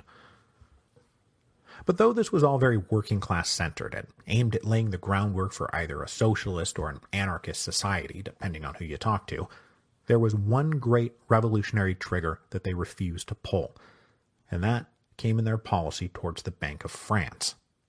This policy, along with the unwillingness to face the inevitability of civil war, was later identified by future communists and socialists and anarchists as one of the Commune's greatest mistakes. The Bank of France was the National Bank of France. It was chartered by the government, but privately owned and operated. Its headquarters and vaults obviously sat right smack dab in the middle of Paris. Now, before the Germans had completed their envelopment of Paris back in the fall of 1870, most of the gold reserves had been carted out of the city. But left behind in the vaults were nearly 90 million francs worth of gold coins and another 160 million in banknotes, all of which was just sitting there when the Commune took over. Now, the communal council had named a guy named Francois Jourde, a pretty competent financial clerk, to be their financial commissioner, and he did his best to work with the Bank of France, not against it. The tax receipts of Paris were always deposited in an official account at the bank, and Jourde wanted to limit himself to drawing from that account only, rather than raiding other people's accounts or the bank reserves themselves. But the expenses of the Commune, especially the reinstated National Guard salaries, ran double what they were taking in taxes. So something had to be done. The radicals said that's easy, you just go over to the bank and raid their reserves. I mean, hell, Proudhon himself said that when the revolution comes, the first thing you do is take down the banks. But Jourde resisted. He argued that if they did that, then the value of all the banknotes and paper currency would just collapse. So instead, he negotiated with the bank officers still in Paris and arranged a 400,000 franc per day loan. And this loan was actually approved by Adolphe Thiers, who figured it was better to have these lunatics take out loans than walk off with all the gold. And probably he couldn't believe his good fortune. Marx was especially hard on this decision, and it really does seem to fall into Robespierre's category of you can't have a revolution without a revolution. If you're going to try to create a new social anarchist society that marks the dawn of a new era of human civilization, kind of feels like you shouldn't be trying to placate banks, one of the key institutions of the old mode of human civilization that you are trying to overthrow. Just saying. Slightly more revolutionary was their treatment of the Catholic Church. Among all the leftist revolutionaries, the Neo-Jacobins, the Blanquistes, the Proudhonists, there was a strong antipathy towards the Church, which they all believed was the institution of the conservative social order par excellence. The sooner the Church was removed from the picture, the better. On April the 2nd, the Communal Council issued a decree denouncing the Church for its complicity in the monarchy's crimes. By monarchy, they meant most recently the Second Empire, but before that the July Monarchy, before that the Restoration Monarchy, before that the First Empire, and before that the Ancien Regime. So they declared the total separation of church and state. Now the Commune would not go as far as the extreme de-Christianization that some of the most radical acolytes of the First Revolution undertook over the winter of 1793-1794, but it was the most anti-Christian program France had seen since that brief period. Education was taken away from the church and handed over to secular instructors. Church property was targeted for confiscation. All priests and nuns were considered potential counter-revolutionary agents, and their churches and nunneries were considered possible headquarters for anti-communard activity. These properties were searched and searched again, and over 25 were closed down over the next few weeks. And also over the next few weeks, the Commune arrested 200 priests, nuns, and other high church officials caught in Paris, and then they were all held as hostages, including, most famously, the Archbishop of Paris himself. Now, while this was all going on, the Central Committee of the National Guard and the Military Commission of the Communal Council were trying to organize some kind of defense of Paris. On the plus side, they did control a city that was so well fortified that even the Germans didn't feel like storming it. And after Thiers had tried to take away the 400-odd National Guard cannon, he had been forced to abandon another 800 regular army artillery pieces that had been set up around Paris. But that was where the good news ended. As we discussed last week, at the height of the siege, membership in the National Guard was just shy of 400,000. But now, after all the middle and upper class members had skipped town, others who had been in it just for the wages stopped showing up, and those who had served to fight Germans, not wage a revolutionary civil war against their fellow countrymen, the nominal strength of the Guard was down to 200,000. And that was just on paper. It's estimated that at the end of March 1871, Paris could only call on about 50,000 really committed and at least decently trained and armed National Guardsmen. And on top of that, the democratized, we discuss and vote on everything and encourage self-government style of running things meant that the pledge the delegates had made to obey the Central Committee in all things was hard to enforce in practice. Many battalions and companies out there operated in their own way and in their own time. Not once in the Battle for Paris, for example, would all the artillery of Paris be under a single commander. Everyone had their own pieces of artillery and would use them as they saw fit, thank you very much. And it of course did not help that what senior leadership the National Guard did have, and they were trying to bring some overall command and discipline into this, were guys like Lollier, who inspired very little confidence. All hope that a civil war might be avoided evaporated on either March the 30th or March the 31st, depending on which book you read. National Guardsmen patrolling outside the walls of Paris ran into detachments of regular army that were sent by the Versailles government to reconnoiter the approaches to Paris. This skirmish, however, did not quite end the fantasy that this was not going to wind up with Frenchmen firing bullets at each other. On April the 1st, a joint meeting of the Military Commission, the Executive Commission, and the Central Committee of the National Guard determined that within 5 days they had to go on the offensive or risk losing the initiative. But the first 5 battalions of National Guard who marched out of Paris marched out still mostly convinced that when it came down to it, that the rank and file of the regular army would not fire at them. Using the events of March the 18th as their guide, these guardsmen believed that they could convince the companies of the regular army to mutiny, rather than accept an order to fire on their fellow citizens. So when they encountered the regular army, the National Guard attempted to fraternize with them, and they were genuinely shocked when these soldiers opened fire instead. Now, in this skirmish, there were only a few wounded and dead on either side, but the thing that really shattered the illusion about what was going on here came after 5 guardsmen were captured. An order had come down from Versailles to summarily execute any deserters from the regular army who were caught amongst the Parisian forces. 2 of these captured guardsmen were in fact deserters, and they were summarily executed. But the commander then took this a step further and decided to shoot 2 more of the guardsmen who were caught quote-unquote under arms. No trial, just summary execution. And this set the precedent for the rest of the coming civil war. The Versailles troops would treat any Parisian caught under arms as traitors to France. So they were guilty of treason just by virtue of the fact of being out there, and they were summarily executed. This stands in stark contrast to the Communal Council, who has just abolished the death penalty. So in the fight to come, it would be the forces of order, rather than the forces of revolution, who would engage in bloody atrocities to achieve their ends. The following day dealt an even more terrible blow to the morale of the Commune. On the morning of April the 3rd, possibly as many as 40,000 guardsmen marched out of Paris.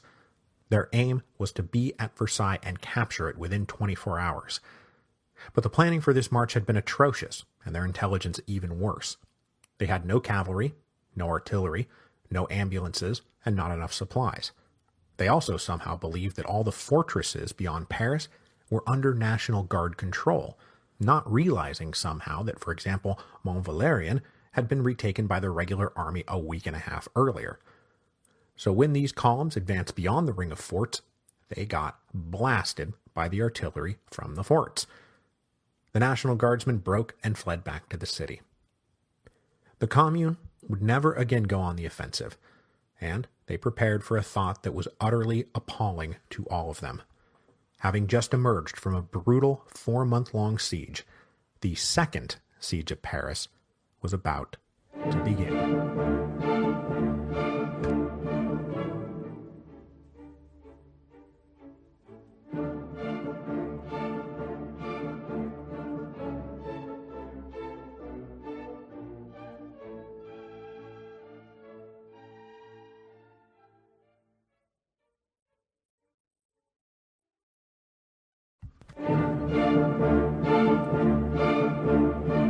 Hello, and welcome to Revolutions. Episode 8.7, Year 79. Last time, we talked about the Paris Commune trying to get off the ground. And remember, there were 2 competing visions for the Commune: decentralized anarchism or centralized dictatorship. And then beyond that fundamental organizational dispute, there was the question of, were they going to look inward and focus on creating a new social order, or were they going to look outward? And notice that about 15 miles away in Versailles, Adolphe Thiers and his conservative government were building an army to make sure that that new social order was eradicated like a virus before it had a chance to spread. We ended last week with a series of skirmishes to the west of Paris, followed up by one large and embarrassing defeat for the National Guard on April the 3rd, all of which proved that there was just no getting away from the outside world. The Neo-Jacobins and Blanquistes on the Communal Council convinced their colleagues that they were going to have to fight Versailles for the right to exist. And so in early April 1871, the Commune lurched decisively in the direction of centralized dictatorship. Unfortunately, what the Paris Commune wound up getting was neither a dictatorship nor anarchism, but rather an unstable mix of both that would bring chaos and ultimately defeat. So first things first on the road to dictatorship, the leaders of the Commune responded to the shocking executions of the captured National Guardsmen that we talked about at the end of last week by promulgating the Decree on Hostages on April the 5th. This decree said that anyone suspected of complicity with the Versailles government could be arrested, jailed, and tried before a revolutionary tribunal. The job of identifying those potentially guilty of complicity with the Versailles government was handed to a 25-year-old hardcore Blanquiste by the name of Raoul Rigaud. Rigaud had emerged from the left-bank student radical groups of the late Empire, and he had become an adherent of Blanqui's theories of revolutionary action. That meant that he spent most of his young life under police surveillance. Mostly out of a sense of self-preservation, Rigaud learned how the police networks operated, and he engaged in counter-spying to stay one step ahead of the authorities. This constant study of the police led Rigaud to conclude that when the revolution came, that revolutionary police work might just be his calling. He looked forward to rooting out reactionary enemies of the people and protecting the revolution using all the same techniques that had once been used on him and his comrades. When the Second Empire was abolished in September of 1870, Rigaud presented himself as the perfect candidate to be the new prefect of police, but his offer was declined. He was much too unstable and radical for the respectable Republicans in charge of the government of national defense.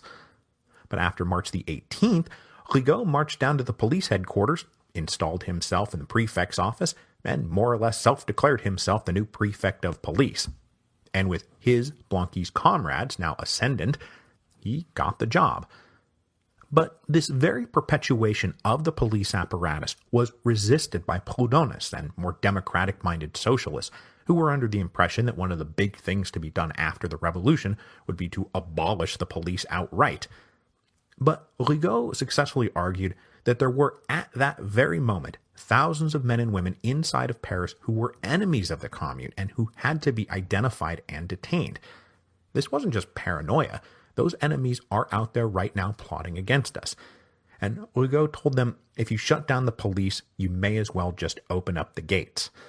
And so the Communal Council allowed him to proceed with his work, with the anarchists grumbling that the coercive dictatorship they hated was being built piece by piece right in front of their eyes.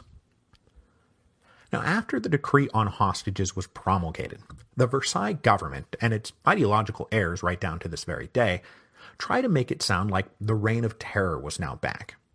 But mostly what the Commune wanted was for Paris to arrest and hold the Friends of Versailles to prevent Versailles from executing the Friends of Paris. So between April the 5th and May the 23rd, no one held in the Commune's custody was harmed. Because remember, one of the first things they had done was abolish the death penalty. In fact, on April the 7th, they had ritually burned a guillotine in the Place Vendôme. Now, there were those who wanted to bring back the terror, but they never really held power in the Paris Commune. And as radical as he was, Rigaud never pressed to execute any of those that he had arrested. The hostages were meant to be leveraged, not liquidated. And in fact, after locating and arresting the Archbishop of Paris, the Commune tried to leverage him for the first time on April the 12th. They offered to trade him straight up for Blanqui.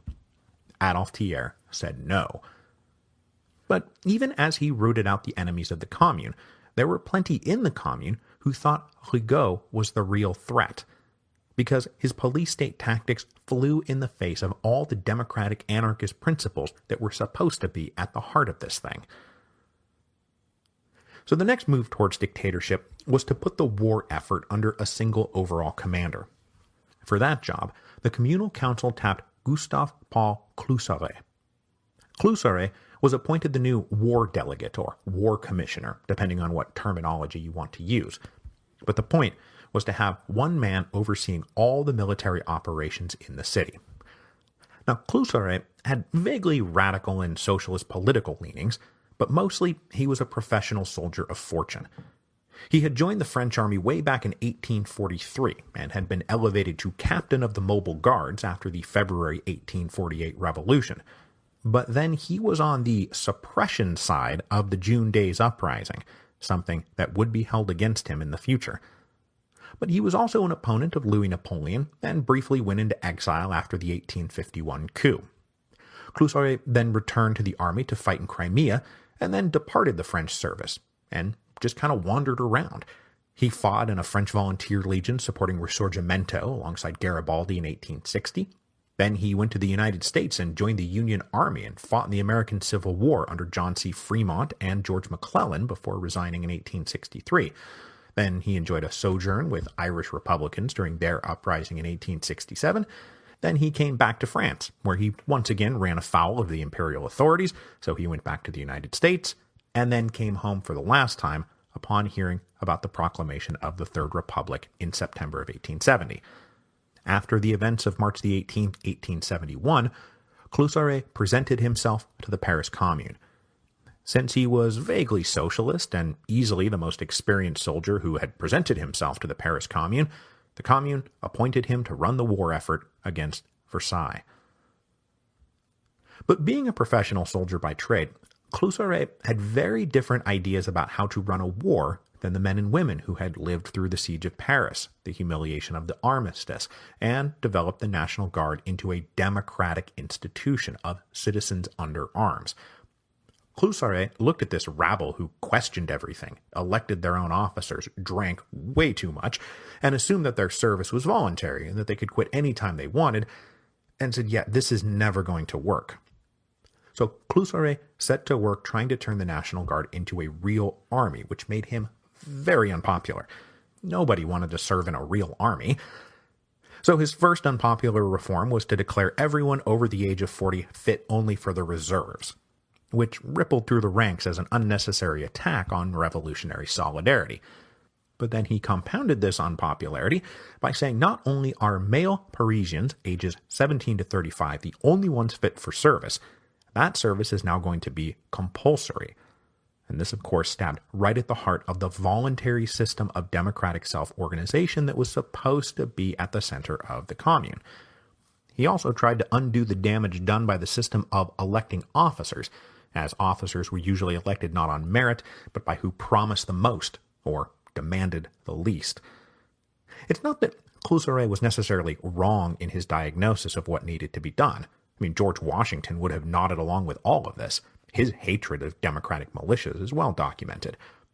But Cluseret was wrong for that time and place, and his attempt to create a top-down military organization out of a bunch of bottom-up social democrats crippled morale in the ranks.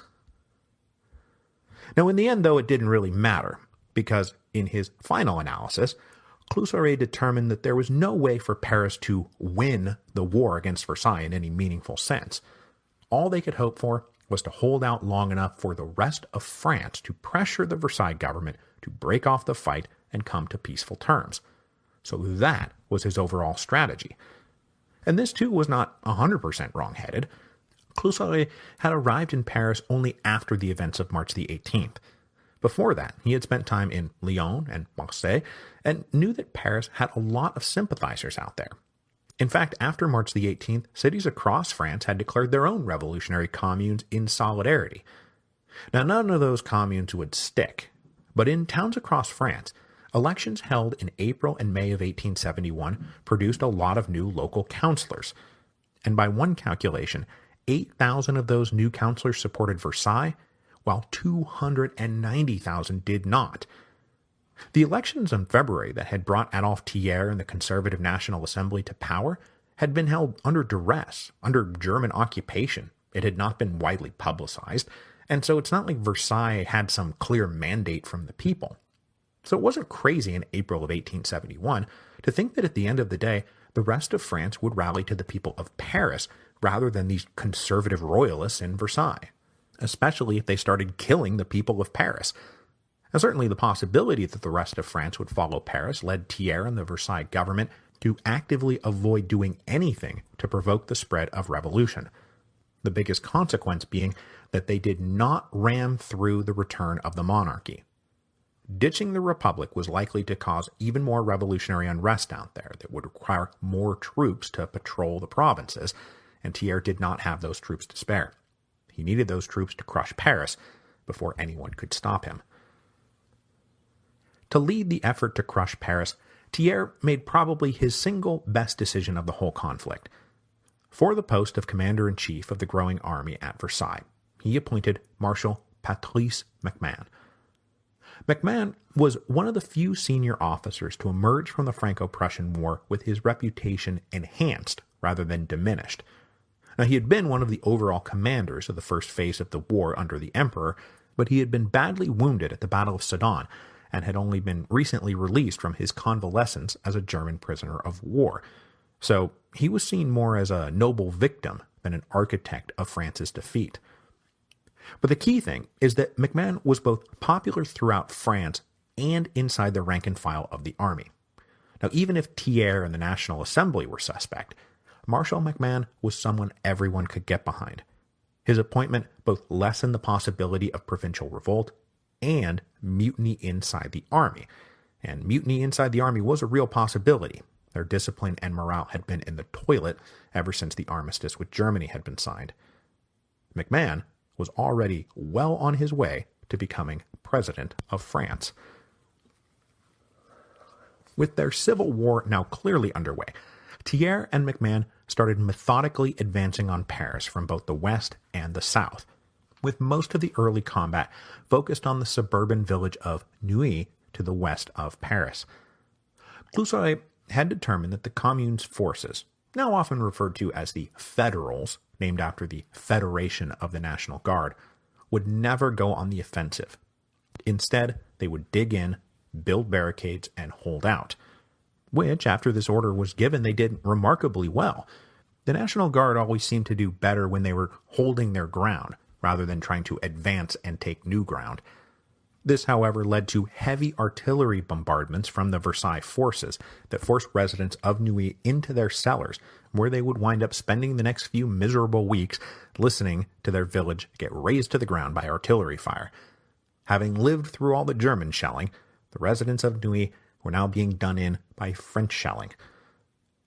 Cluseret, meanwhile, moved some artillery batteries to the west end of Paris, which invited deeper probing from MacMahon's artillery into the western neighborhoods of Paris. And those bombs dropping in the west end of Paris was a touch ironic because that's where the enemies of the Commune were concentrated. If Versailles had any friends in Paris, that's where they all were, and now they were getting bombed day and night. Many residents became convinced that Cluseret was orchestrating his defense of Paris to ensure that the enemies of the Commune bore the brunt of the attack. But probably it was just a coincidence. I mean, the West is just where the fighting was taking place at that moment. But the Versailles forces were also coming up at Paris from the south, and they were securing control of the surrounding suburbs. Now, Thiers knew the fortifications of Paris by heart. The walls, after all, had been commissioned during his time as prime minister during the July monarchy. I mean, they were called the Thiers Walls. And he knew that the weakest spot was in the extreme southwest of the city, at the gate at Point de Joux, on the right bank of the Seine. But to attack this weak spot in the Paris fortifications, the Versailles forces needed to capture and control the fort overlooking that spot. And that would be the critical fortress of the whole campaign, Fort Issy. Fort Issy was currently occupied by National Guard companies led by a working-class Blanquiste, Colonel Meggy, who had just been sprung from a prison in Marseille where he was serving a 20-year sentence for killing a police officer. Meggy was put in charge of the fortress on April the 13th, and he watched with nervous alarm as the Versailles forces advanced. He begged for reinforcements, but either due to miscommunication, incompetence, or a lack of available troops, probably all three at once, no reinforcements were forthcoming. Meanwhile, back in Neuilly, The two sides declared a 12-hour truce on April the 25th to finally allow the beleaguered residents to emerge from their cellars and evacuate. But Thiers used his 12 hours to move as much artillery as possible down to Fort Issy, which would now be the focal point of the war. So when the truce expired in Neuilly, fighting did not really resume there. It resumed at Fort Issy, which came under a super intense 3-day and 3-night bombardment. The Versailles general in charge of this bombardment offered Colonel Meggy the chance to withdraw unharmed if he and his men just evacuated the fortress. With his men already on the verge of bolting after enduring these bombardments, Colonel Meggy took the deal, and he evacuated the fortress before dawn on April the 30th. But when someone raced to tell War Commissioner Cluseret the news that Fort Issy was being evacuated, the severity of the situation finally dawned on him, and he personally raced at the head of 200 men to retake the fort. And he got there, and he got inside before the Versailles forces realized that it had even been abandoned in the first place. But despite this moment of quick-thinking bravery, the now false news spread that the fort had fallen to the enemy, and Cluseret's enemies took the opportunity to get rid of him. Unpopular for his heavy-handed attempts to turn the National Guard into a regular army, and with a combative personality that had earned him very few friends on either the Central Committee of the National Guard or the Communal Council, the terrible news that Fort Issy had fallen led the council to vote to dismiss Cluseret from his post and arrest him on charges of possibly being complicit with the enemy. So this led to a very awkward scene the next morning, when Cluseret presented himself at the Hôtel de Ville to report that the fort had not in fact fallen, that he had held it. And when he got there, he was told, "Sorry, we've already dismissed you, and oh, by the way, you're also under arrest." Now, the supposed fall of Fort Issy, which hasn't actually fallen yet, led to a fundamental reorganization of the Commune's government. On April the 28th, so when the bombardment was still underway, an old Jacobin on the Communal Council proposed that the interlocking system of separate commissions and the separation of powers was going to doom them all. What they needed was a single executive committee who would have the widest possible powers to take radical and energetic action. This is what the Neo-Jacobins and the Blanquistes had always wanted the Commune to be, and with the noose around Paris growing ever tighter, they now managed to bring it to fruition. And since we're talking here about men who saw the Paris Commune as the heir of the original revolutionary Commune, men who idolized Robespierre, it should come as no surprise that they very self-consciously dubbed this new executive committee the Committee of Public Safety. That's right, the Committee of Public Safety is coming back. Now, this proposal divided the Communal Council as the vision of the Commune as a revolutionary dictatorship just kept advancing. So over the objection of a minority of members who argued that this is the end of the Commune, the council voted 45-23 to concentrate power in 5 men who would sit on an executive committee and who would be able to do what was necessary to survive the Civil War. And so it's clear that of the 3 main groups of revolutionaries we've been talking about, the Neo-Jacobins, the Proudhonists, and the Blanquistes, it's the Neo-Jacobins who are coming out on top. We now have widespread police surveillance and revolutionary tribunals. We have a committee of public safety. It's clear that rather than building something new, they were rebuilding 1793. And indeed, with the old Republican calendar back in effect, the revived Committee of Public Safety exalted itself as the government of 15 Floreal, year 79. Meanwhile, to replace Cluseret as war commissioner, the new Committee of Public Safety appointed his former chief of staff, Louis Rossel, to take over. Rossel was just 26 years old. A captain during the Franco-Prussian War, he was fiercely patriotic and had been disgusted first with Emperor Louis Napoleon's disastrous campaigns and then the subsequent failures of the Government of National Defense. He hated the armistice with a passion. Almost entirely apolitical, Rossel had joined the Paris Commune not because he was a socialist or a revolutionary, but because they represented that part of France that had not capitulated, that part of France that had been betrayed by the treacherous politicians. And if Paris could supplant the Versailles government, then maybe they could repudiate the hated armistice and restore France's honor. Rossel had served as Cluseret's chief of staff, and as an apolitical soldier, he mostly just tried to widen and deepen Clusar's program to turn the National Guard into a regular army. Rossel found the National Guard to be disobedient, frequently drunk, constantly absent without leave, and just coming and going as they saw fit. So taking up his command, Rossel tried to be even stricter. Not only would service be compulsory, but he planned to house the guardsmen in central barracks to improve discipline and oversight. He also wanted to end completely the election of officers, because with things as they were, an officer couldn't give an unpopular order for fear of being immediately voted out of his office. Now, Rossel isn't going to last long enough to see any of this through. So his lasting impact comes from his concern that no matter what, the army of Versailles would breach the walls of Paris. So he ordered the commencement of new barricade fortifications inside the ring of the Thiers wall, especially around the high ground of Montmartre and the Pantheon. That, at least, would prove to be a very prescient order. By now, though, the Central Committee of the Federation of the National Guard was furious.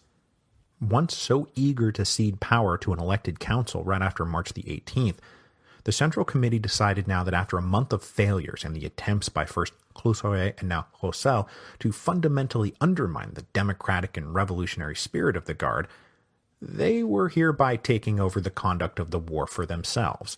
And since every National Guardsman had pledged to listen to the Central Committee above all other authorities, what was anybody else going to do about it? But this declaration coincides with the arrival of the new Committee of Public Safety, who say, actually, we have just been vested with all power. And then Rossel is in the middle of it saying, well, I've been made commander-in-chief, and so I have the autonomous authority to do as I see fit. And he, in fact, started maneuvering to have the Central Committee of the National Guard abolished completely. He said, I'm the real soldier here. You lot are just a bunch of bumbling civilians who don't know anything. This tug-of-war at the top of the Paris Commune led morale in the rank and file to continue to plummet. Every morning, some battalion would muster, and fewer men would turn out. Even officers stopped showing up. So at a moment when the Commune was going to need every man in Paris to ward off the Versailles army, no one was volunteering. Forced conscription was being ignored. 20% of the existing National Guard was currently absent without leave. Those who remained felt like maybe they were the chumps here, the only fools dumb enough to keep trying to fight for a lost cause. Plus, with Rossel, the Central Committee, the Committee of Public Safety, military commissioners, battalion commanders, company commanders, all claiming authority and issuing often contradictory orders, it was impossible to know what to do or why. Living under 8 different bosses is an intolerable burden. I mean, God help you if you don't put the new cover sheet on your TPS reports. Now, this intolerable state of affairs did not last very long, though. Adolphe Thiers announced a renewed general offensive that would be focused on finally capturing Fort Issy, and the fighting that had entered a lull at the southwest end of Paris renewed with a heavy bombardment of the fort that was now little more than a pile of rubble. The few remaining guardsmen inside concluded that staying would be suicide, and so they abandoned the fort for good on the morning of May the 9th.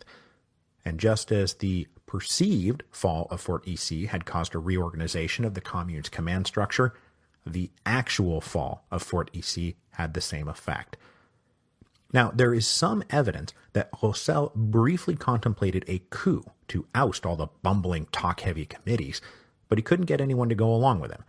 So instead, he submitted a letter of resignation, saying that the communal council was an obstacle to his work, and that it was either resign or remove them from power. And since he did not want to remove them from power, or because he couldn't get anyone to help him remove them from power, he resigned. Of course, it also kind of sounds like the Committee of Public Safety was preparing to dismiss and arrest him, just as they had done with Cluseret, and tipped off, Rossel resigned and went underground, later slipping out of the city under an assumed identity. To replace Rossel, the Commune's leadership went in a totally different direction. They had tried professional soldiers who did not understand the nature of revolutionary politics, so this time they went with a man who understood the nature of revolutionary politics, even if he had literally no experience with military affairs. This was the political and spiritual leader of the Neo-Jacobins, Louis Charles de la Cluse. now 61 years old, Delacluse has actually been around for quite a while. As a young radical in Paris, he had participated in the July Revolution of 1830. But his standard revolutionary weapon was the pen, and his articles critical of the July monarchy forced him into exile in 1836. He was allowed to return in 1840, and then joyfully cheered on the February Revolution of 1848. But he hated the violent reactionary turn of the June days, and he was arrested in 1849 for his relentless criticisms of General Cavaignac, the butcher of the June days, and that got him exiled. Delacluse was also, of course, a relentless critic of Prince President Bonaparte/Emperor Napoleon III, and when he tried to secretly slip back into France in 1853, Delacluse was arrested, and he spent the next 6 years imprisoned on Devil's Island. But luckily, he was amnestied in the first round of the emperor's liberalizing efforts in 1860, and he was allowed to come home again. Now, I mentioned Delacluse briefly in episode 8.2, because he returned to his journalistic career, but ran afoul of the imperial authorities again when he publicized a subscription drive to erect a monument to a deputy who had been killed opposing the coup of 1851. As you can imagine, the imperial authorities were not thrilled about this, and so they arrested Delacluse and shut down his newspaper. You remember when we talked about this? Léon Gambetta was his lawyer, and thanks to the trial, Gambetta's political start took off, and Delacluse had to go back into exile. The collapse of the Second Empire, though, brought Delacluse racing back to Paris, and he wasted no time getting back to work. He was one of the principal ringleaders of the first failed insurrection of October the 31st, when they attempted to overthrow the government of national defense, and then he was targeted for arrest in the subsequent crackdowns. After the March 18 revolution, he was elected into the communal council, but by now the toll of the siege had exacerbated the tuberculosis he had contracted while imprisoned on Devil's Island. He was a dying man at this point, and he tried to avoid taking any office with major responsibilities because they were just beyond his physical capacity. But now his fellow Neo-Jacobins pressed him to become the new war commissioner, to revive the spirit of the Levée en Masse and the revolutionary spirit of 1793, to make the year 79 as glorious as the year 2. We need passion and inspiration, not demands for lifeless obedience to apolitical soldiers.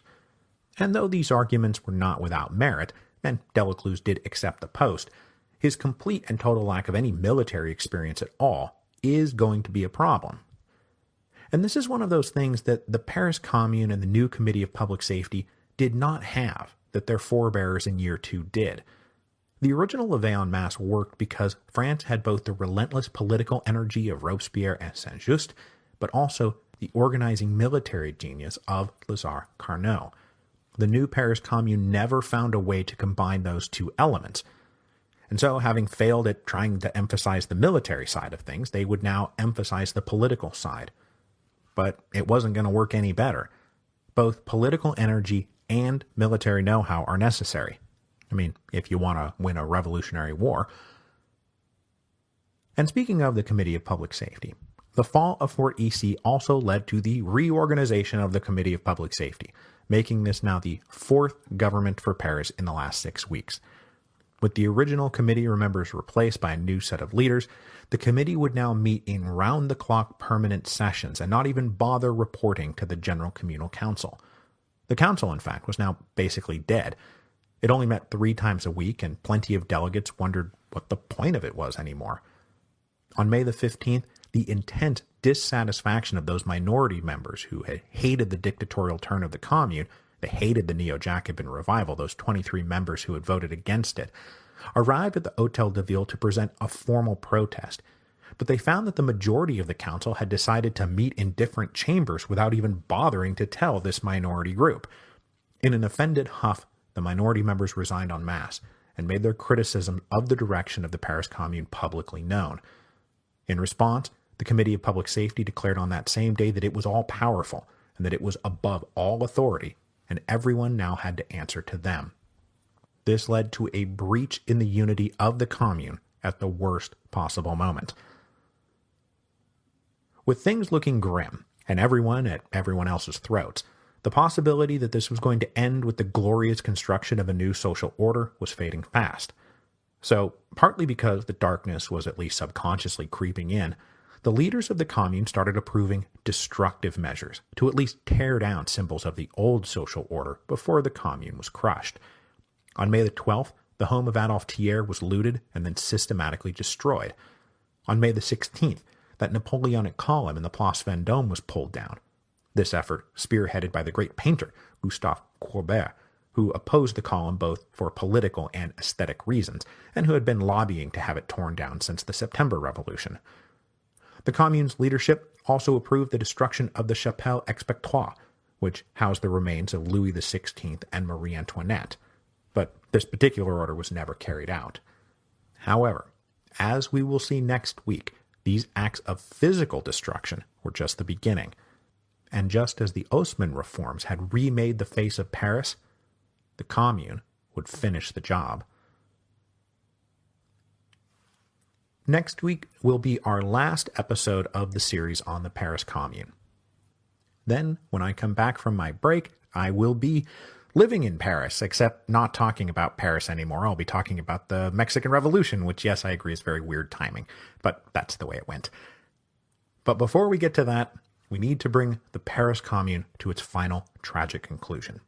And next week will be the infamous week, known as the Bloody Week.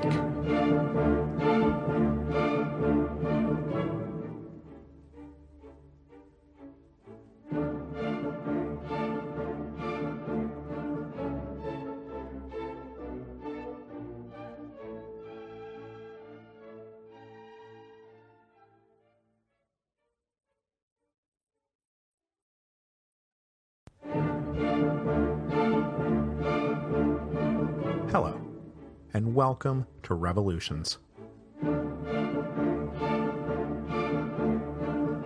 Episode 8.8, The Bloody Week.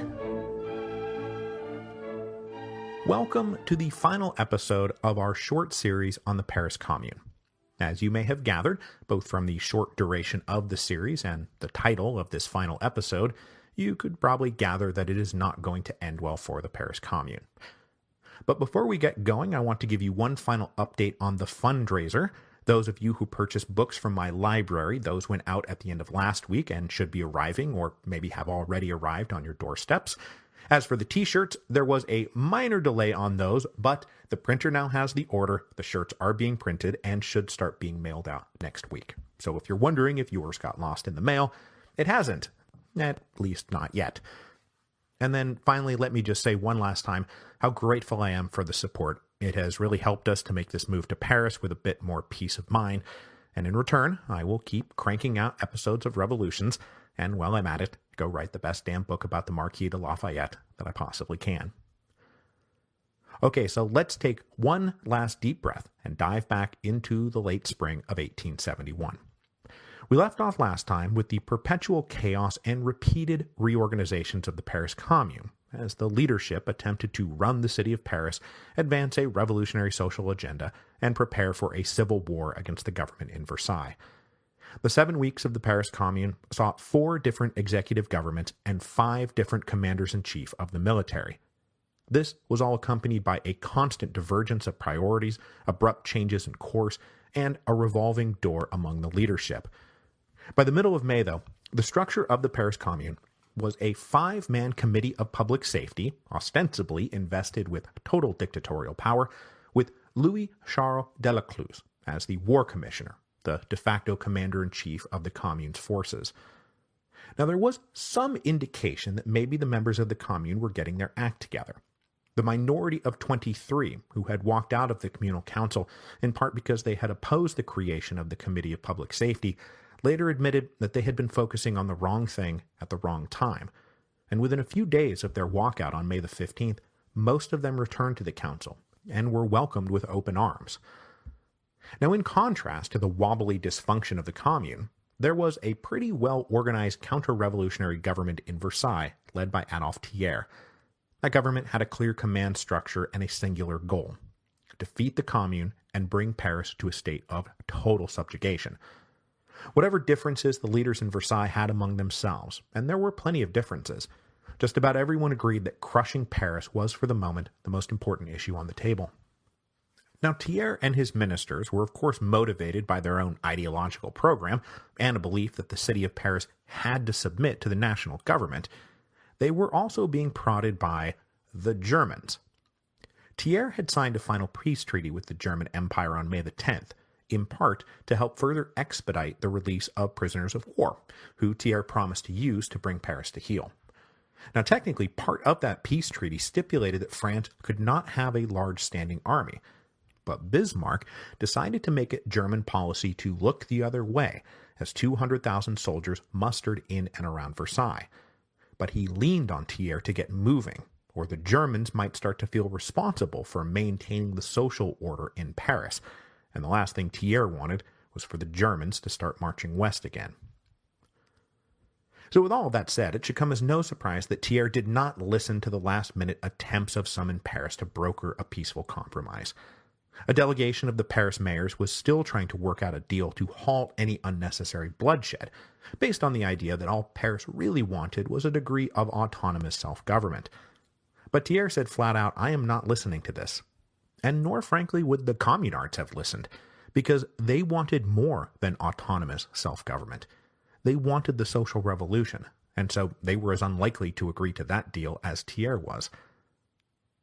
On top of the mayors of Paris, the Central Committee of the National Guard was also worried about what would happen when the Versailles army breached the walls, and they proposed dissolving both the National Assembly in Versailles and the Communal Council in Paris, and then holding new national elections to try to create some kind of compromise assembly. But for sure, neither side wanted to listen to that. The only settlement Thiers would accept was the unconditional surrender of Paris. The only settlement the Commune would accept was the recognition of their political sovereignty. And so, it would be guns at dawn. Now, though the Commune was starting to unify, due to the fact that it was now going to be guns at dawn, at the same time, they still indulged in their unhealthy habit of continuously not focusing on what was really important. For example, on the fateful day of May the 21st, 1871, which, as we're about to see, is indeed a very fateful day, the leaders of the Commune were not focused on organizing a proper defense of the city in the wake of the fall of Fort Issy, nor on making sure fortifications were secure, barricades were built, cannons were in good working order, ammunition and supplies properly distributed, nor were they planning how to organize and coordinate a single defense of the city. No, they opened their session on May the 21st by bringing forward General Cluseret, who had spent most of April as commander-in-chief of the Commune's forces, but who had been arrested for alleged crimes, and the Communal Council now planned to spend the day discussing what those crimes might be and how he might be punished. Meanwhile, in the southwest corner of the city, the Versailles army was at that very moment pouring into Paris. So the Communal Council was here not just reorganizing deck chairs on the Titanic that day. They were holding a meeting to discuss how to punish a guy who had rearranged the deck chairs, just as the Titanic was hitting the iceberg. So while the Communal Council was meeting to discuss the fate of Cluseret, a civil engineer who lived in the west end of Paris, and who was no friend of the Commune, went out for a stroll.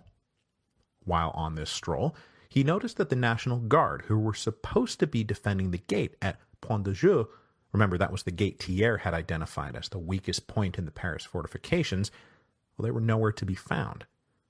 Now, this guy didn't know if this was incompetent management by the officers or cowardice of the men or some kind of strategic plan, but the bottom line was that the gate was undefended. So he mounted the wall and waved a white flag. A major from the Versailles army came forward and listened to this guy's story and then ordered a little reconnaissance, and it turns out that it was true. This wasn't a trap or anything. The walls, the gate, was just deserted. So while General McMahon and Adolphe Thiers had been bracing for and preparing for a tough battle to actually fight their way into Paris, they were instead presented with an anticlimactic victory. But they wasted no time exploiting their good fortune. Within hours, 60,000 troops marched through the gate and started fanning out. They secured control of two other gates into the city, the Saint-Cloud and Versailles gates, and then spread out over the western sections of Paris, the rich suburban districts where the upper middle class and richer Parisians made their home. And in these initial hours, they found themselves fully welcomed as liberators, rather than attacked as invaders. So this is a pretty fatal disaster for the Commune. But when the messenger rushed in to report that you guys, the army, has entered the city, like I said, they were busy prosecuting Cluseret for his alleged crimes and misconduct. The assembled members of the Commune sat in stunned silence when they got the news, and then they rushed into a chaotic competition to see who could talk over who the loudest. But there was no denying now that the only thing that mattered was the physical defense of Paris. But I gotta tell you, by that point, it was already too late. That which would doom the Commune was already done, and they could not undo it. For example, the short-lived war commissioner, Roussel, the guy who had succeeded Cluseret, had ordered additional barricades constructed to form an interior ring of defense, but the National Guard had barely even started construction on those barricades. Instead, what would happen is that rather than defending a single coordinated line, each neighborhood constructed their own local barricades to defend their own local neighborhoods. But this local focus, which was one of the social hallmarks of the Commune, left every National Guard brigade isolated from every other brigade. For another thing, though Delacluse and the Committee of Public Safety were ostensibly all-powerful, in reality they had neither the authority nor the means of communication to try to coordinate a single defense, rather than let these dozens of individual defenses play out. So now that the fighting is about to start, there was no way to get the men guarding one neighborhood that was not under attack to go reinforce a neighborhood that was under attack. The men just refused to budge from their own barricades.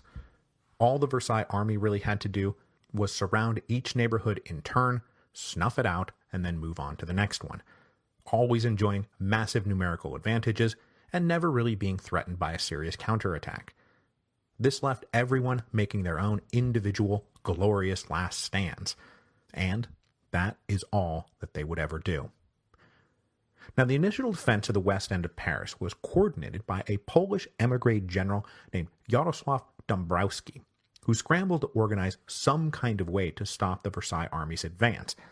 But in the tried-and-true tradition of the Commune, he was soon accused of treacherously allowing the Versailles army to win, and he had to dodge accusations of treason as he ran around on the front lines trying to stave off inevitable defeat.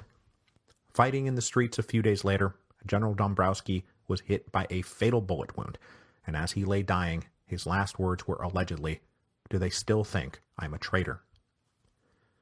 Meanwhile, the Versailles army was able to execute its own strategy all but unopposed, and that strategy was to slowly and methodically work their way from southwest to northeast, along the way securing control of each strategic point in Paris before moving on. Now, lots of rumors were flying around that the whole city had been booby-trapped with explosives and mines, and so the Versailles army never moved very fast, but it was an inexorable envelopment that they began on May the 21st. And they had an easier time of it than previous armies who had tried to enter Paris had had, because they were the first army to get to take advantage of the new street layout that had been blasted by Haussmann over the previous 20 years. It wasn't just that the large boulevards that now crisscrossed the city were much larger and harder to barricade, it was also that it was easier to move around existing barricades and either flank them or come at them from behind, which most of the National Guard companies had apparently never really considered. So the only hope that the Commune had was if Paris rose up as one to expel the army. And Delacluse, for all his inexperience in military affairs, at least understood the power of mass mobilization. So Paris woke up on the morning of Monday, May the 22nd, to posters being thrown up all over the city that said "Citizens to Arms." And the short accompanying text was simple.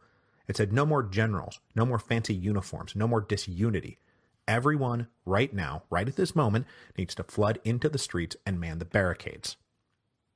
But it just kinda didn't happen.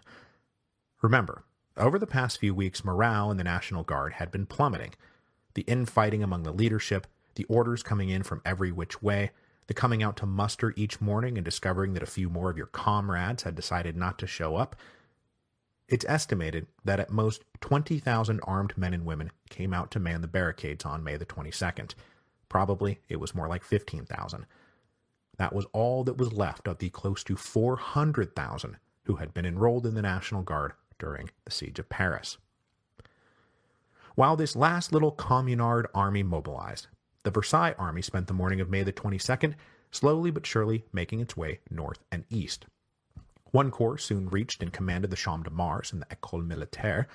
Another swung up north, secured the area around the Arc de Triomphe, upon which they then flew the tricolor in, triumph, and then they advanced to take the train station of Saint-Lazare. Even further to the north, a unit moved on the Parc Monceau, where one of the National Guard companies who was supposed to be holding it got confused and opened fire on another company of National Guardsmen by mistake. This friendly fire debacle forced the Communards to abandon the area and retreat east. The first really heavy fighting, though, came at the Tuileries Palace, where the entire palace complex was held by just 300 National Guardsmen with 30 cannons backing them up. They were attacked from both the northeast and from the south, just across the Seine, round about where the Musée d'Orsay is presently located. And though outnumbered, this small company of guardsmen managed to hold their ground in what became an all-day artillery duel. The next day of the Bloody Week, Tuesday, May the 23rd, opened with the Versailles troops advancing all the way to where this all began, the heights of Montmartre.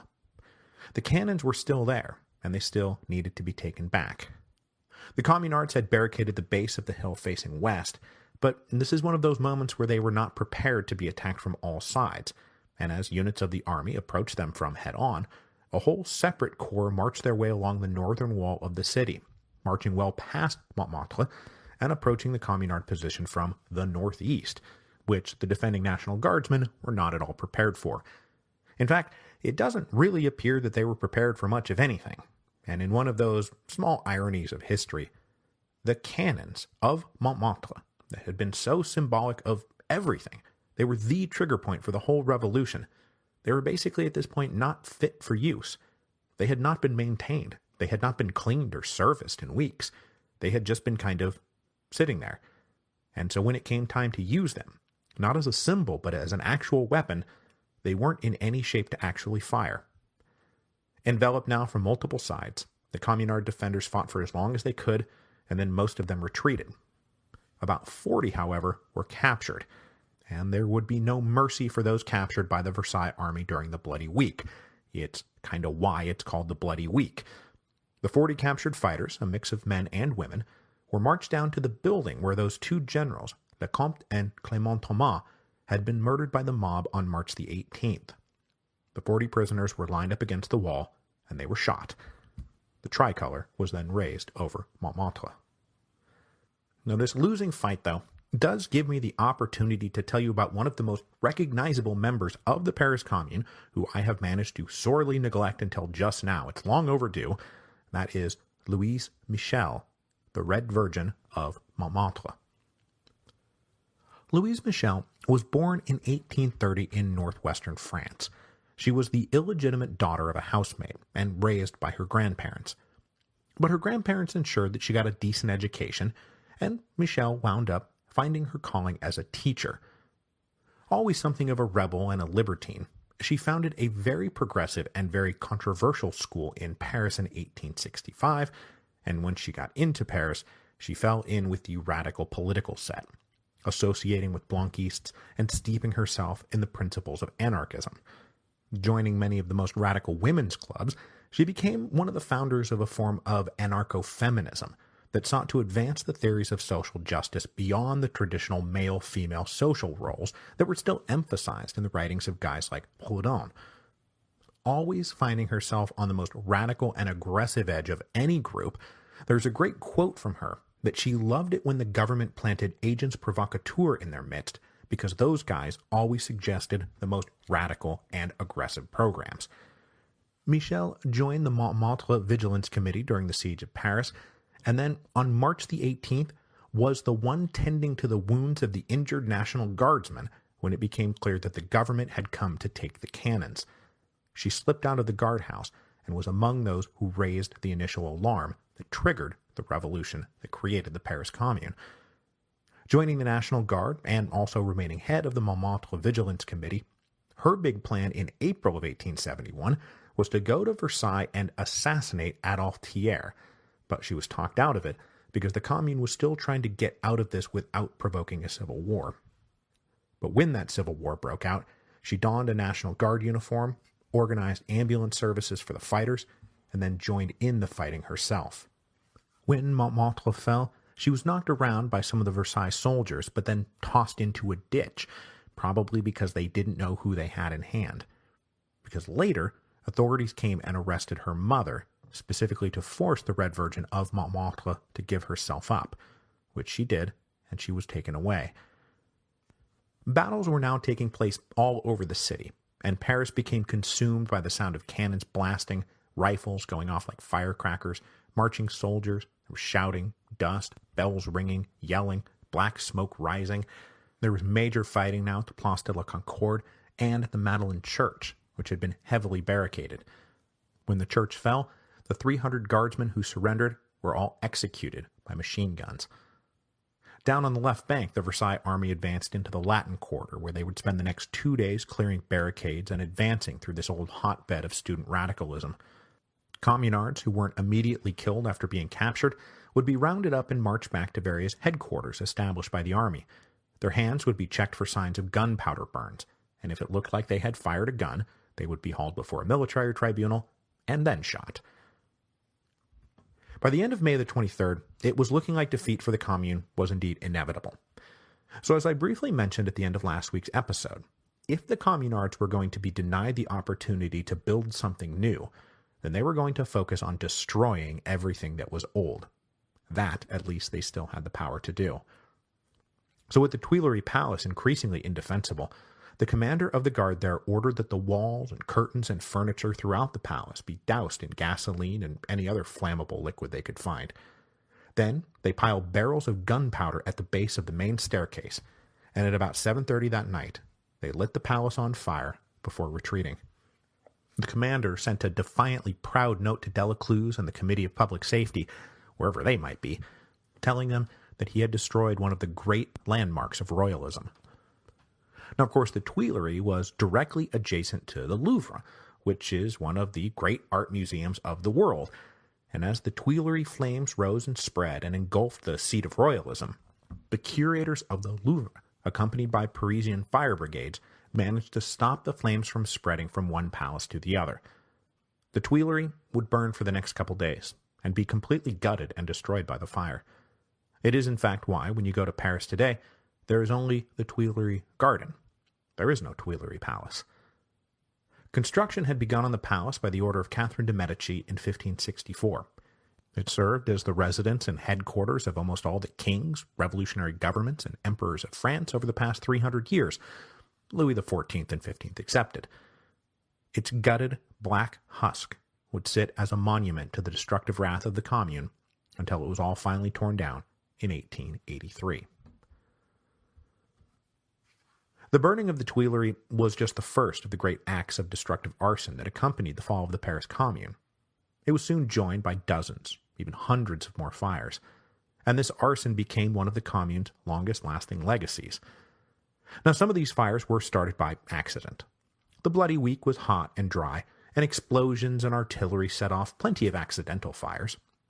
Others were started to burn down buildings adjacent to communard barricades.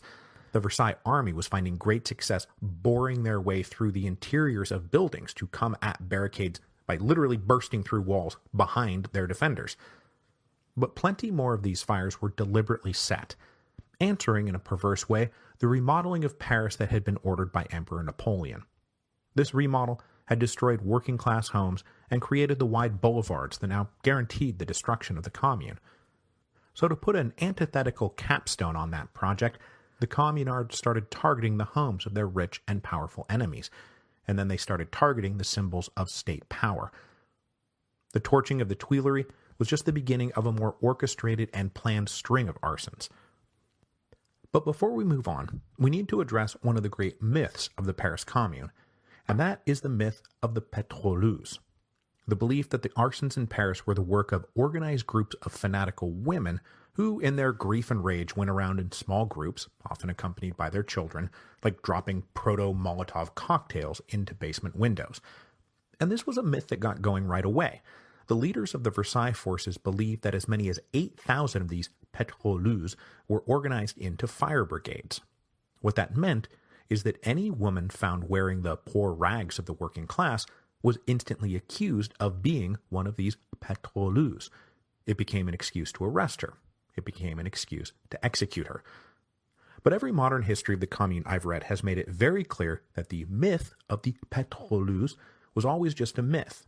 And sure, maybe one or two women set some fires, but what happened in Paris at the end of May 1871 was mostly either ordered by commanders of the National Guard as they defended their barricades, or by the Committee of Public Safety as they sought to destroy all the great symbols of royal and imperial power on their way out the door. So just a few hours after the Tuileries fire got started, the next major building to go went, and it was the Hôtel de Ville. Construction of this version of the Hôtel de Ville had been ordered by the Emperor Francis I in 1533, and it had served as the municipal city hall of Paris ever since.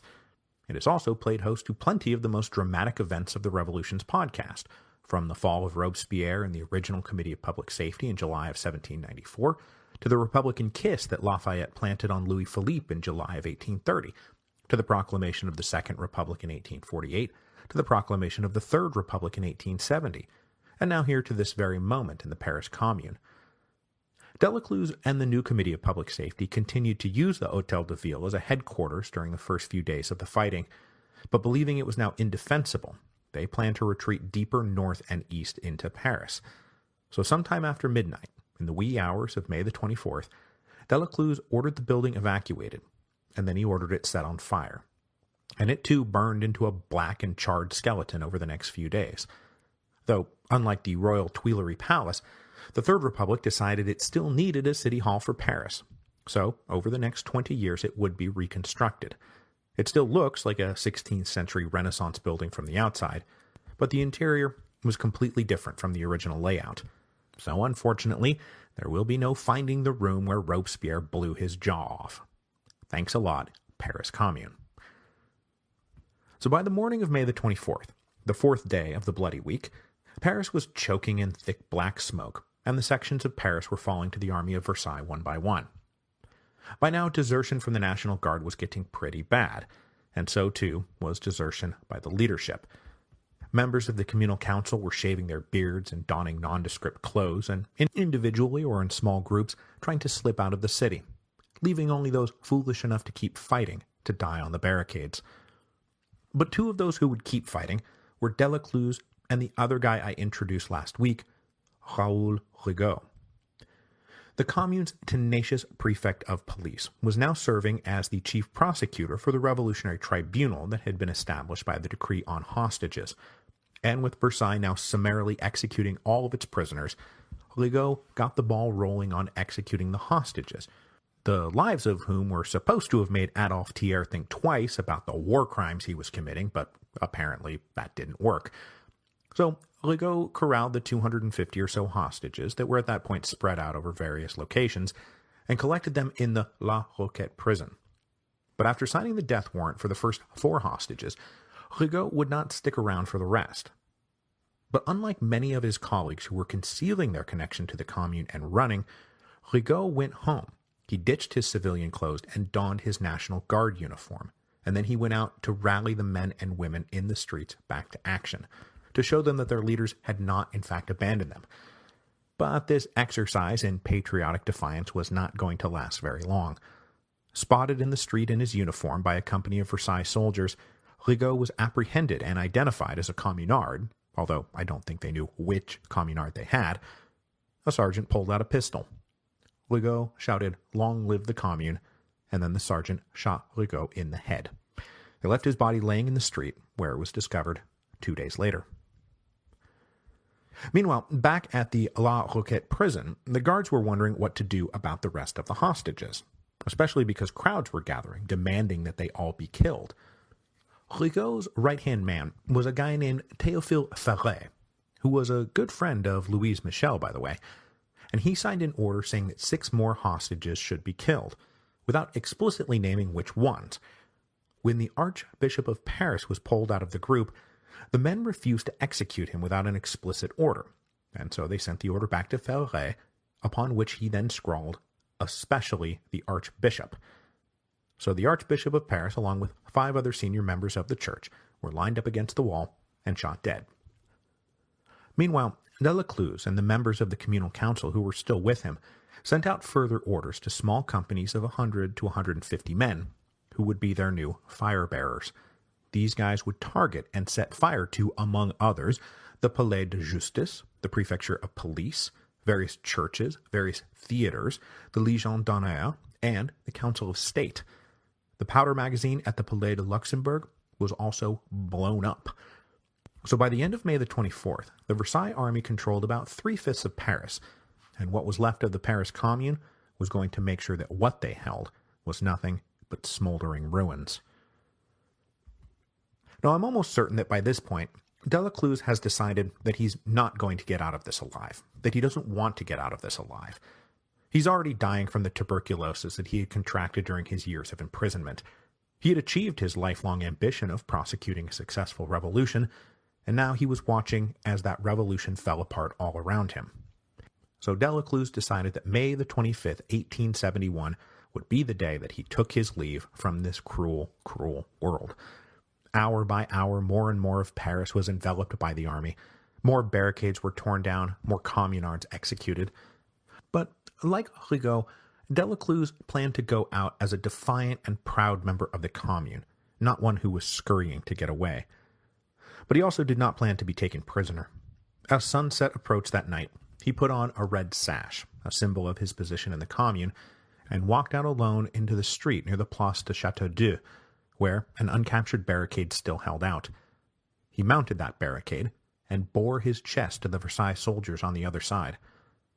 Almost certainly having no idea who this suicidal old man was, the soldiers obliged him anyway, and they shot him dead.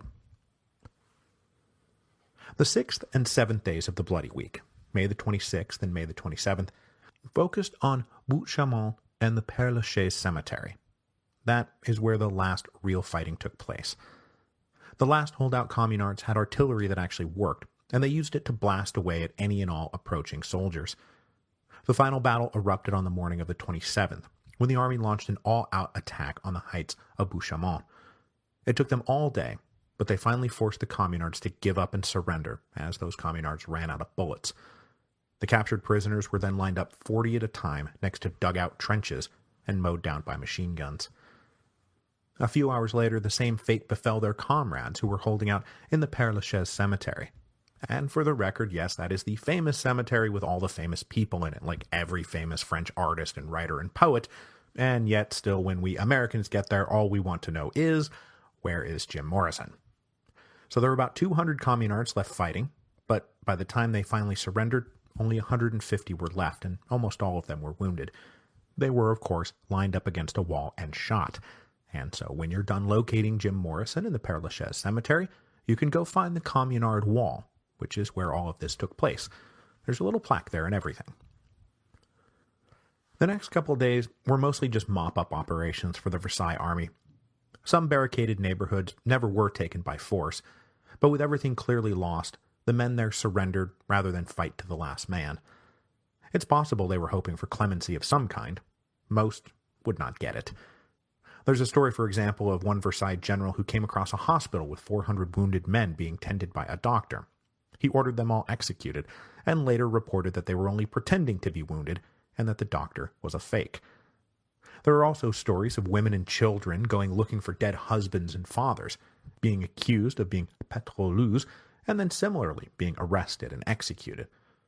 But by now, we're moving into another mythical area, where the crimes of Thiers and the Versailles army get ever more heartless and gruesome and cruel with each retelling, and it becomes hard to differentiate between verifiable fact and exaggerated anecdote, as the Paris Commune was, even at that moment, transforming from a living experiment with revolutionary working-class government into a tragic legend. When they were done mopping up, it was all over. The Paris Commune was no more. A final accounting of the destruction of the Commune, and the destruction of Paris, is hard to really wrap your head around. And participants that participated in the events, and historians even now, have been arguing about the final accounting ever since. Conservatives naturally downplay the government's atrocities and exaggerate the Commune's crimes, and later left-wing anarchists and socialists and communists would do the opposite. But it's from the Army's own accounts that we get reports of the summary executions. Those are simply a matter of fact. And as for the total dead, Marshal McMahon was interviewed by an investigatory committee that was set up in August, and they confronted him with the number of 17,000 communards killed, and he said, no, that number is too high. Maybe if you combine the dead and the wounded, but probably it was more like 6,000. In his History of the Paris Commune, the communard participant, Prosper Olivier Lissagaray, quotes 20,000 dead, which is probably a mild exaggeration of the number that had been tossed around during that investigation. Later revolutionaries, looking to heighten the scale of the horror of the Bloody Week, would run that number up close to 40,000, but that is frankly unbelievable.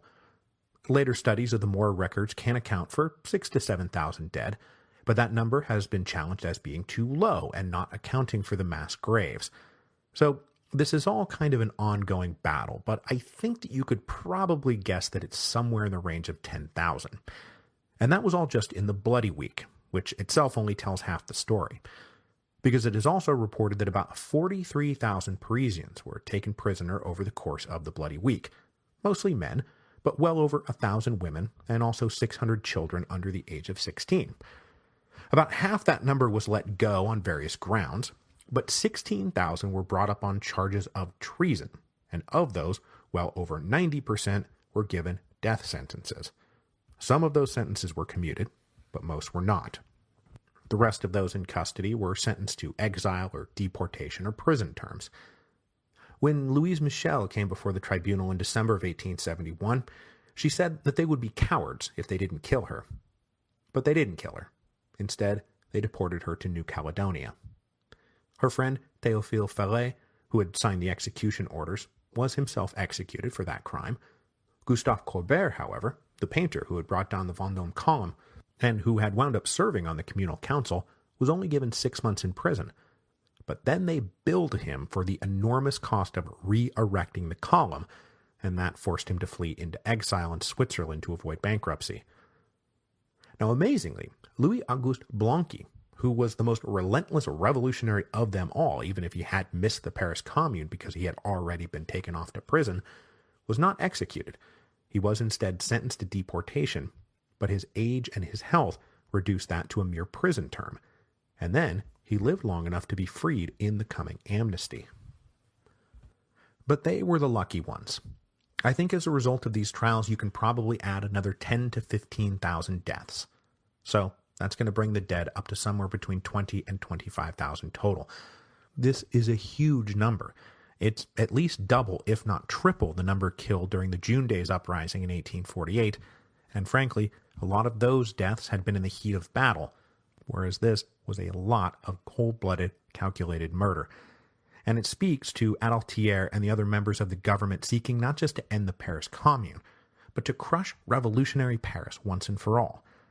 The near century of cyclical revolutionary action that had started in 1789 and then returned in 1830 and then returned again in 1848 and then again in 1870 and 1871, it had to end. And in this, Thiers was mostly successful. Now, you don't really see another major Parisian uprising until the summer of 1968. But that is a story for another time. So the revolutionary cycle of upheaval and violence and suffering that Paris had just endured, beginning when the Germans laid siege in September of 1870, and finally ending with the trials in 1871, is hard to fully grasp. 50,000 had died during the siege, another 25,000 during the Commune and the Bloody Week and the mop-up that followed. Plenty more were deported or exiled. Businesses started complaining that when they went to reopen, that there weren't any workers left, that half the plumbers and painters and bricklayers and cobblers of Paris were just gone. They were dead or fled or imprisoned. They said that Belleville, which had been a jam-packed working-class neighborhood, was now populated only by old women. And Paris itself was, of course, scarred by gunfire, artillery blasts. Hundreds of buildings had been gutted by fire. Some were torn down and rebuilt, others were not. It was a physically, mentally, emotionally, and psychologically traumatizing year, and in many ways Paris has still not gotten over it. As the years passed, though, the memory of the Commune lived on, but the fear of the Commune and the desire to visit vengeance on the communards faded, and by 1879, the Assembly of the Third Republic granted a partial amnesty to communards who had been deported or gone into exile. And, short final tangent alert, speaking of the Third Republic, it's going to remain in place after its founding in September of 1870.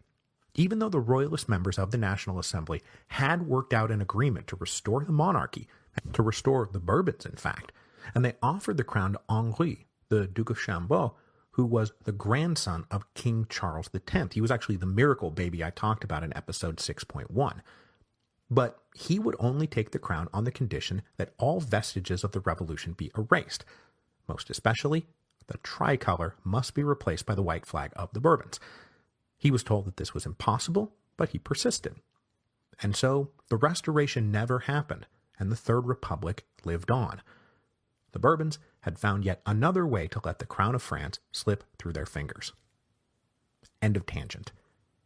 Okay, so then in 1880, following up on the partial amnesty, there was a general amnesty. The urge for national reconciliation now outweighed the desire for revenge. And, like the original French Revolution, the Paris Commune was folded into the history of revolutionary France, an inspiration to some, a warning to others, but now and forever a part of the tumultuous history of France. Now, what the legacy of the Paris Commune would be, we will have plenty of time yet to explore, because its example, studying how it came about, what it did right, what it did wrong, how it could have succeeded, became topics of great interest to Karl Marx and Friedrich Engels, and then later to Lenin and Trotsky, as they tried to put revolutionary theory into practice, and they looked to the Paris Commune, both for its inspirations and for its warnings.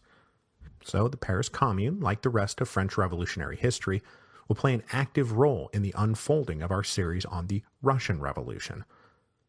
But before we move on to Russia, we must deal with a revolution that I have been dying to tell you about since well before this Revolutions podcast ever began, because the cry of land and liberty was being raised across Mexico at the turn of the 20th century, and before anyone knew what was happening, the winds of revolution swept the country. And so when we come back, we will be talking about Villa and Zapata and the Mexican Revolution.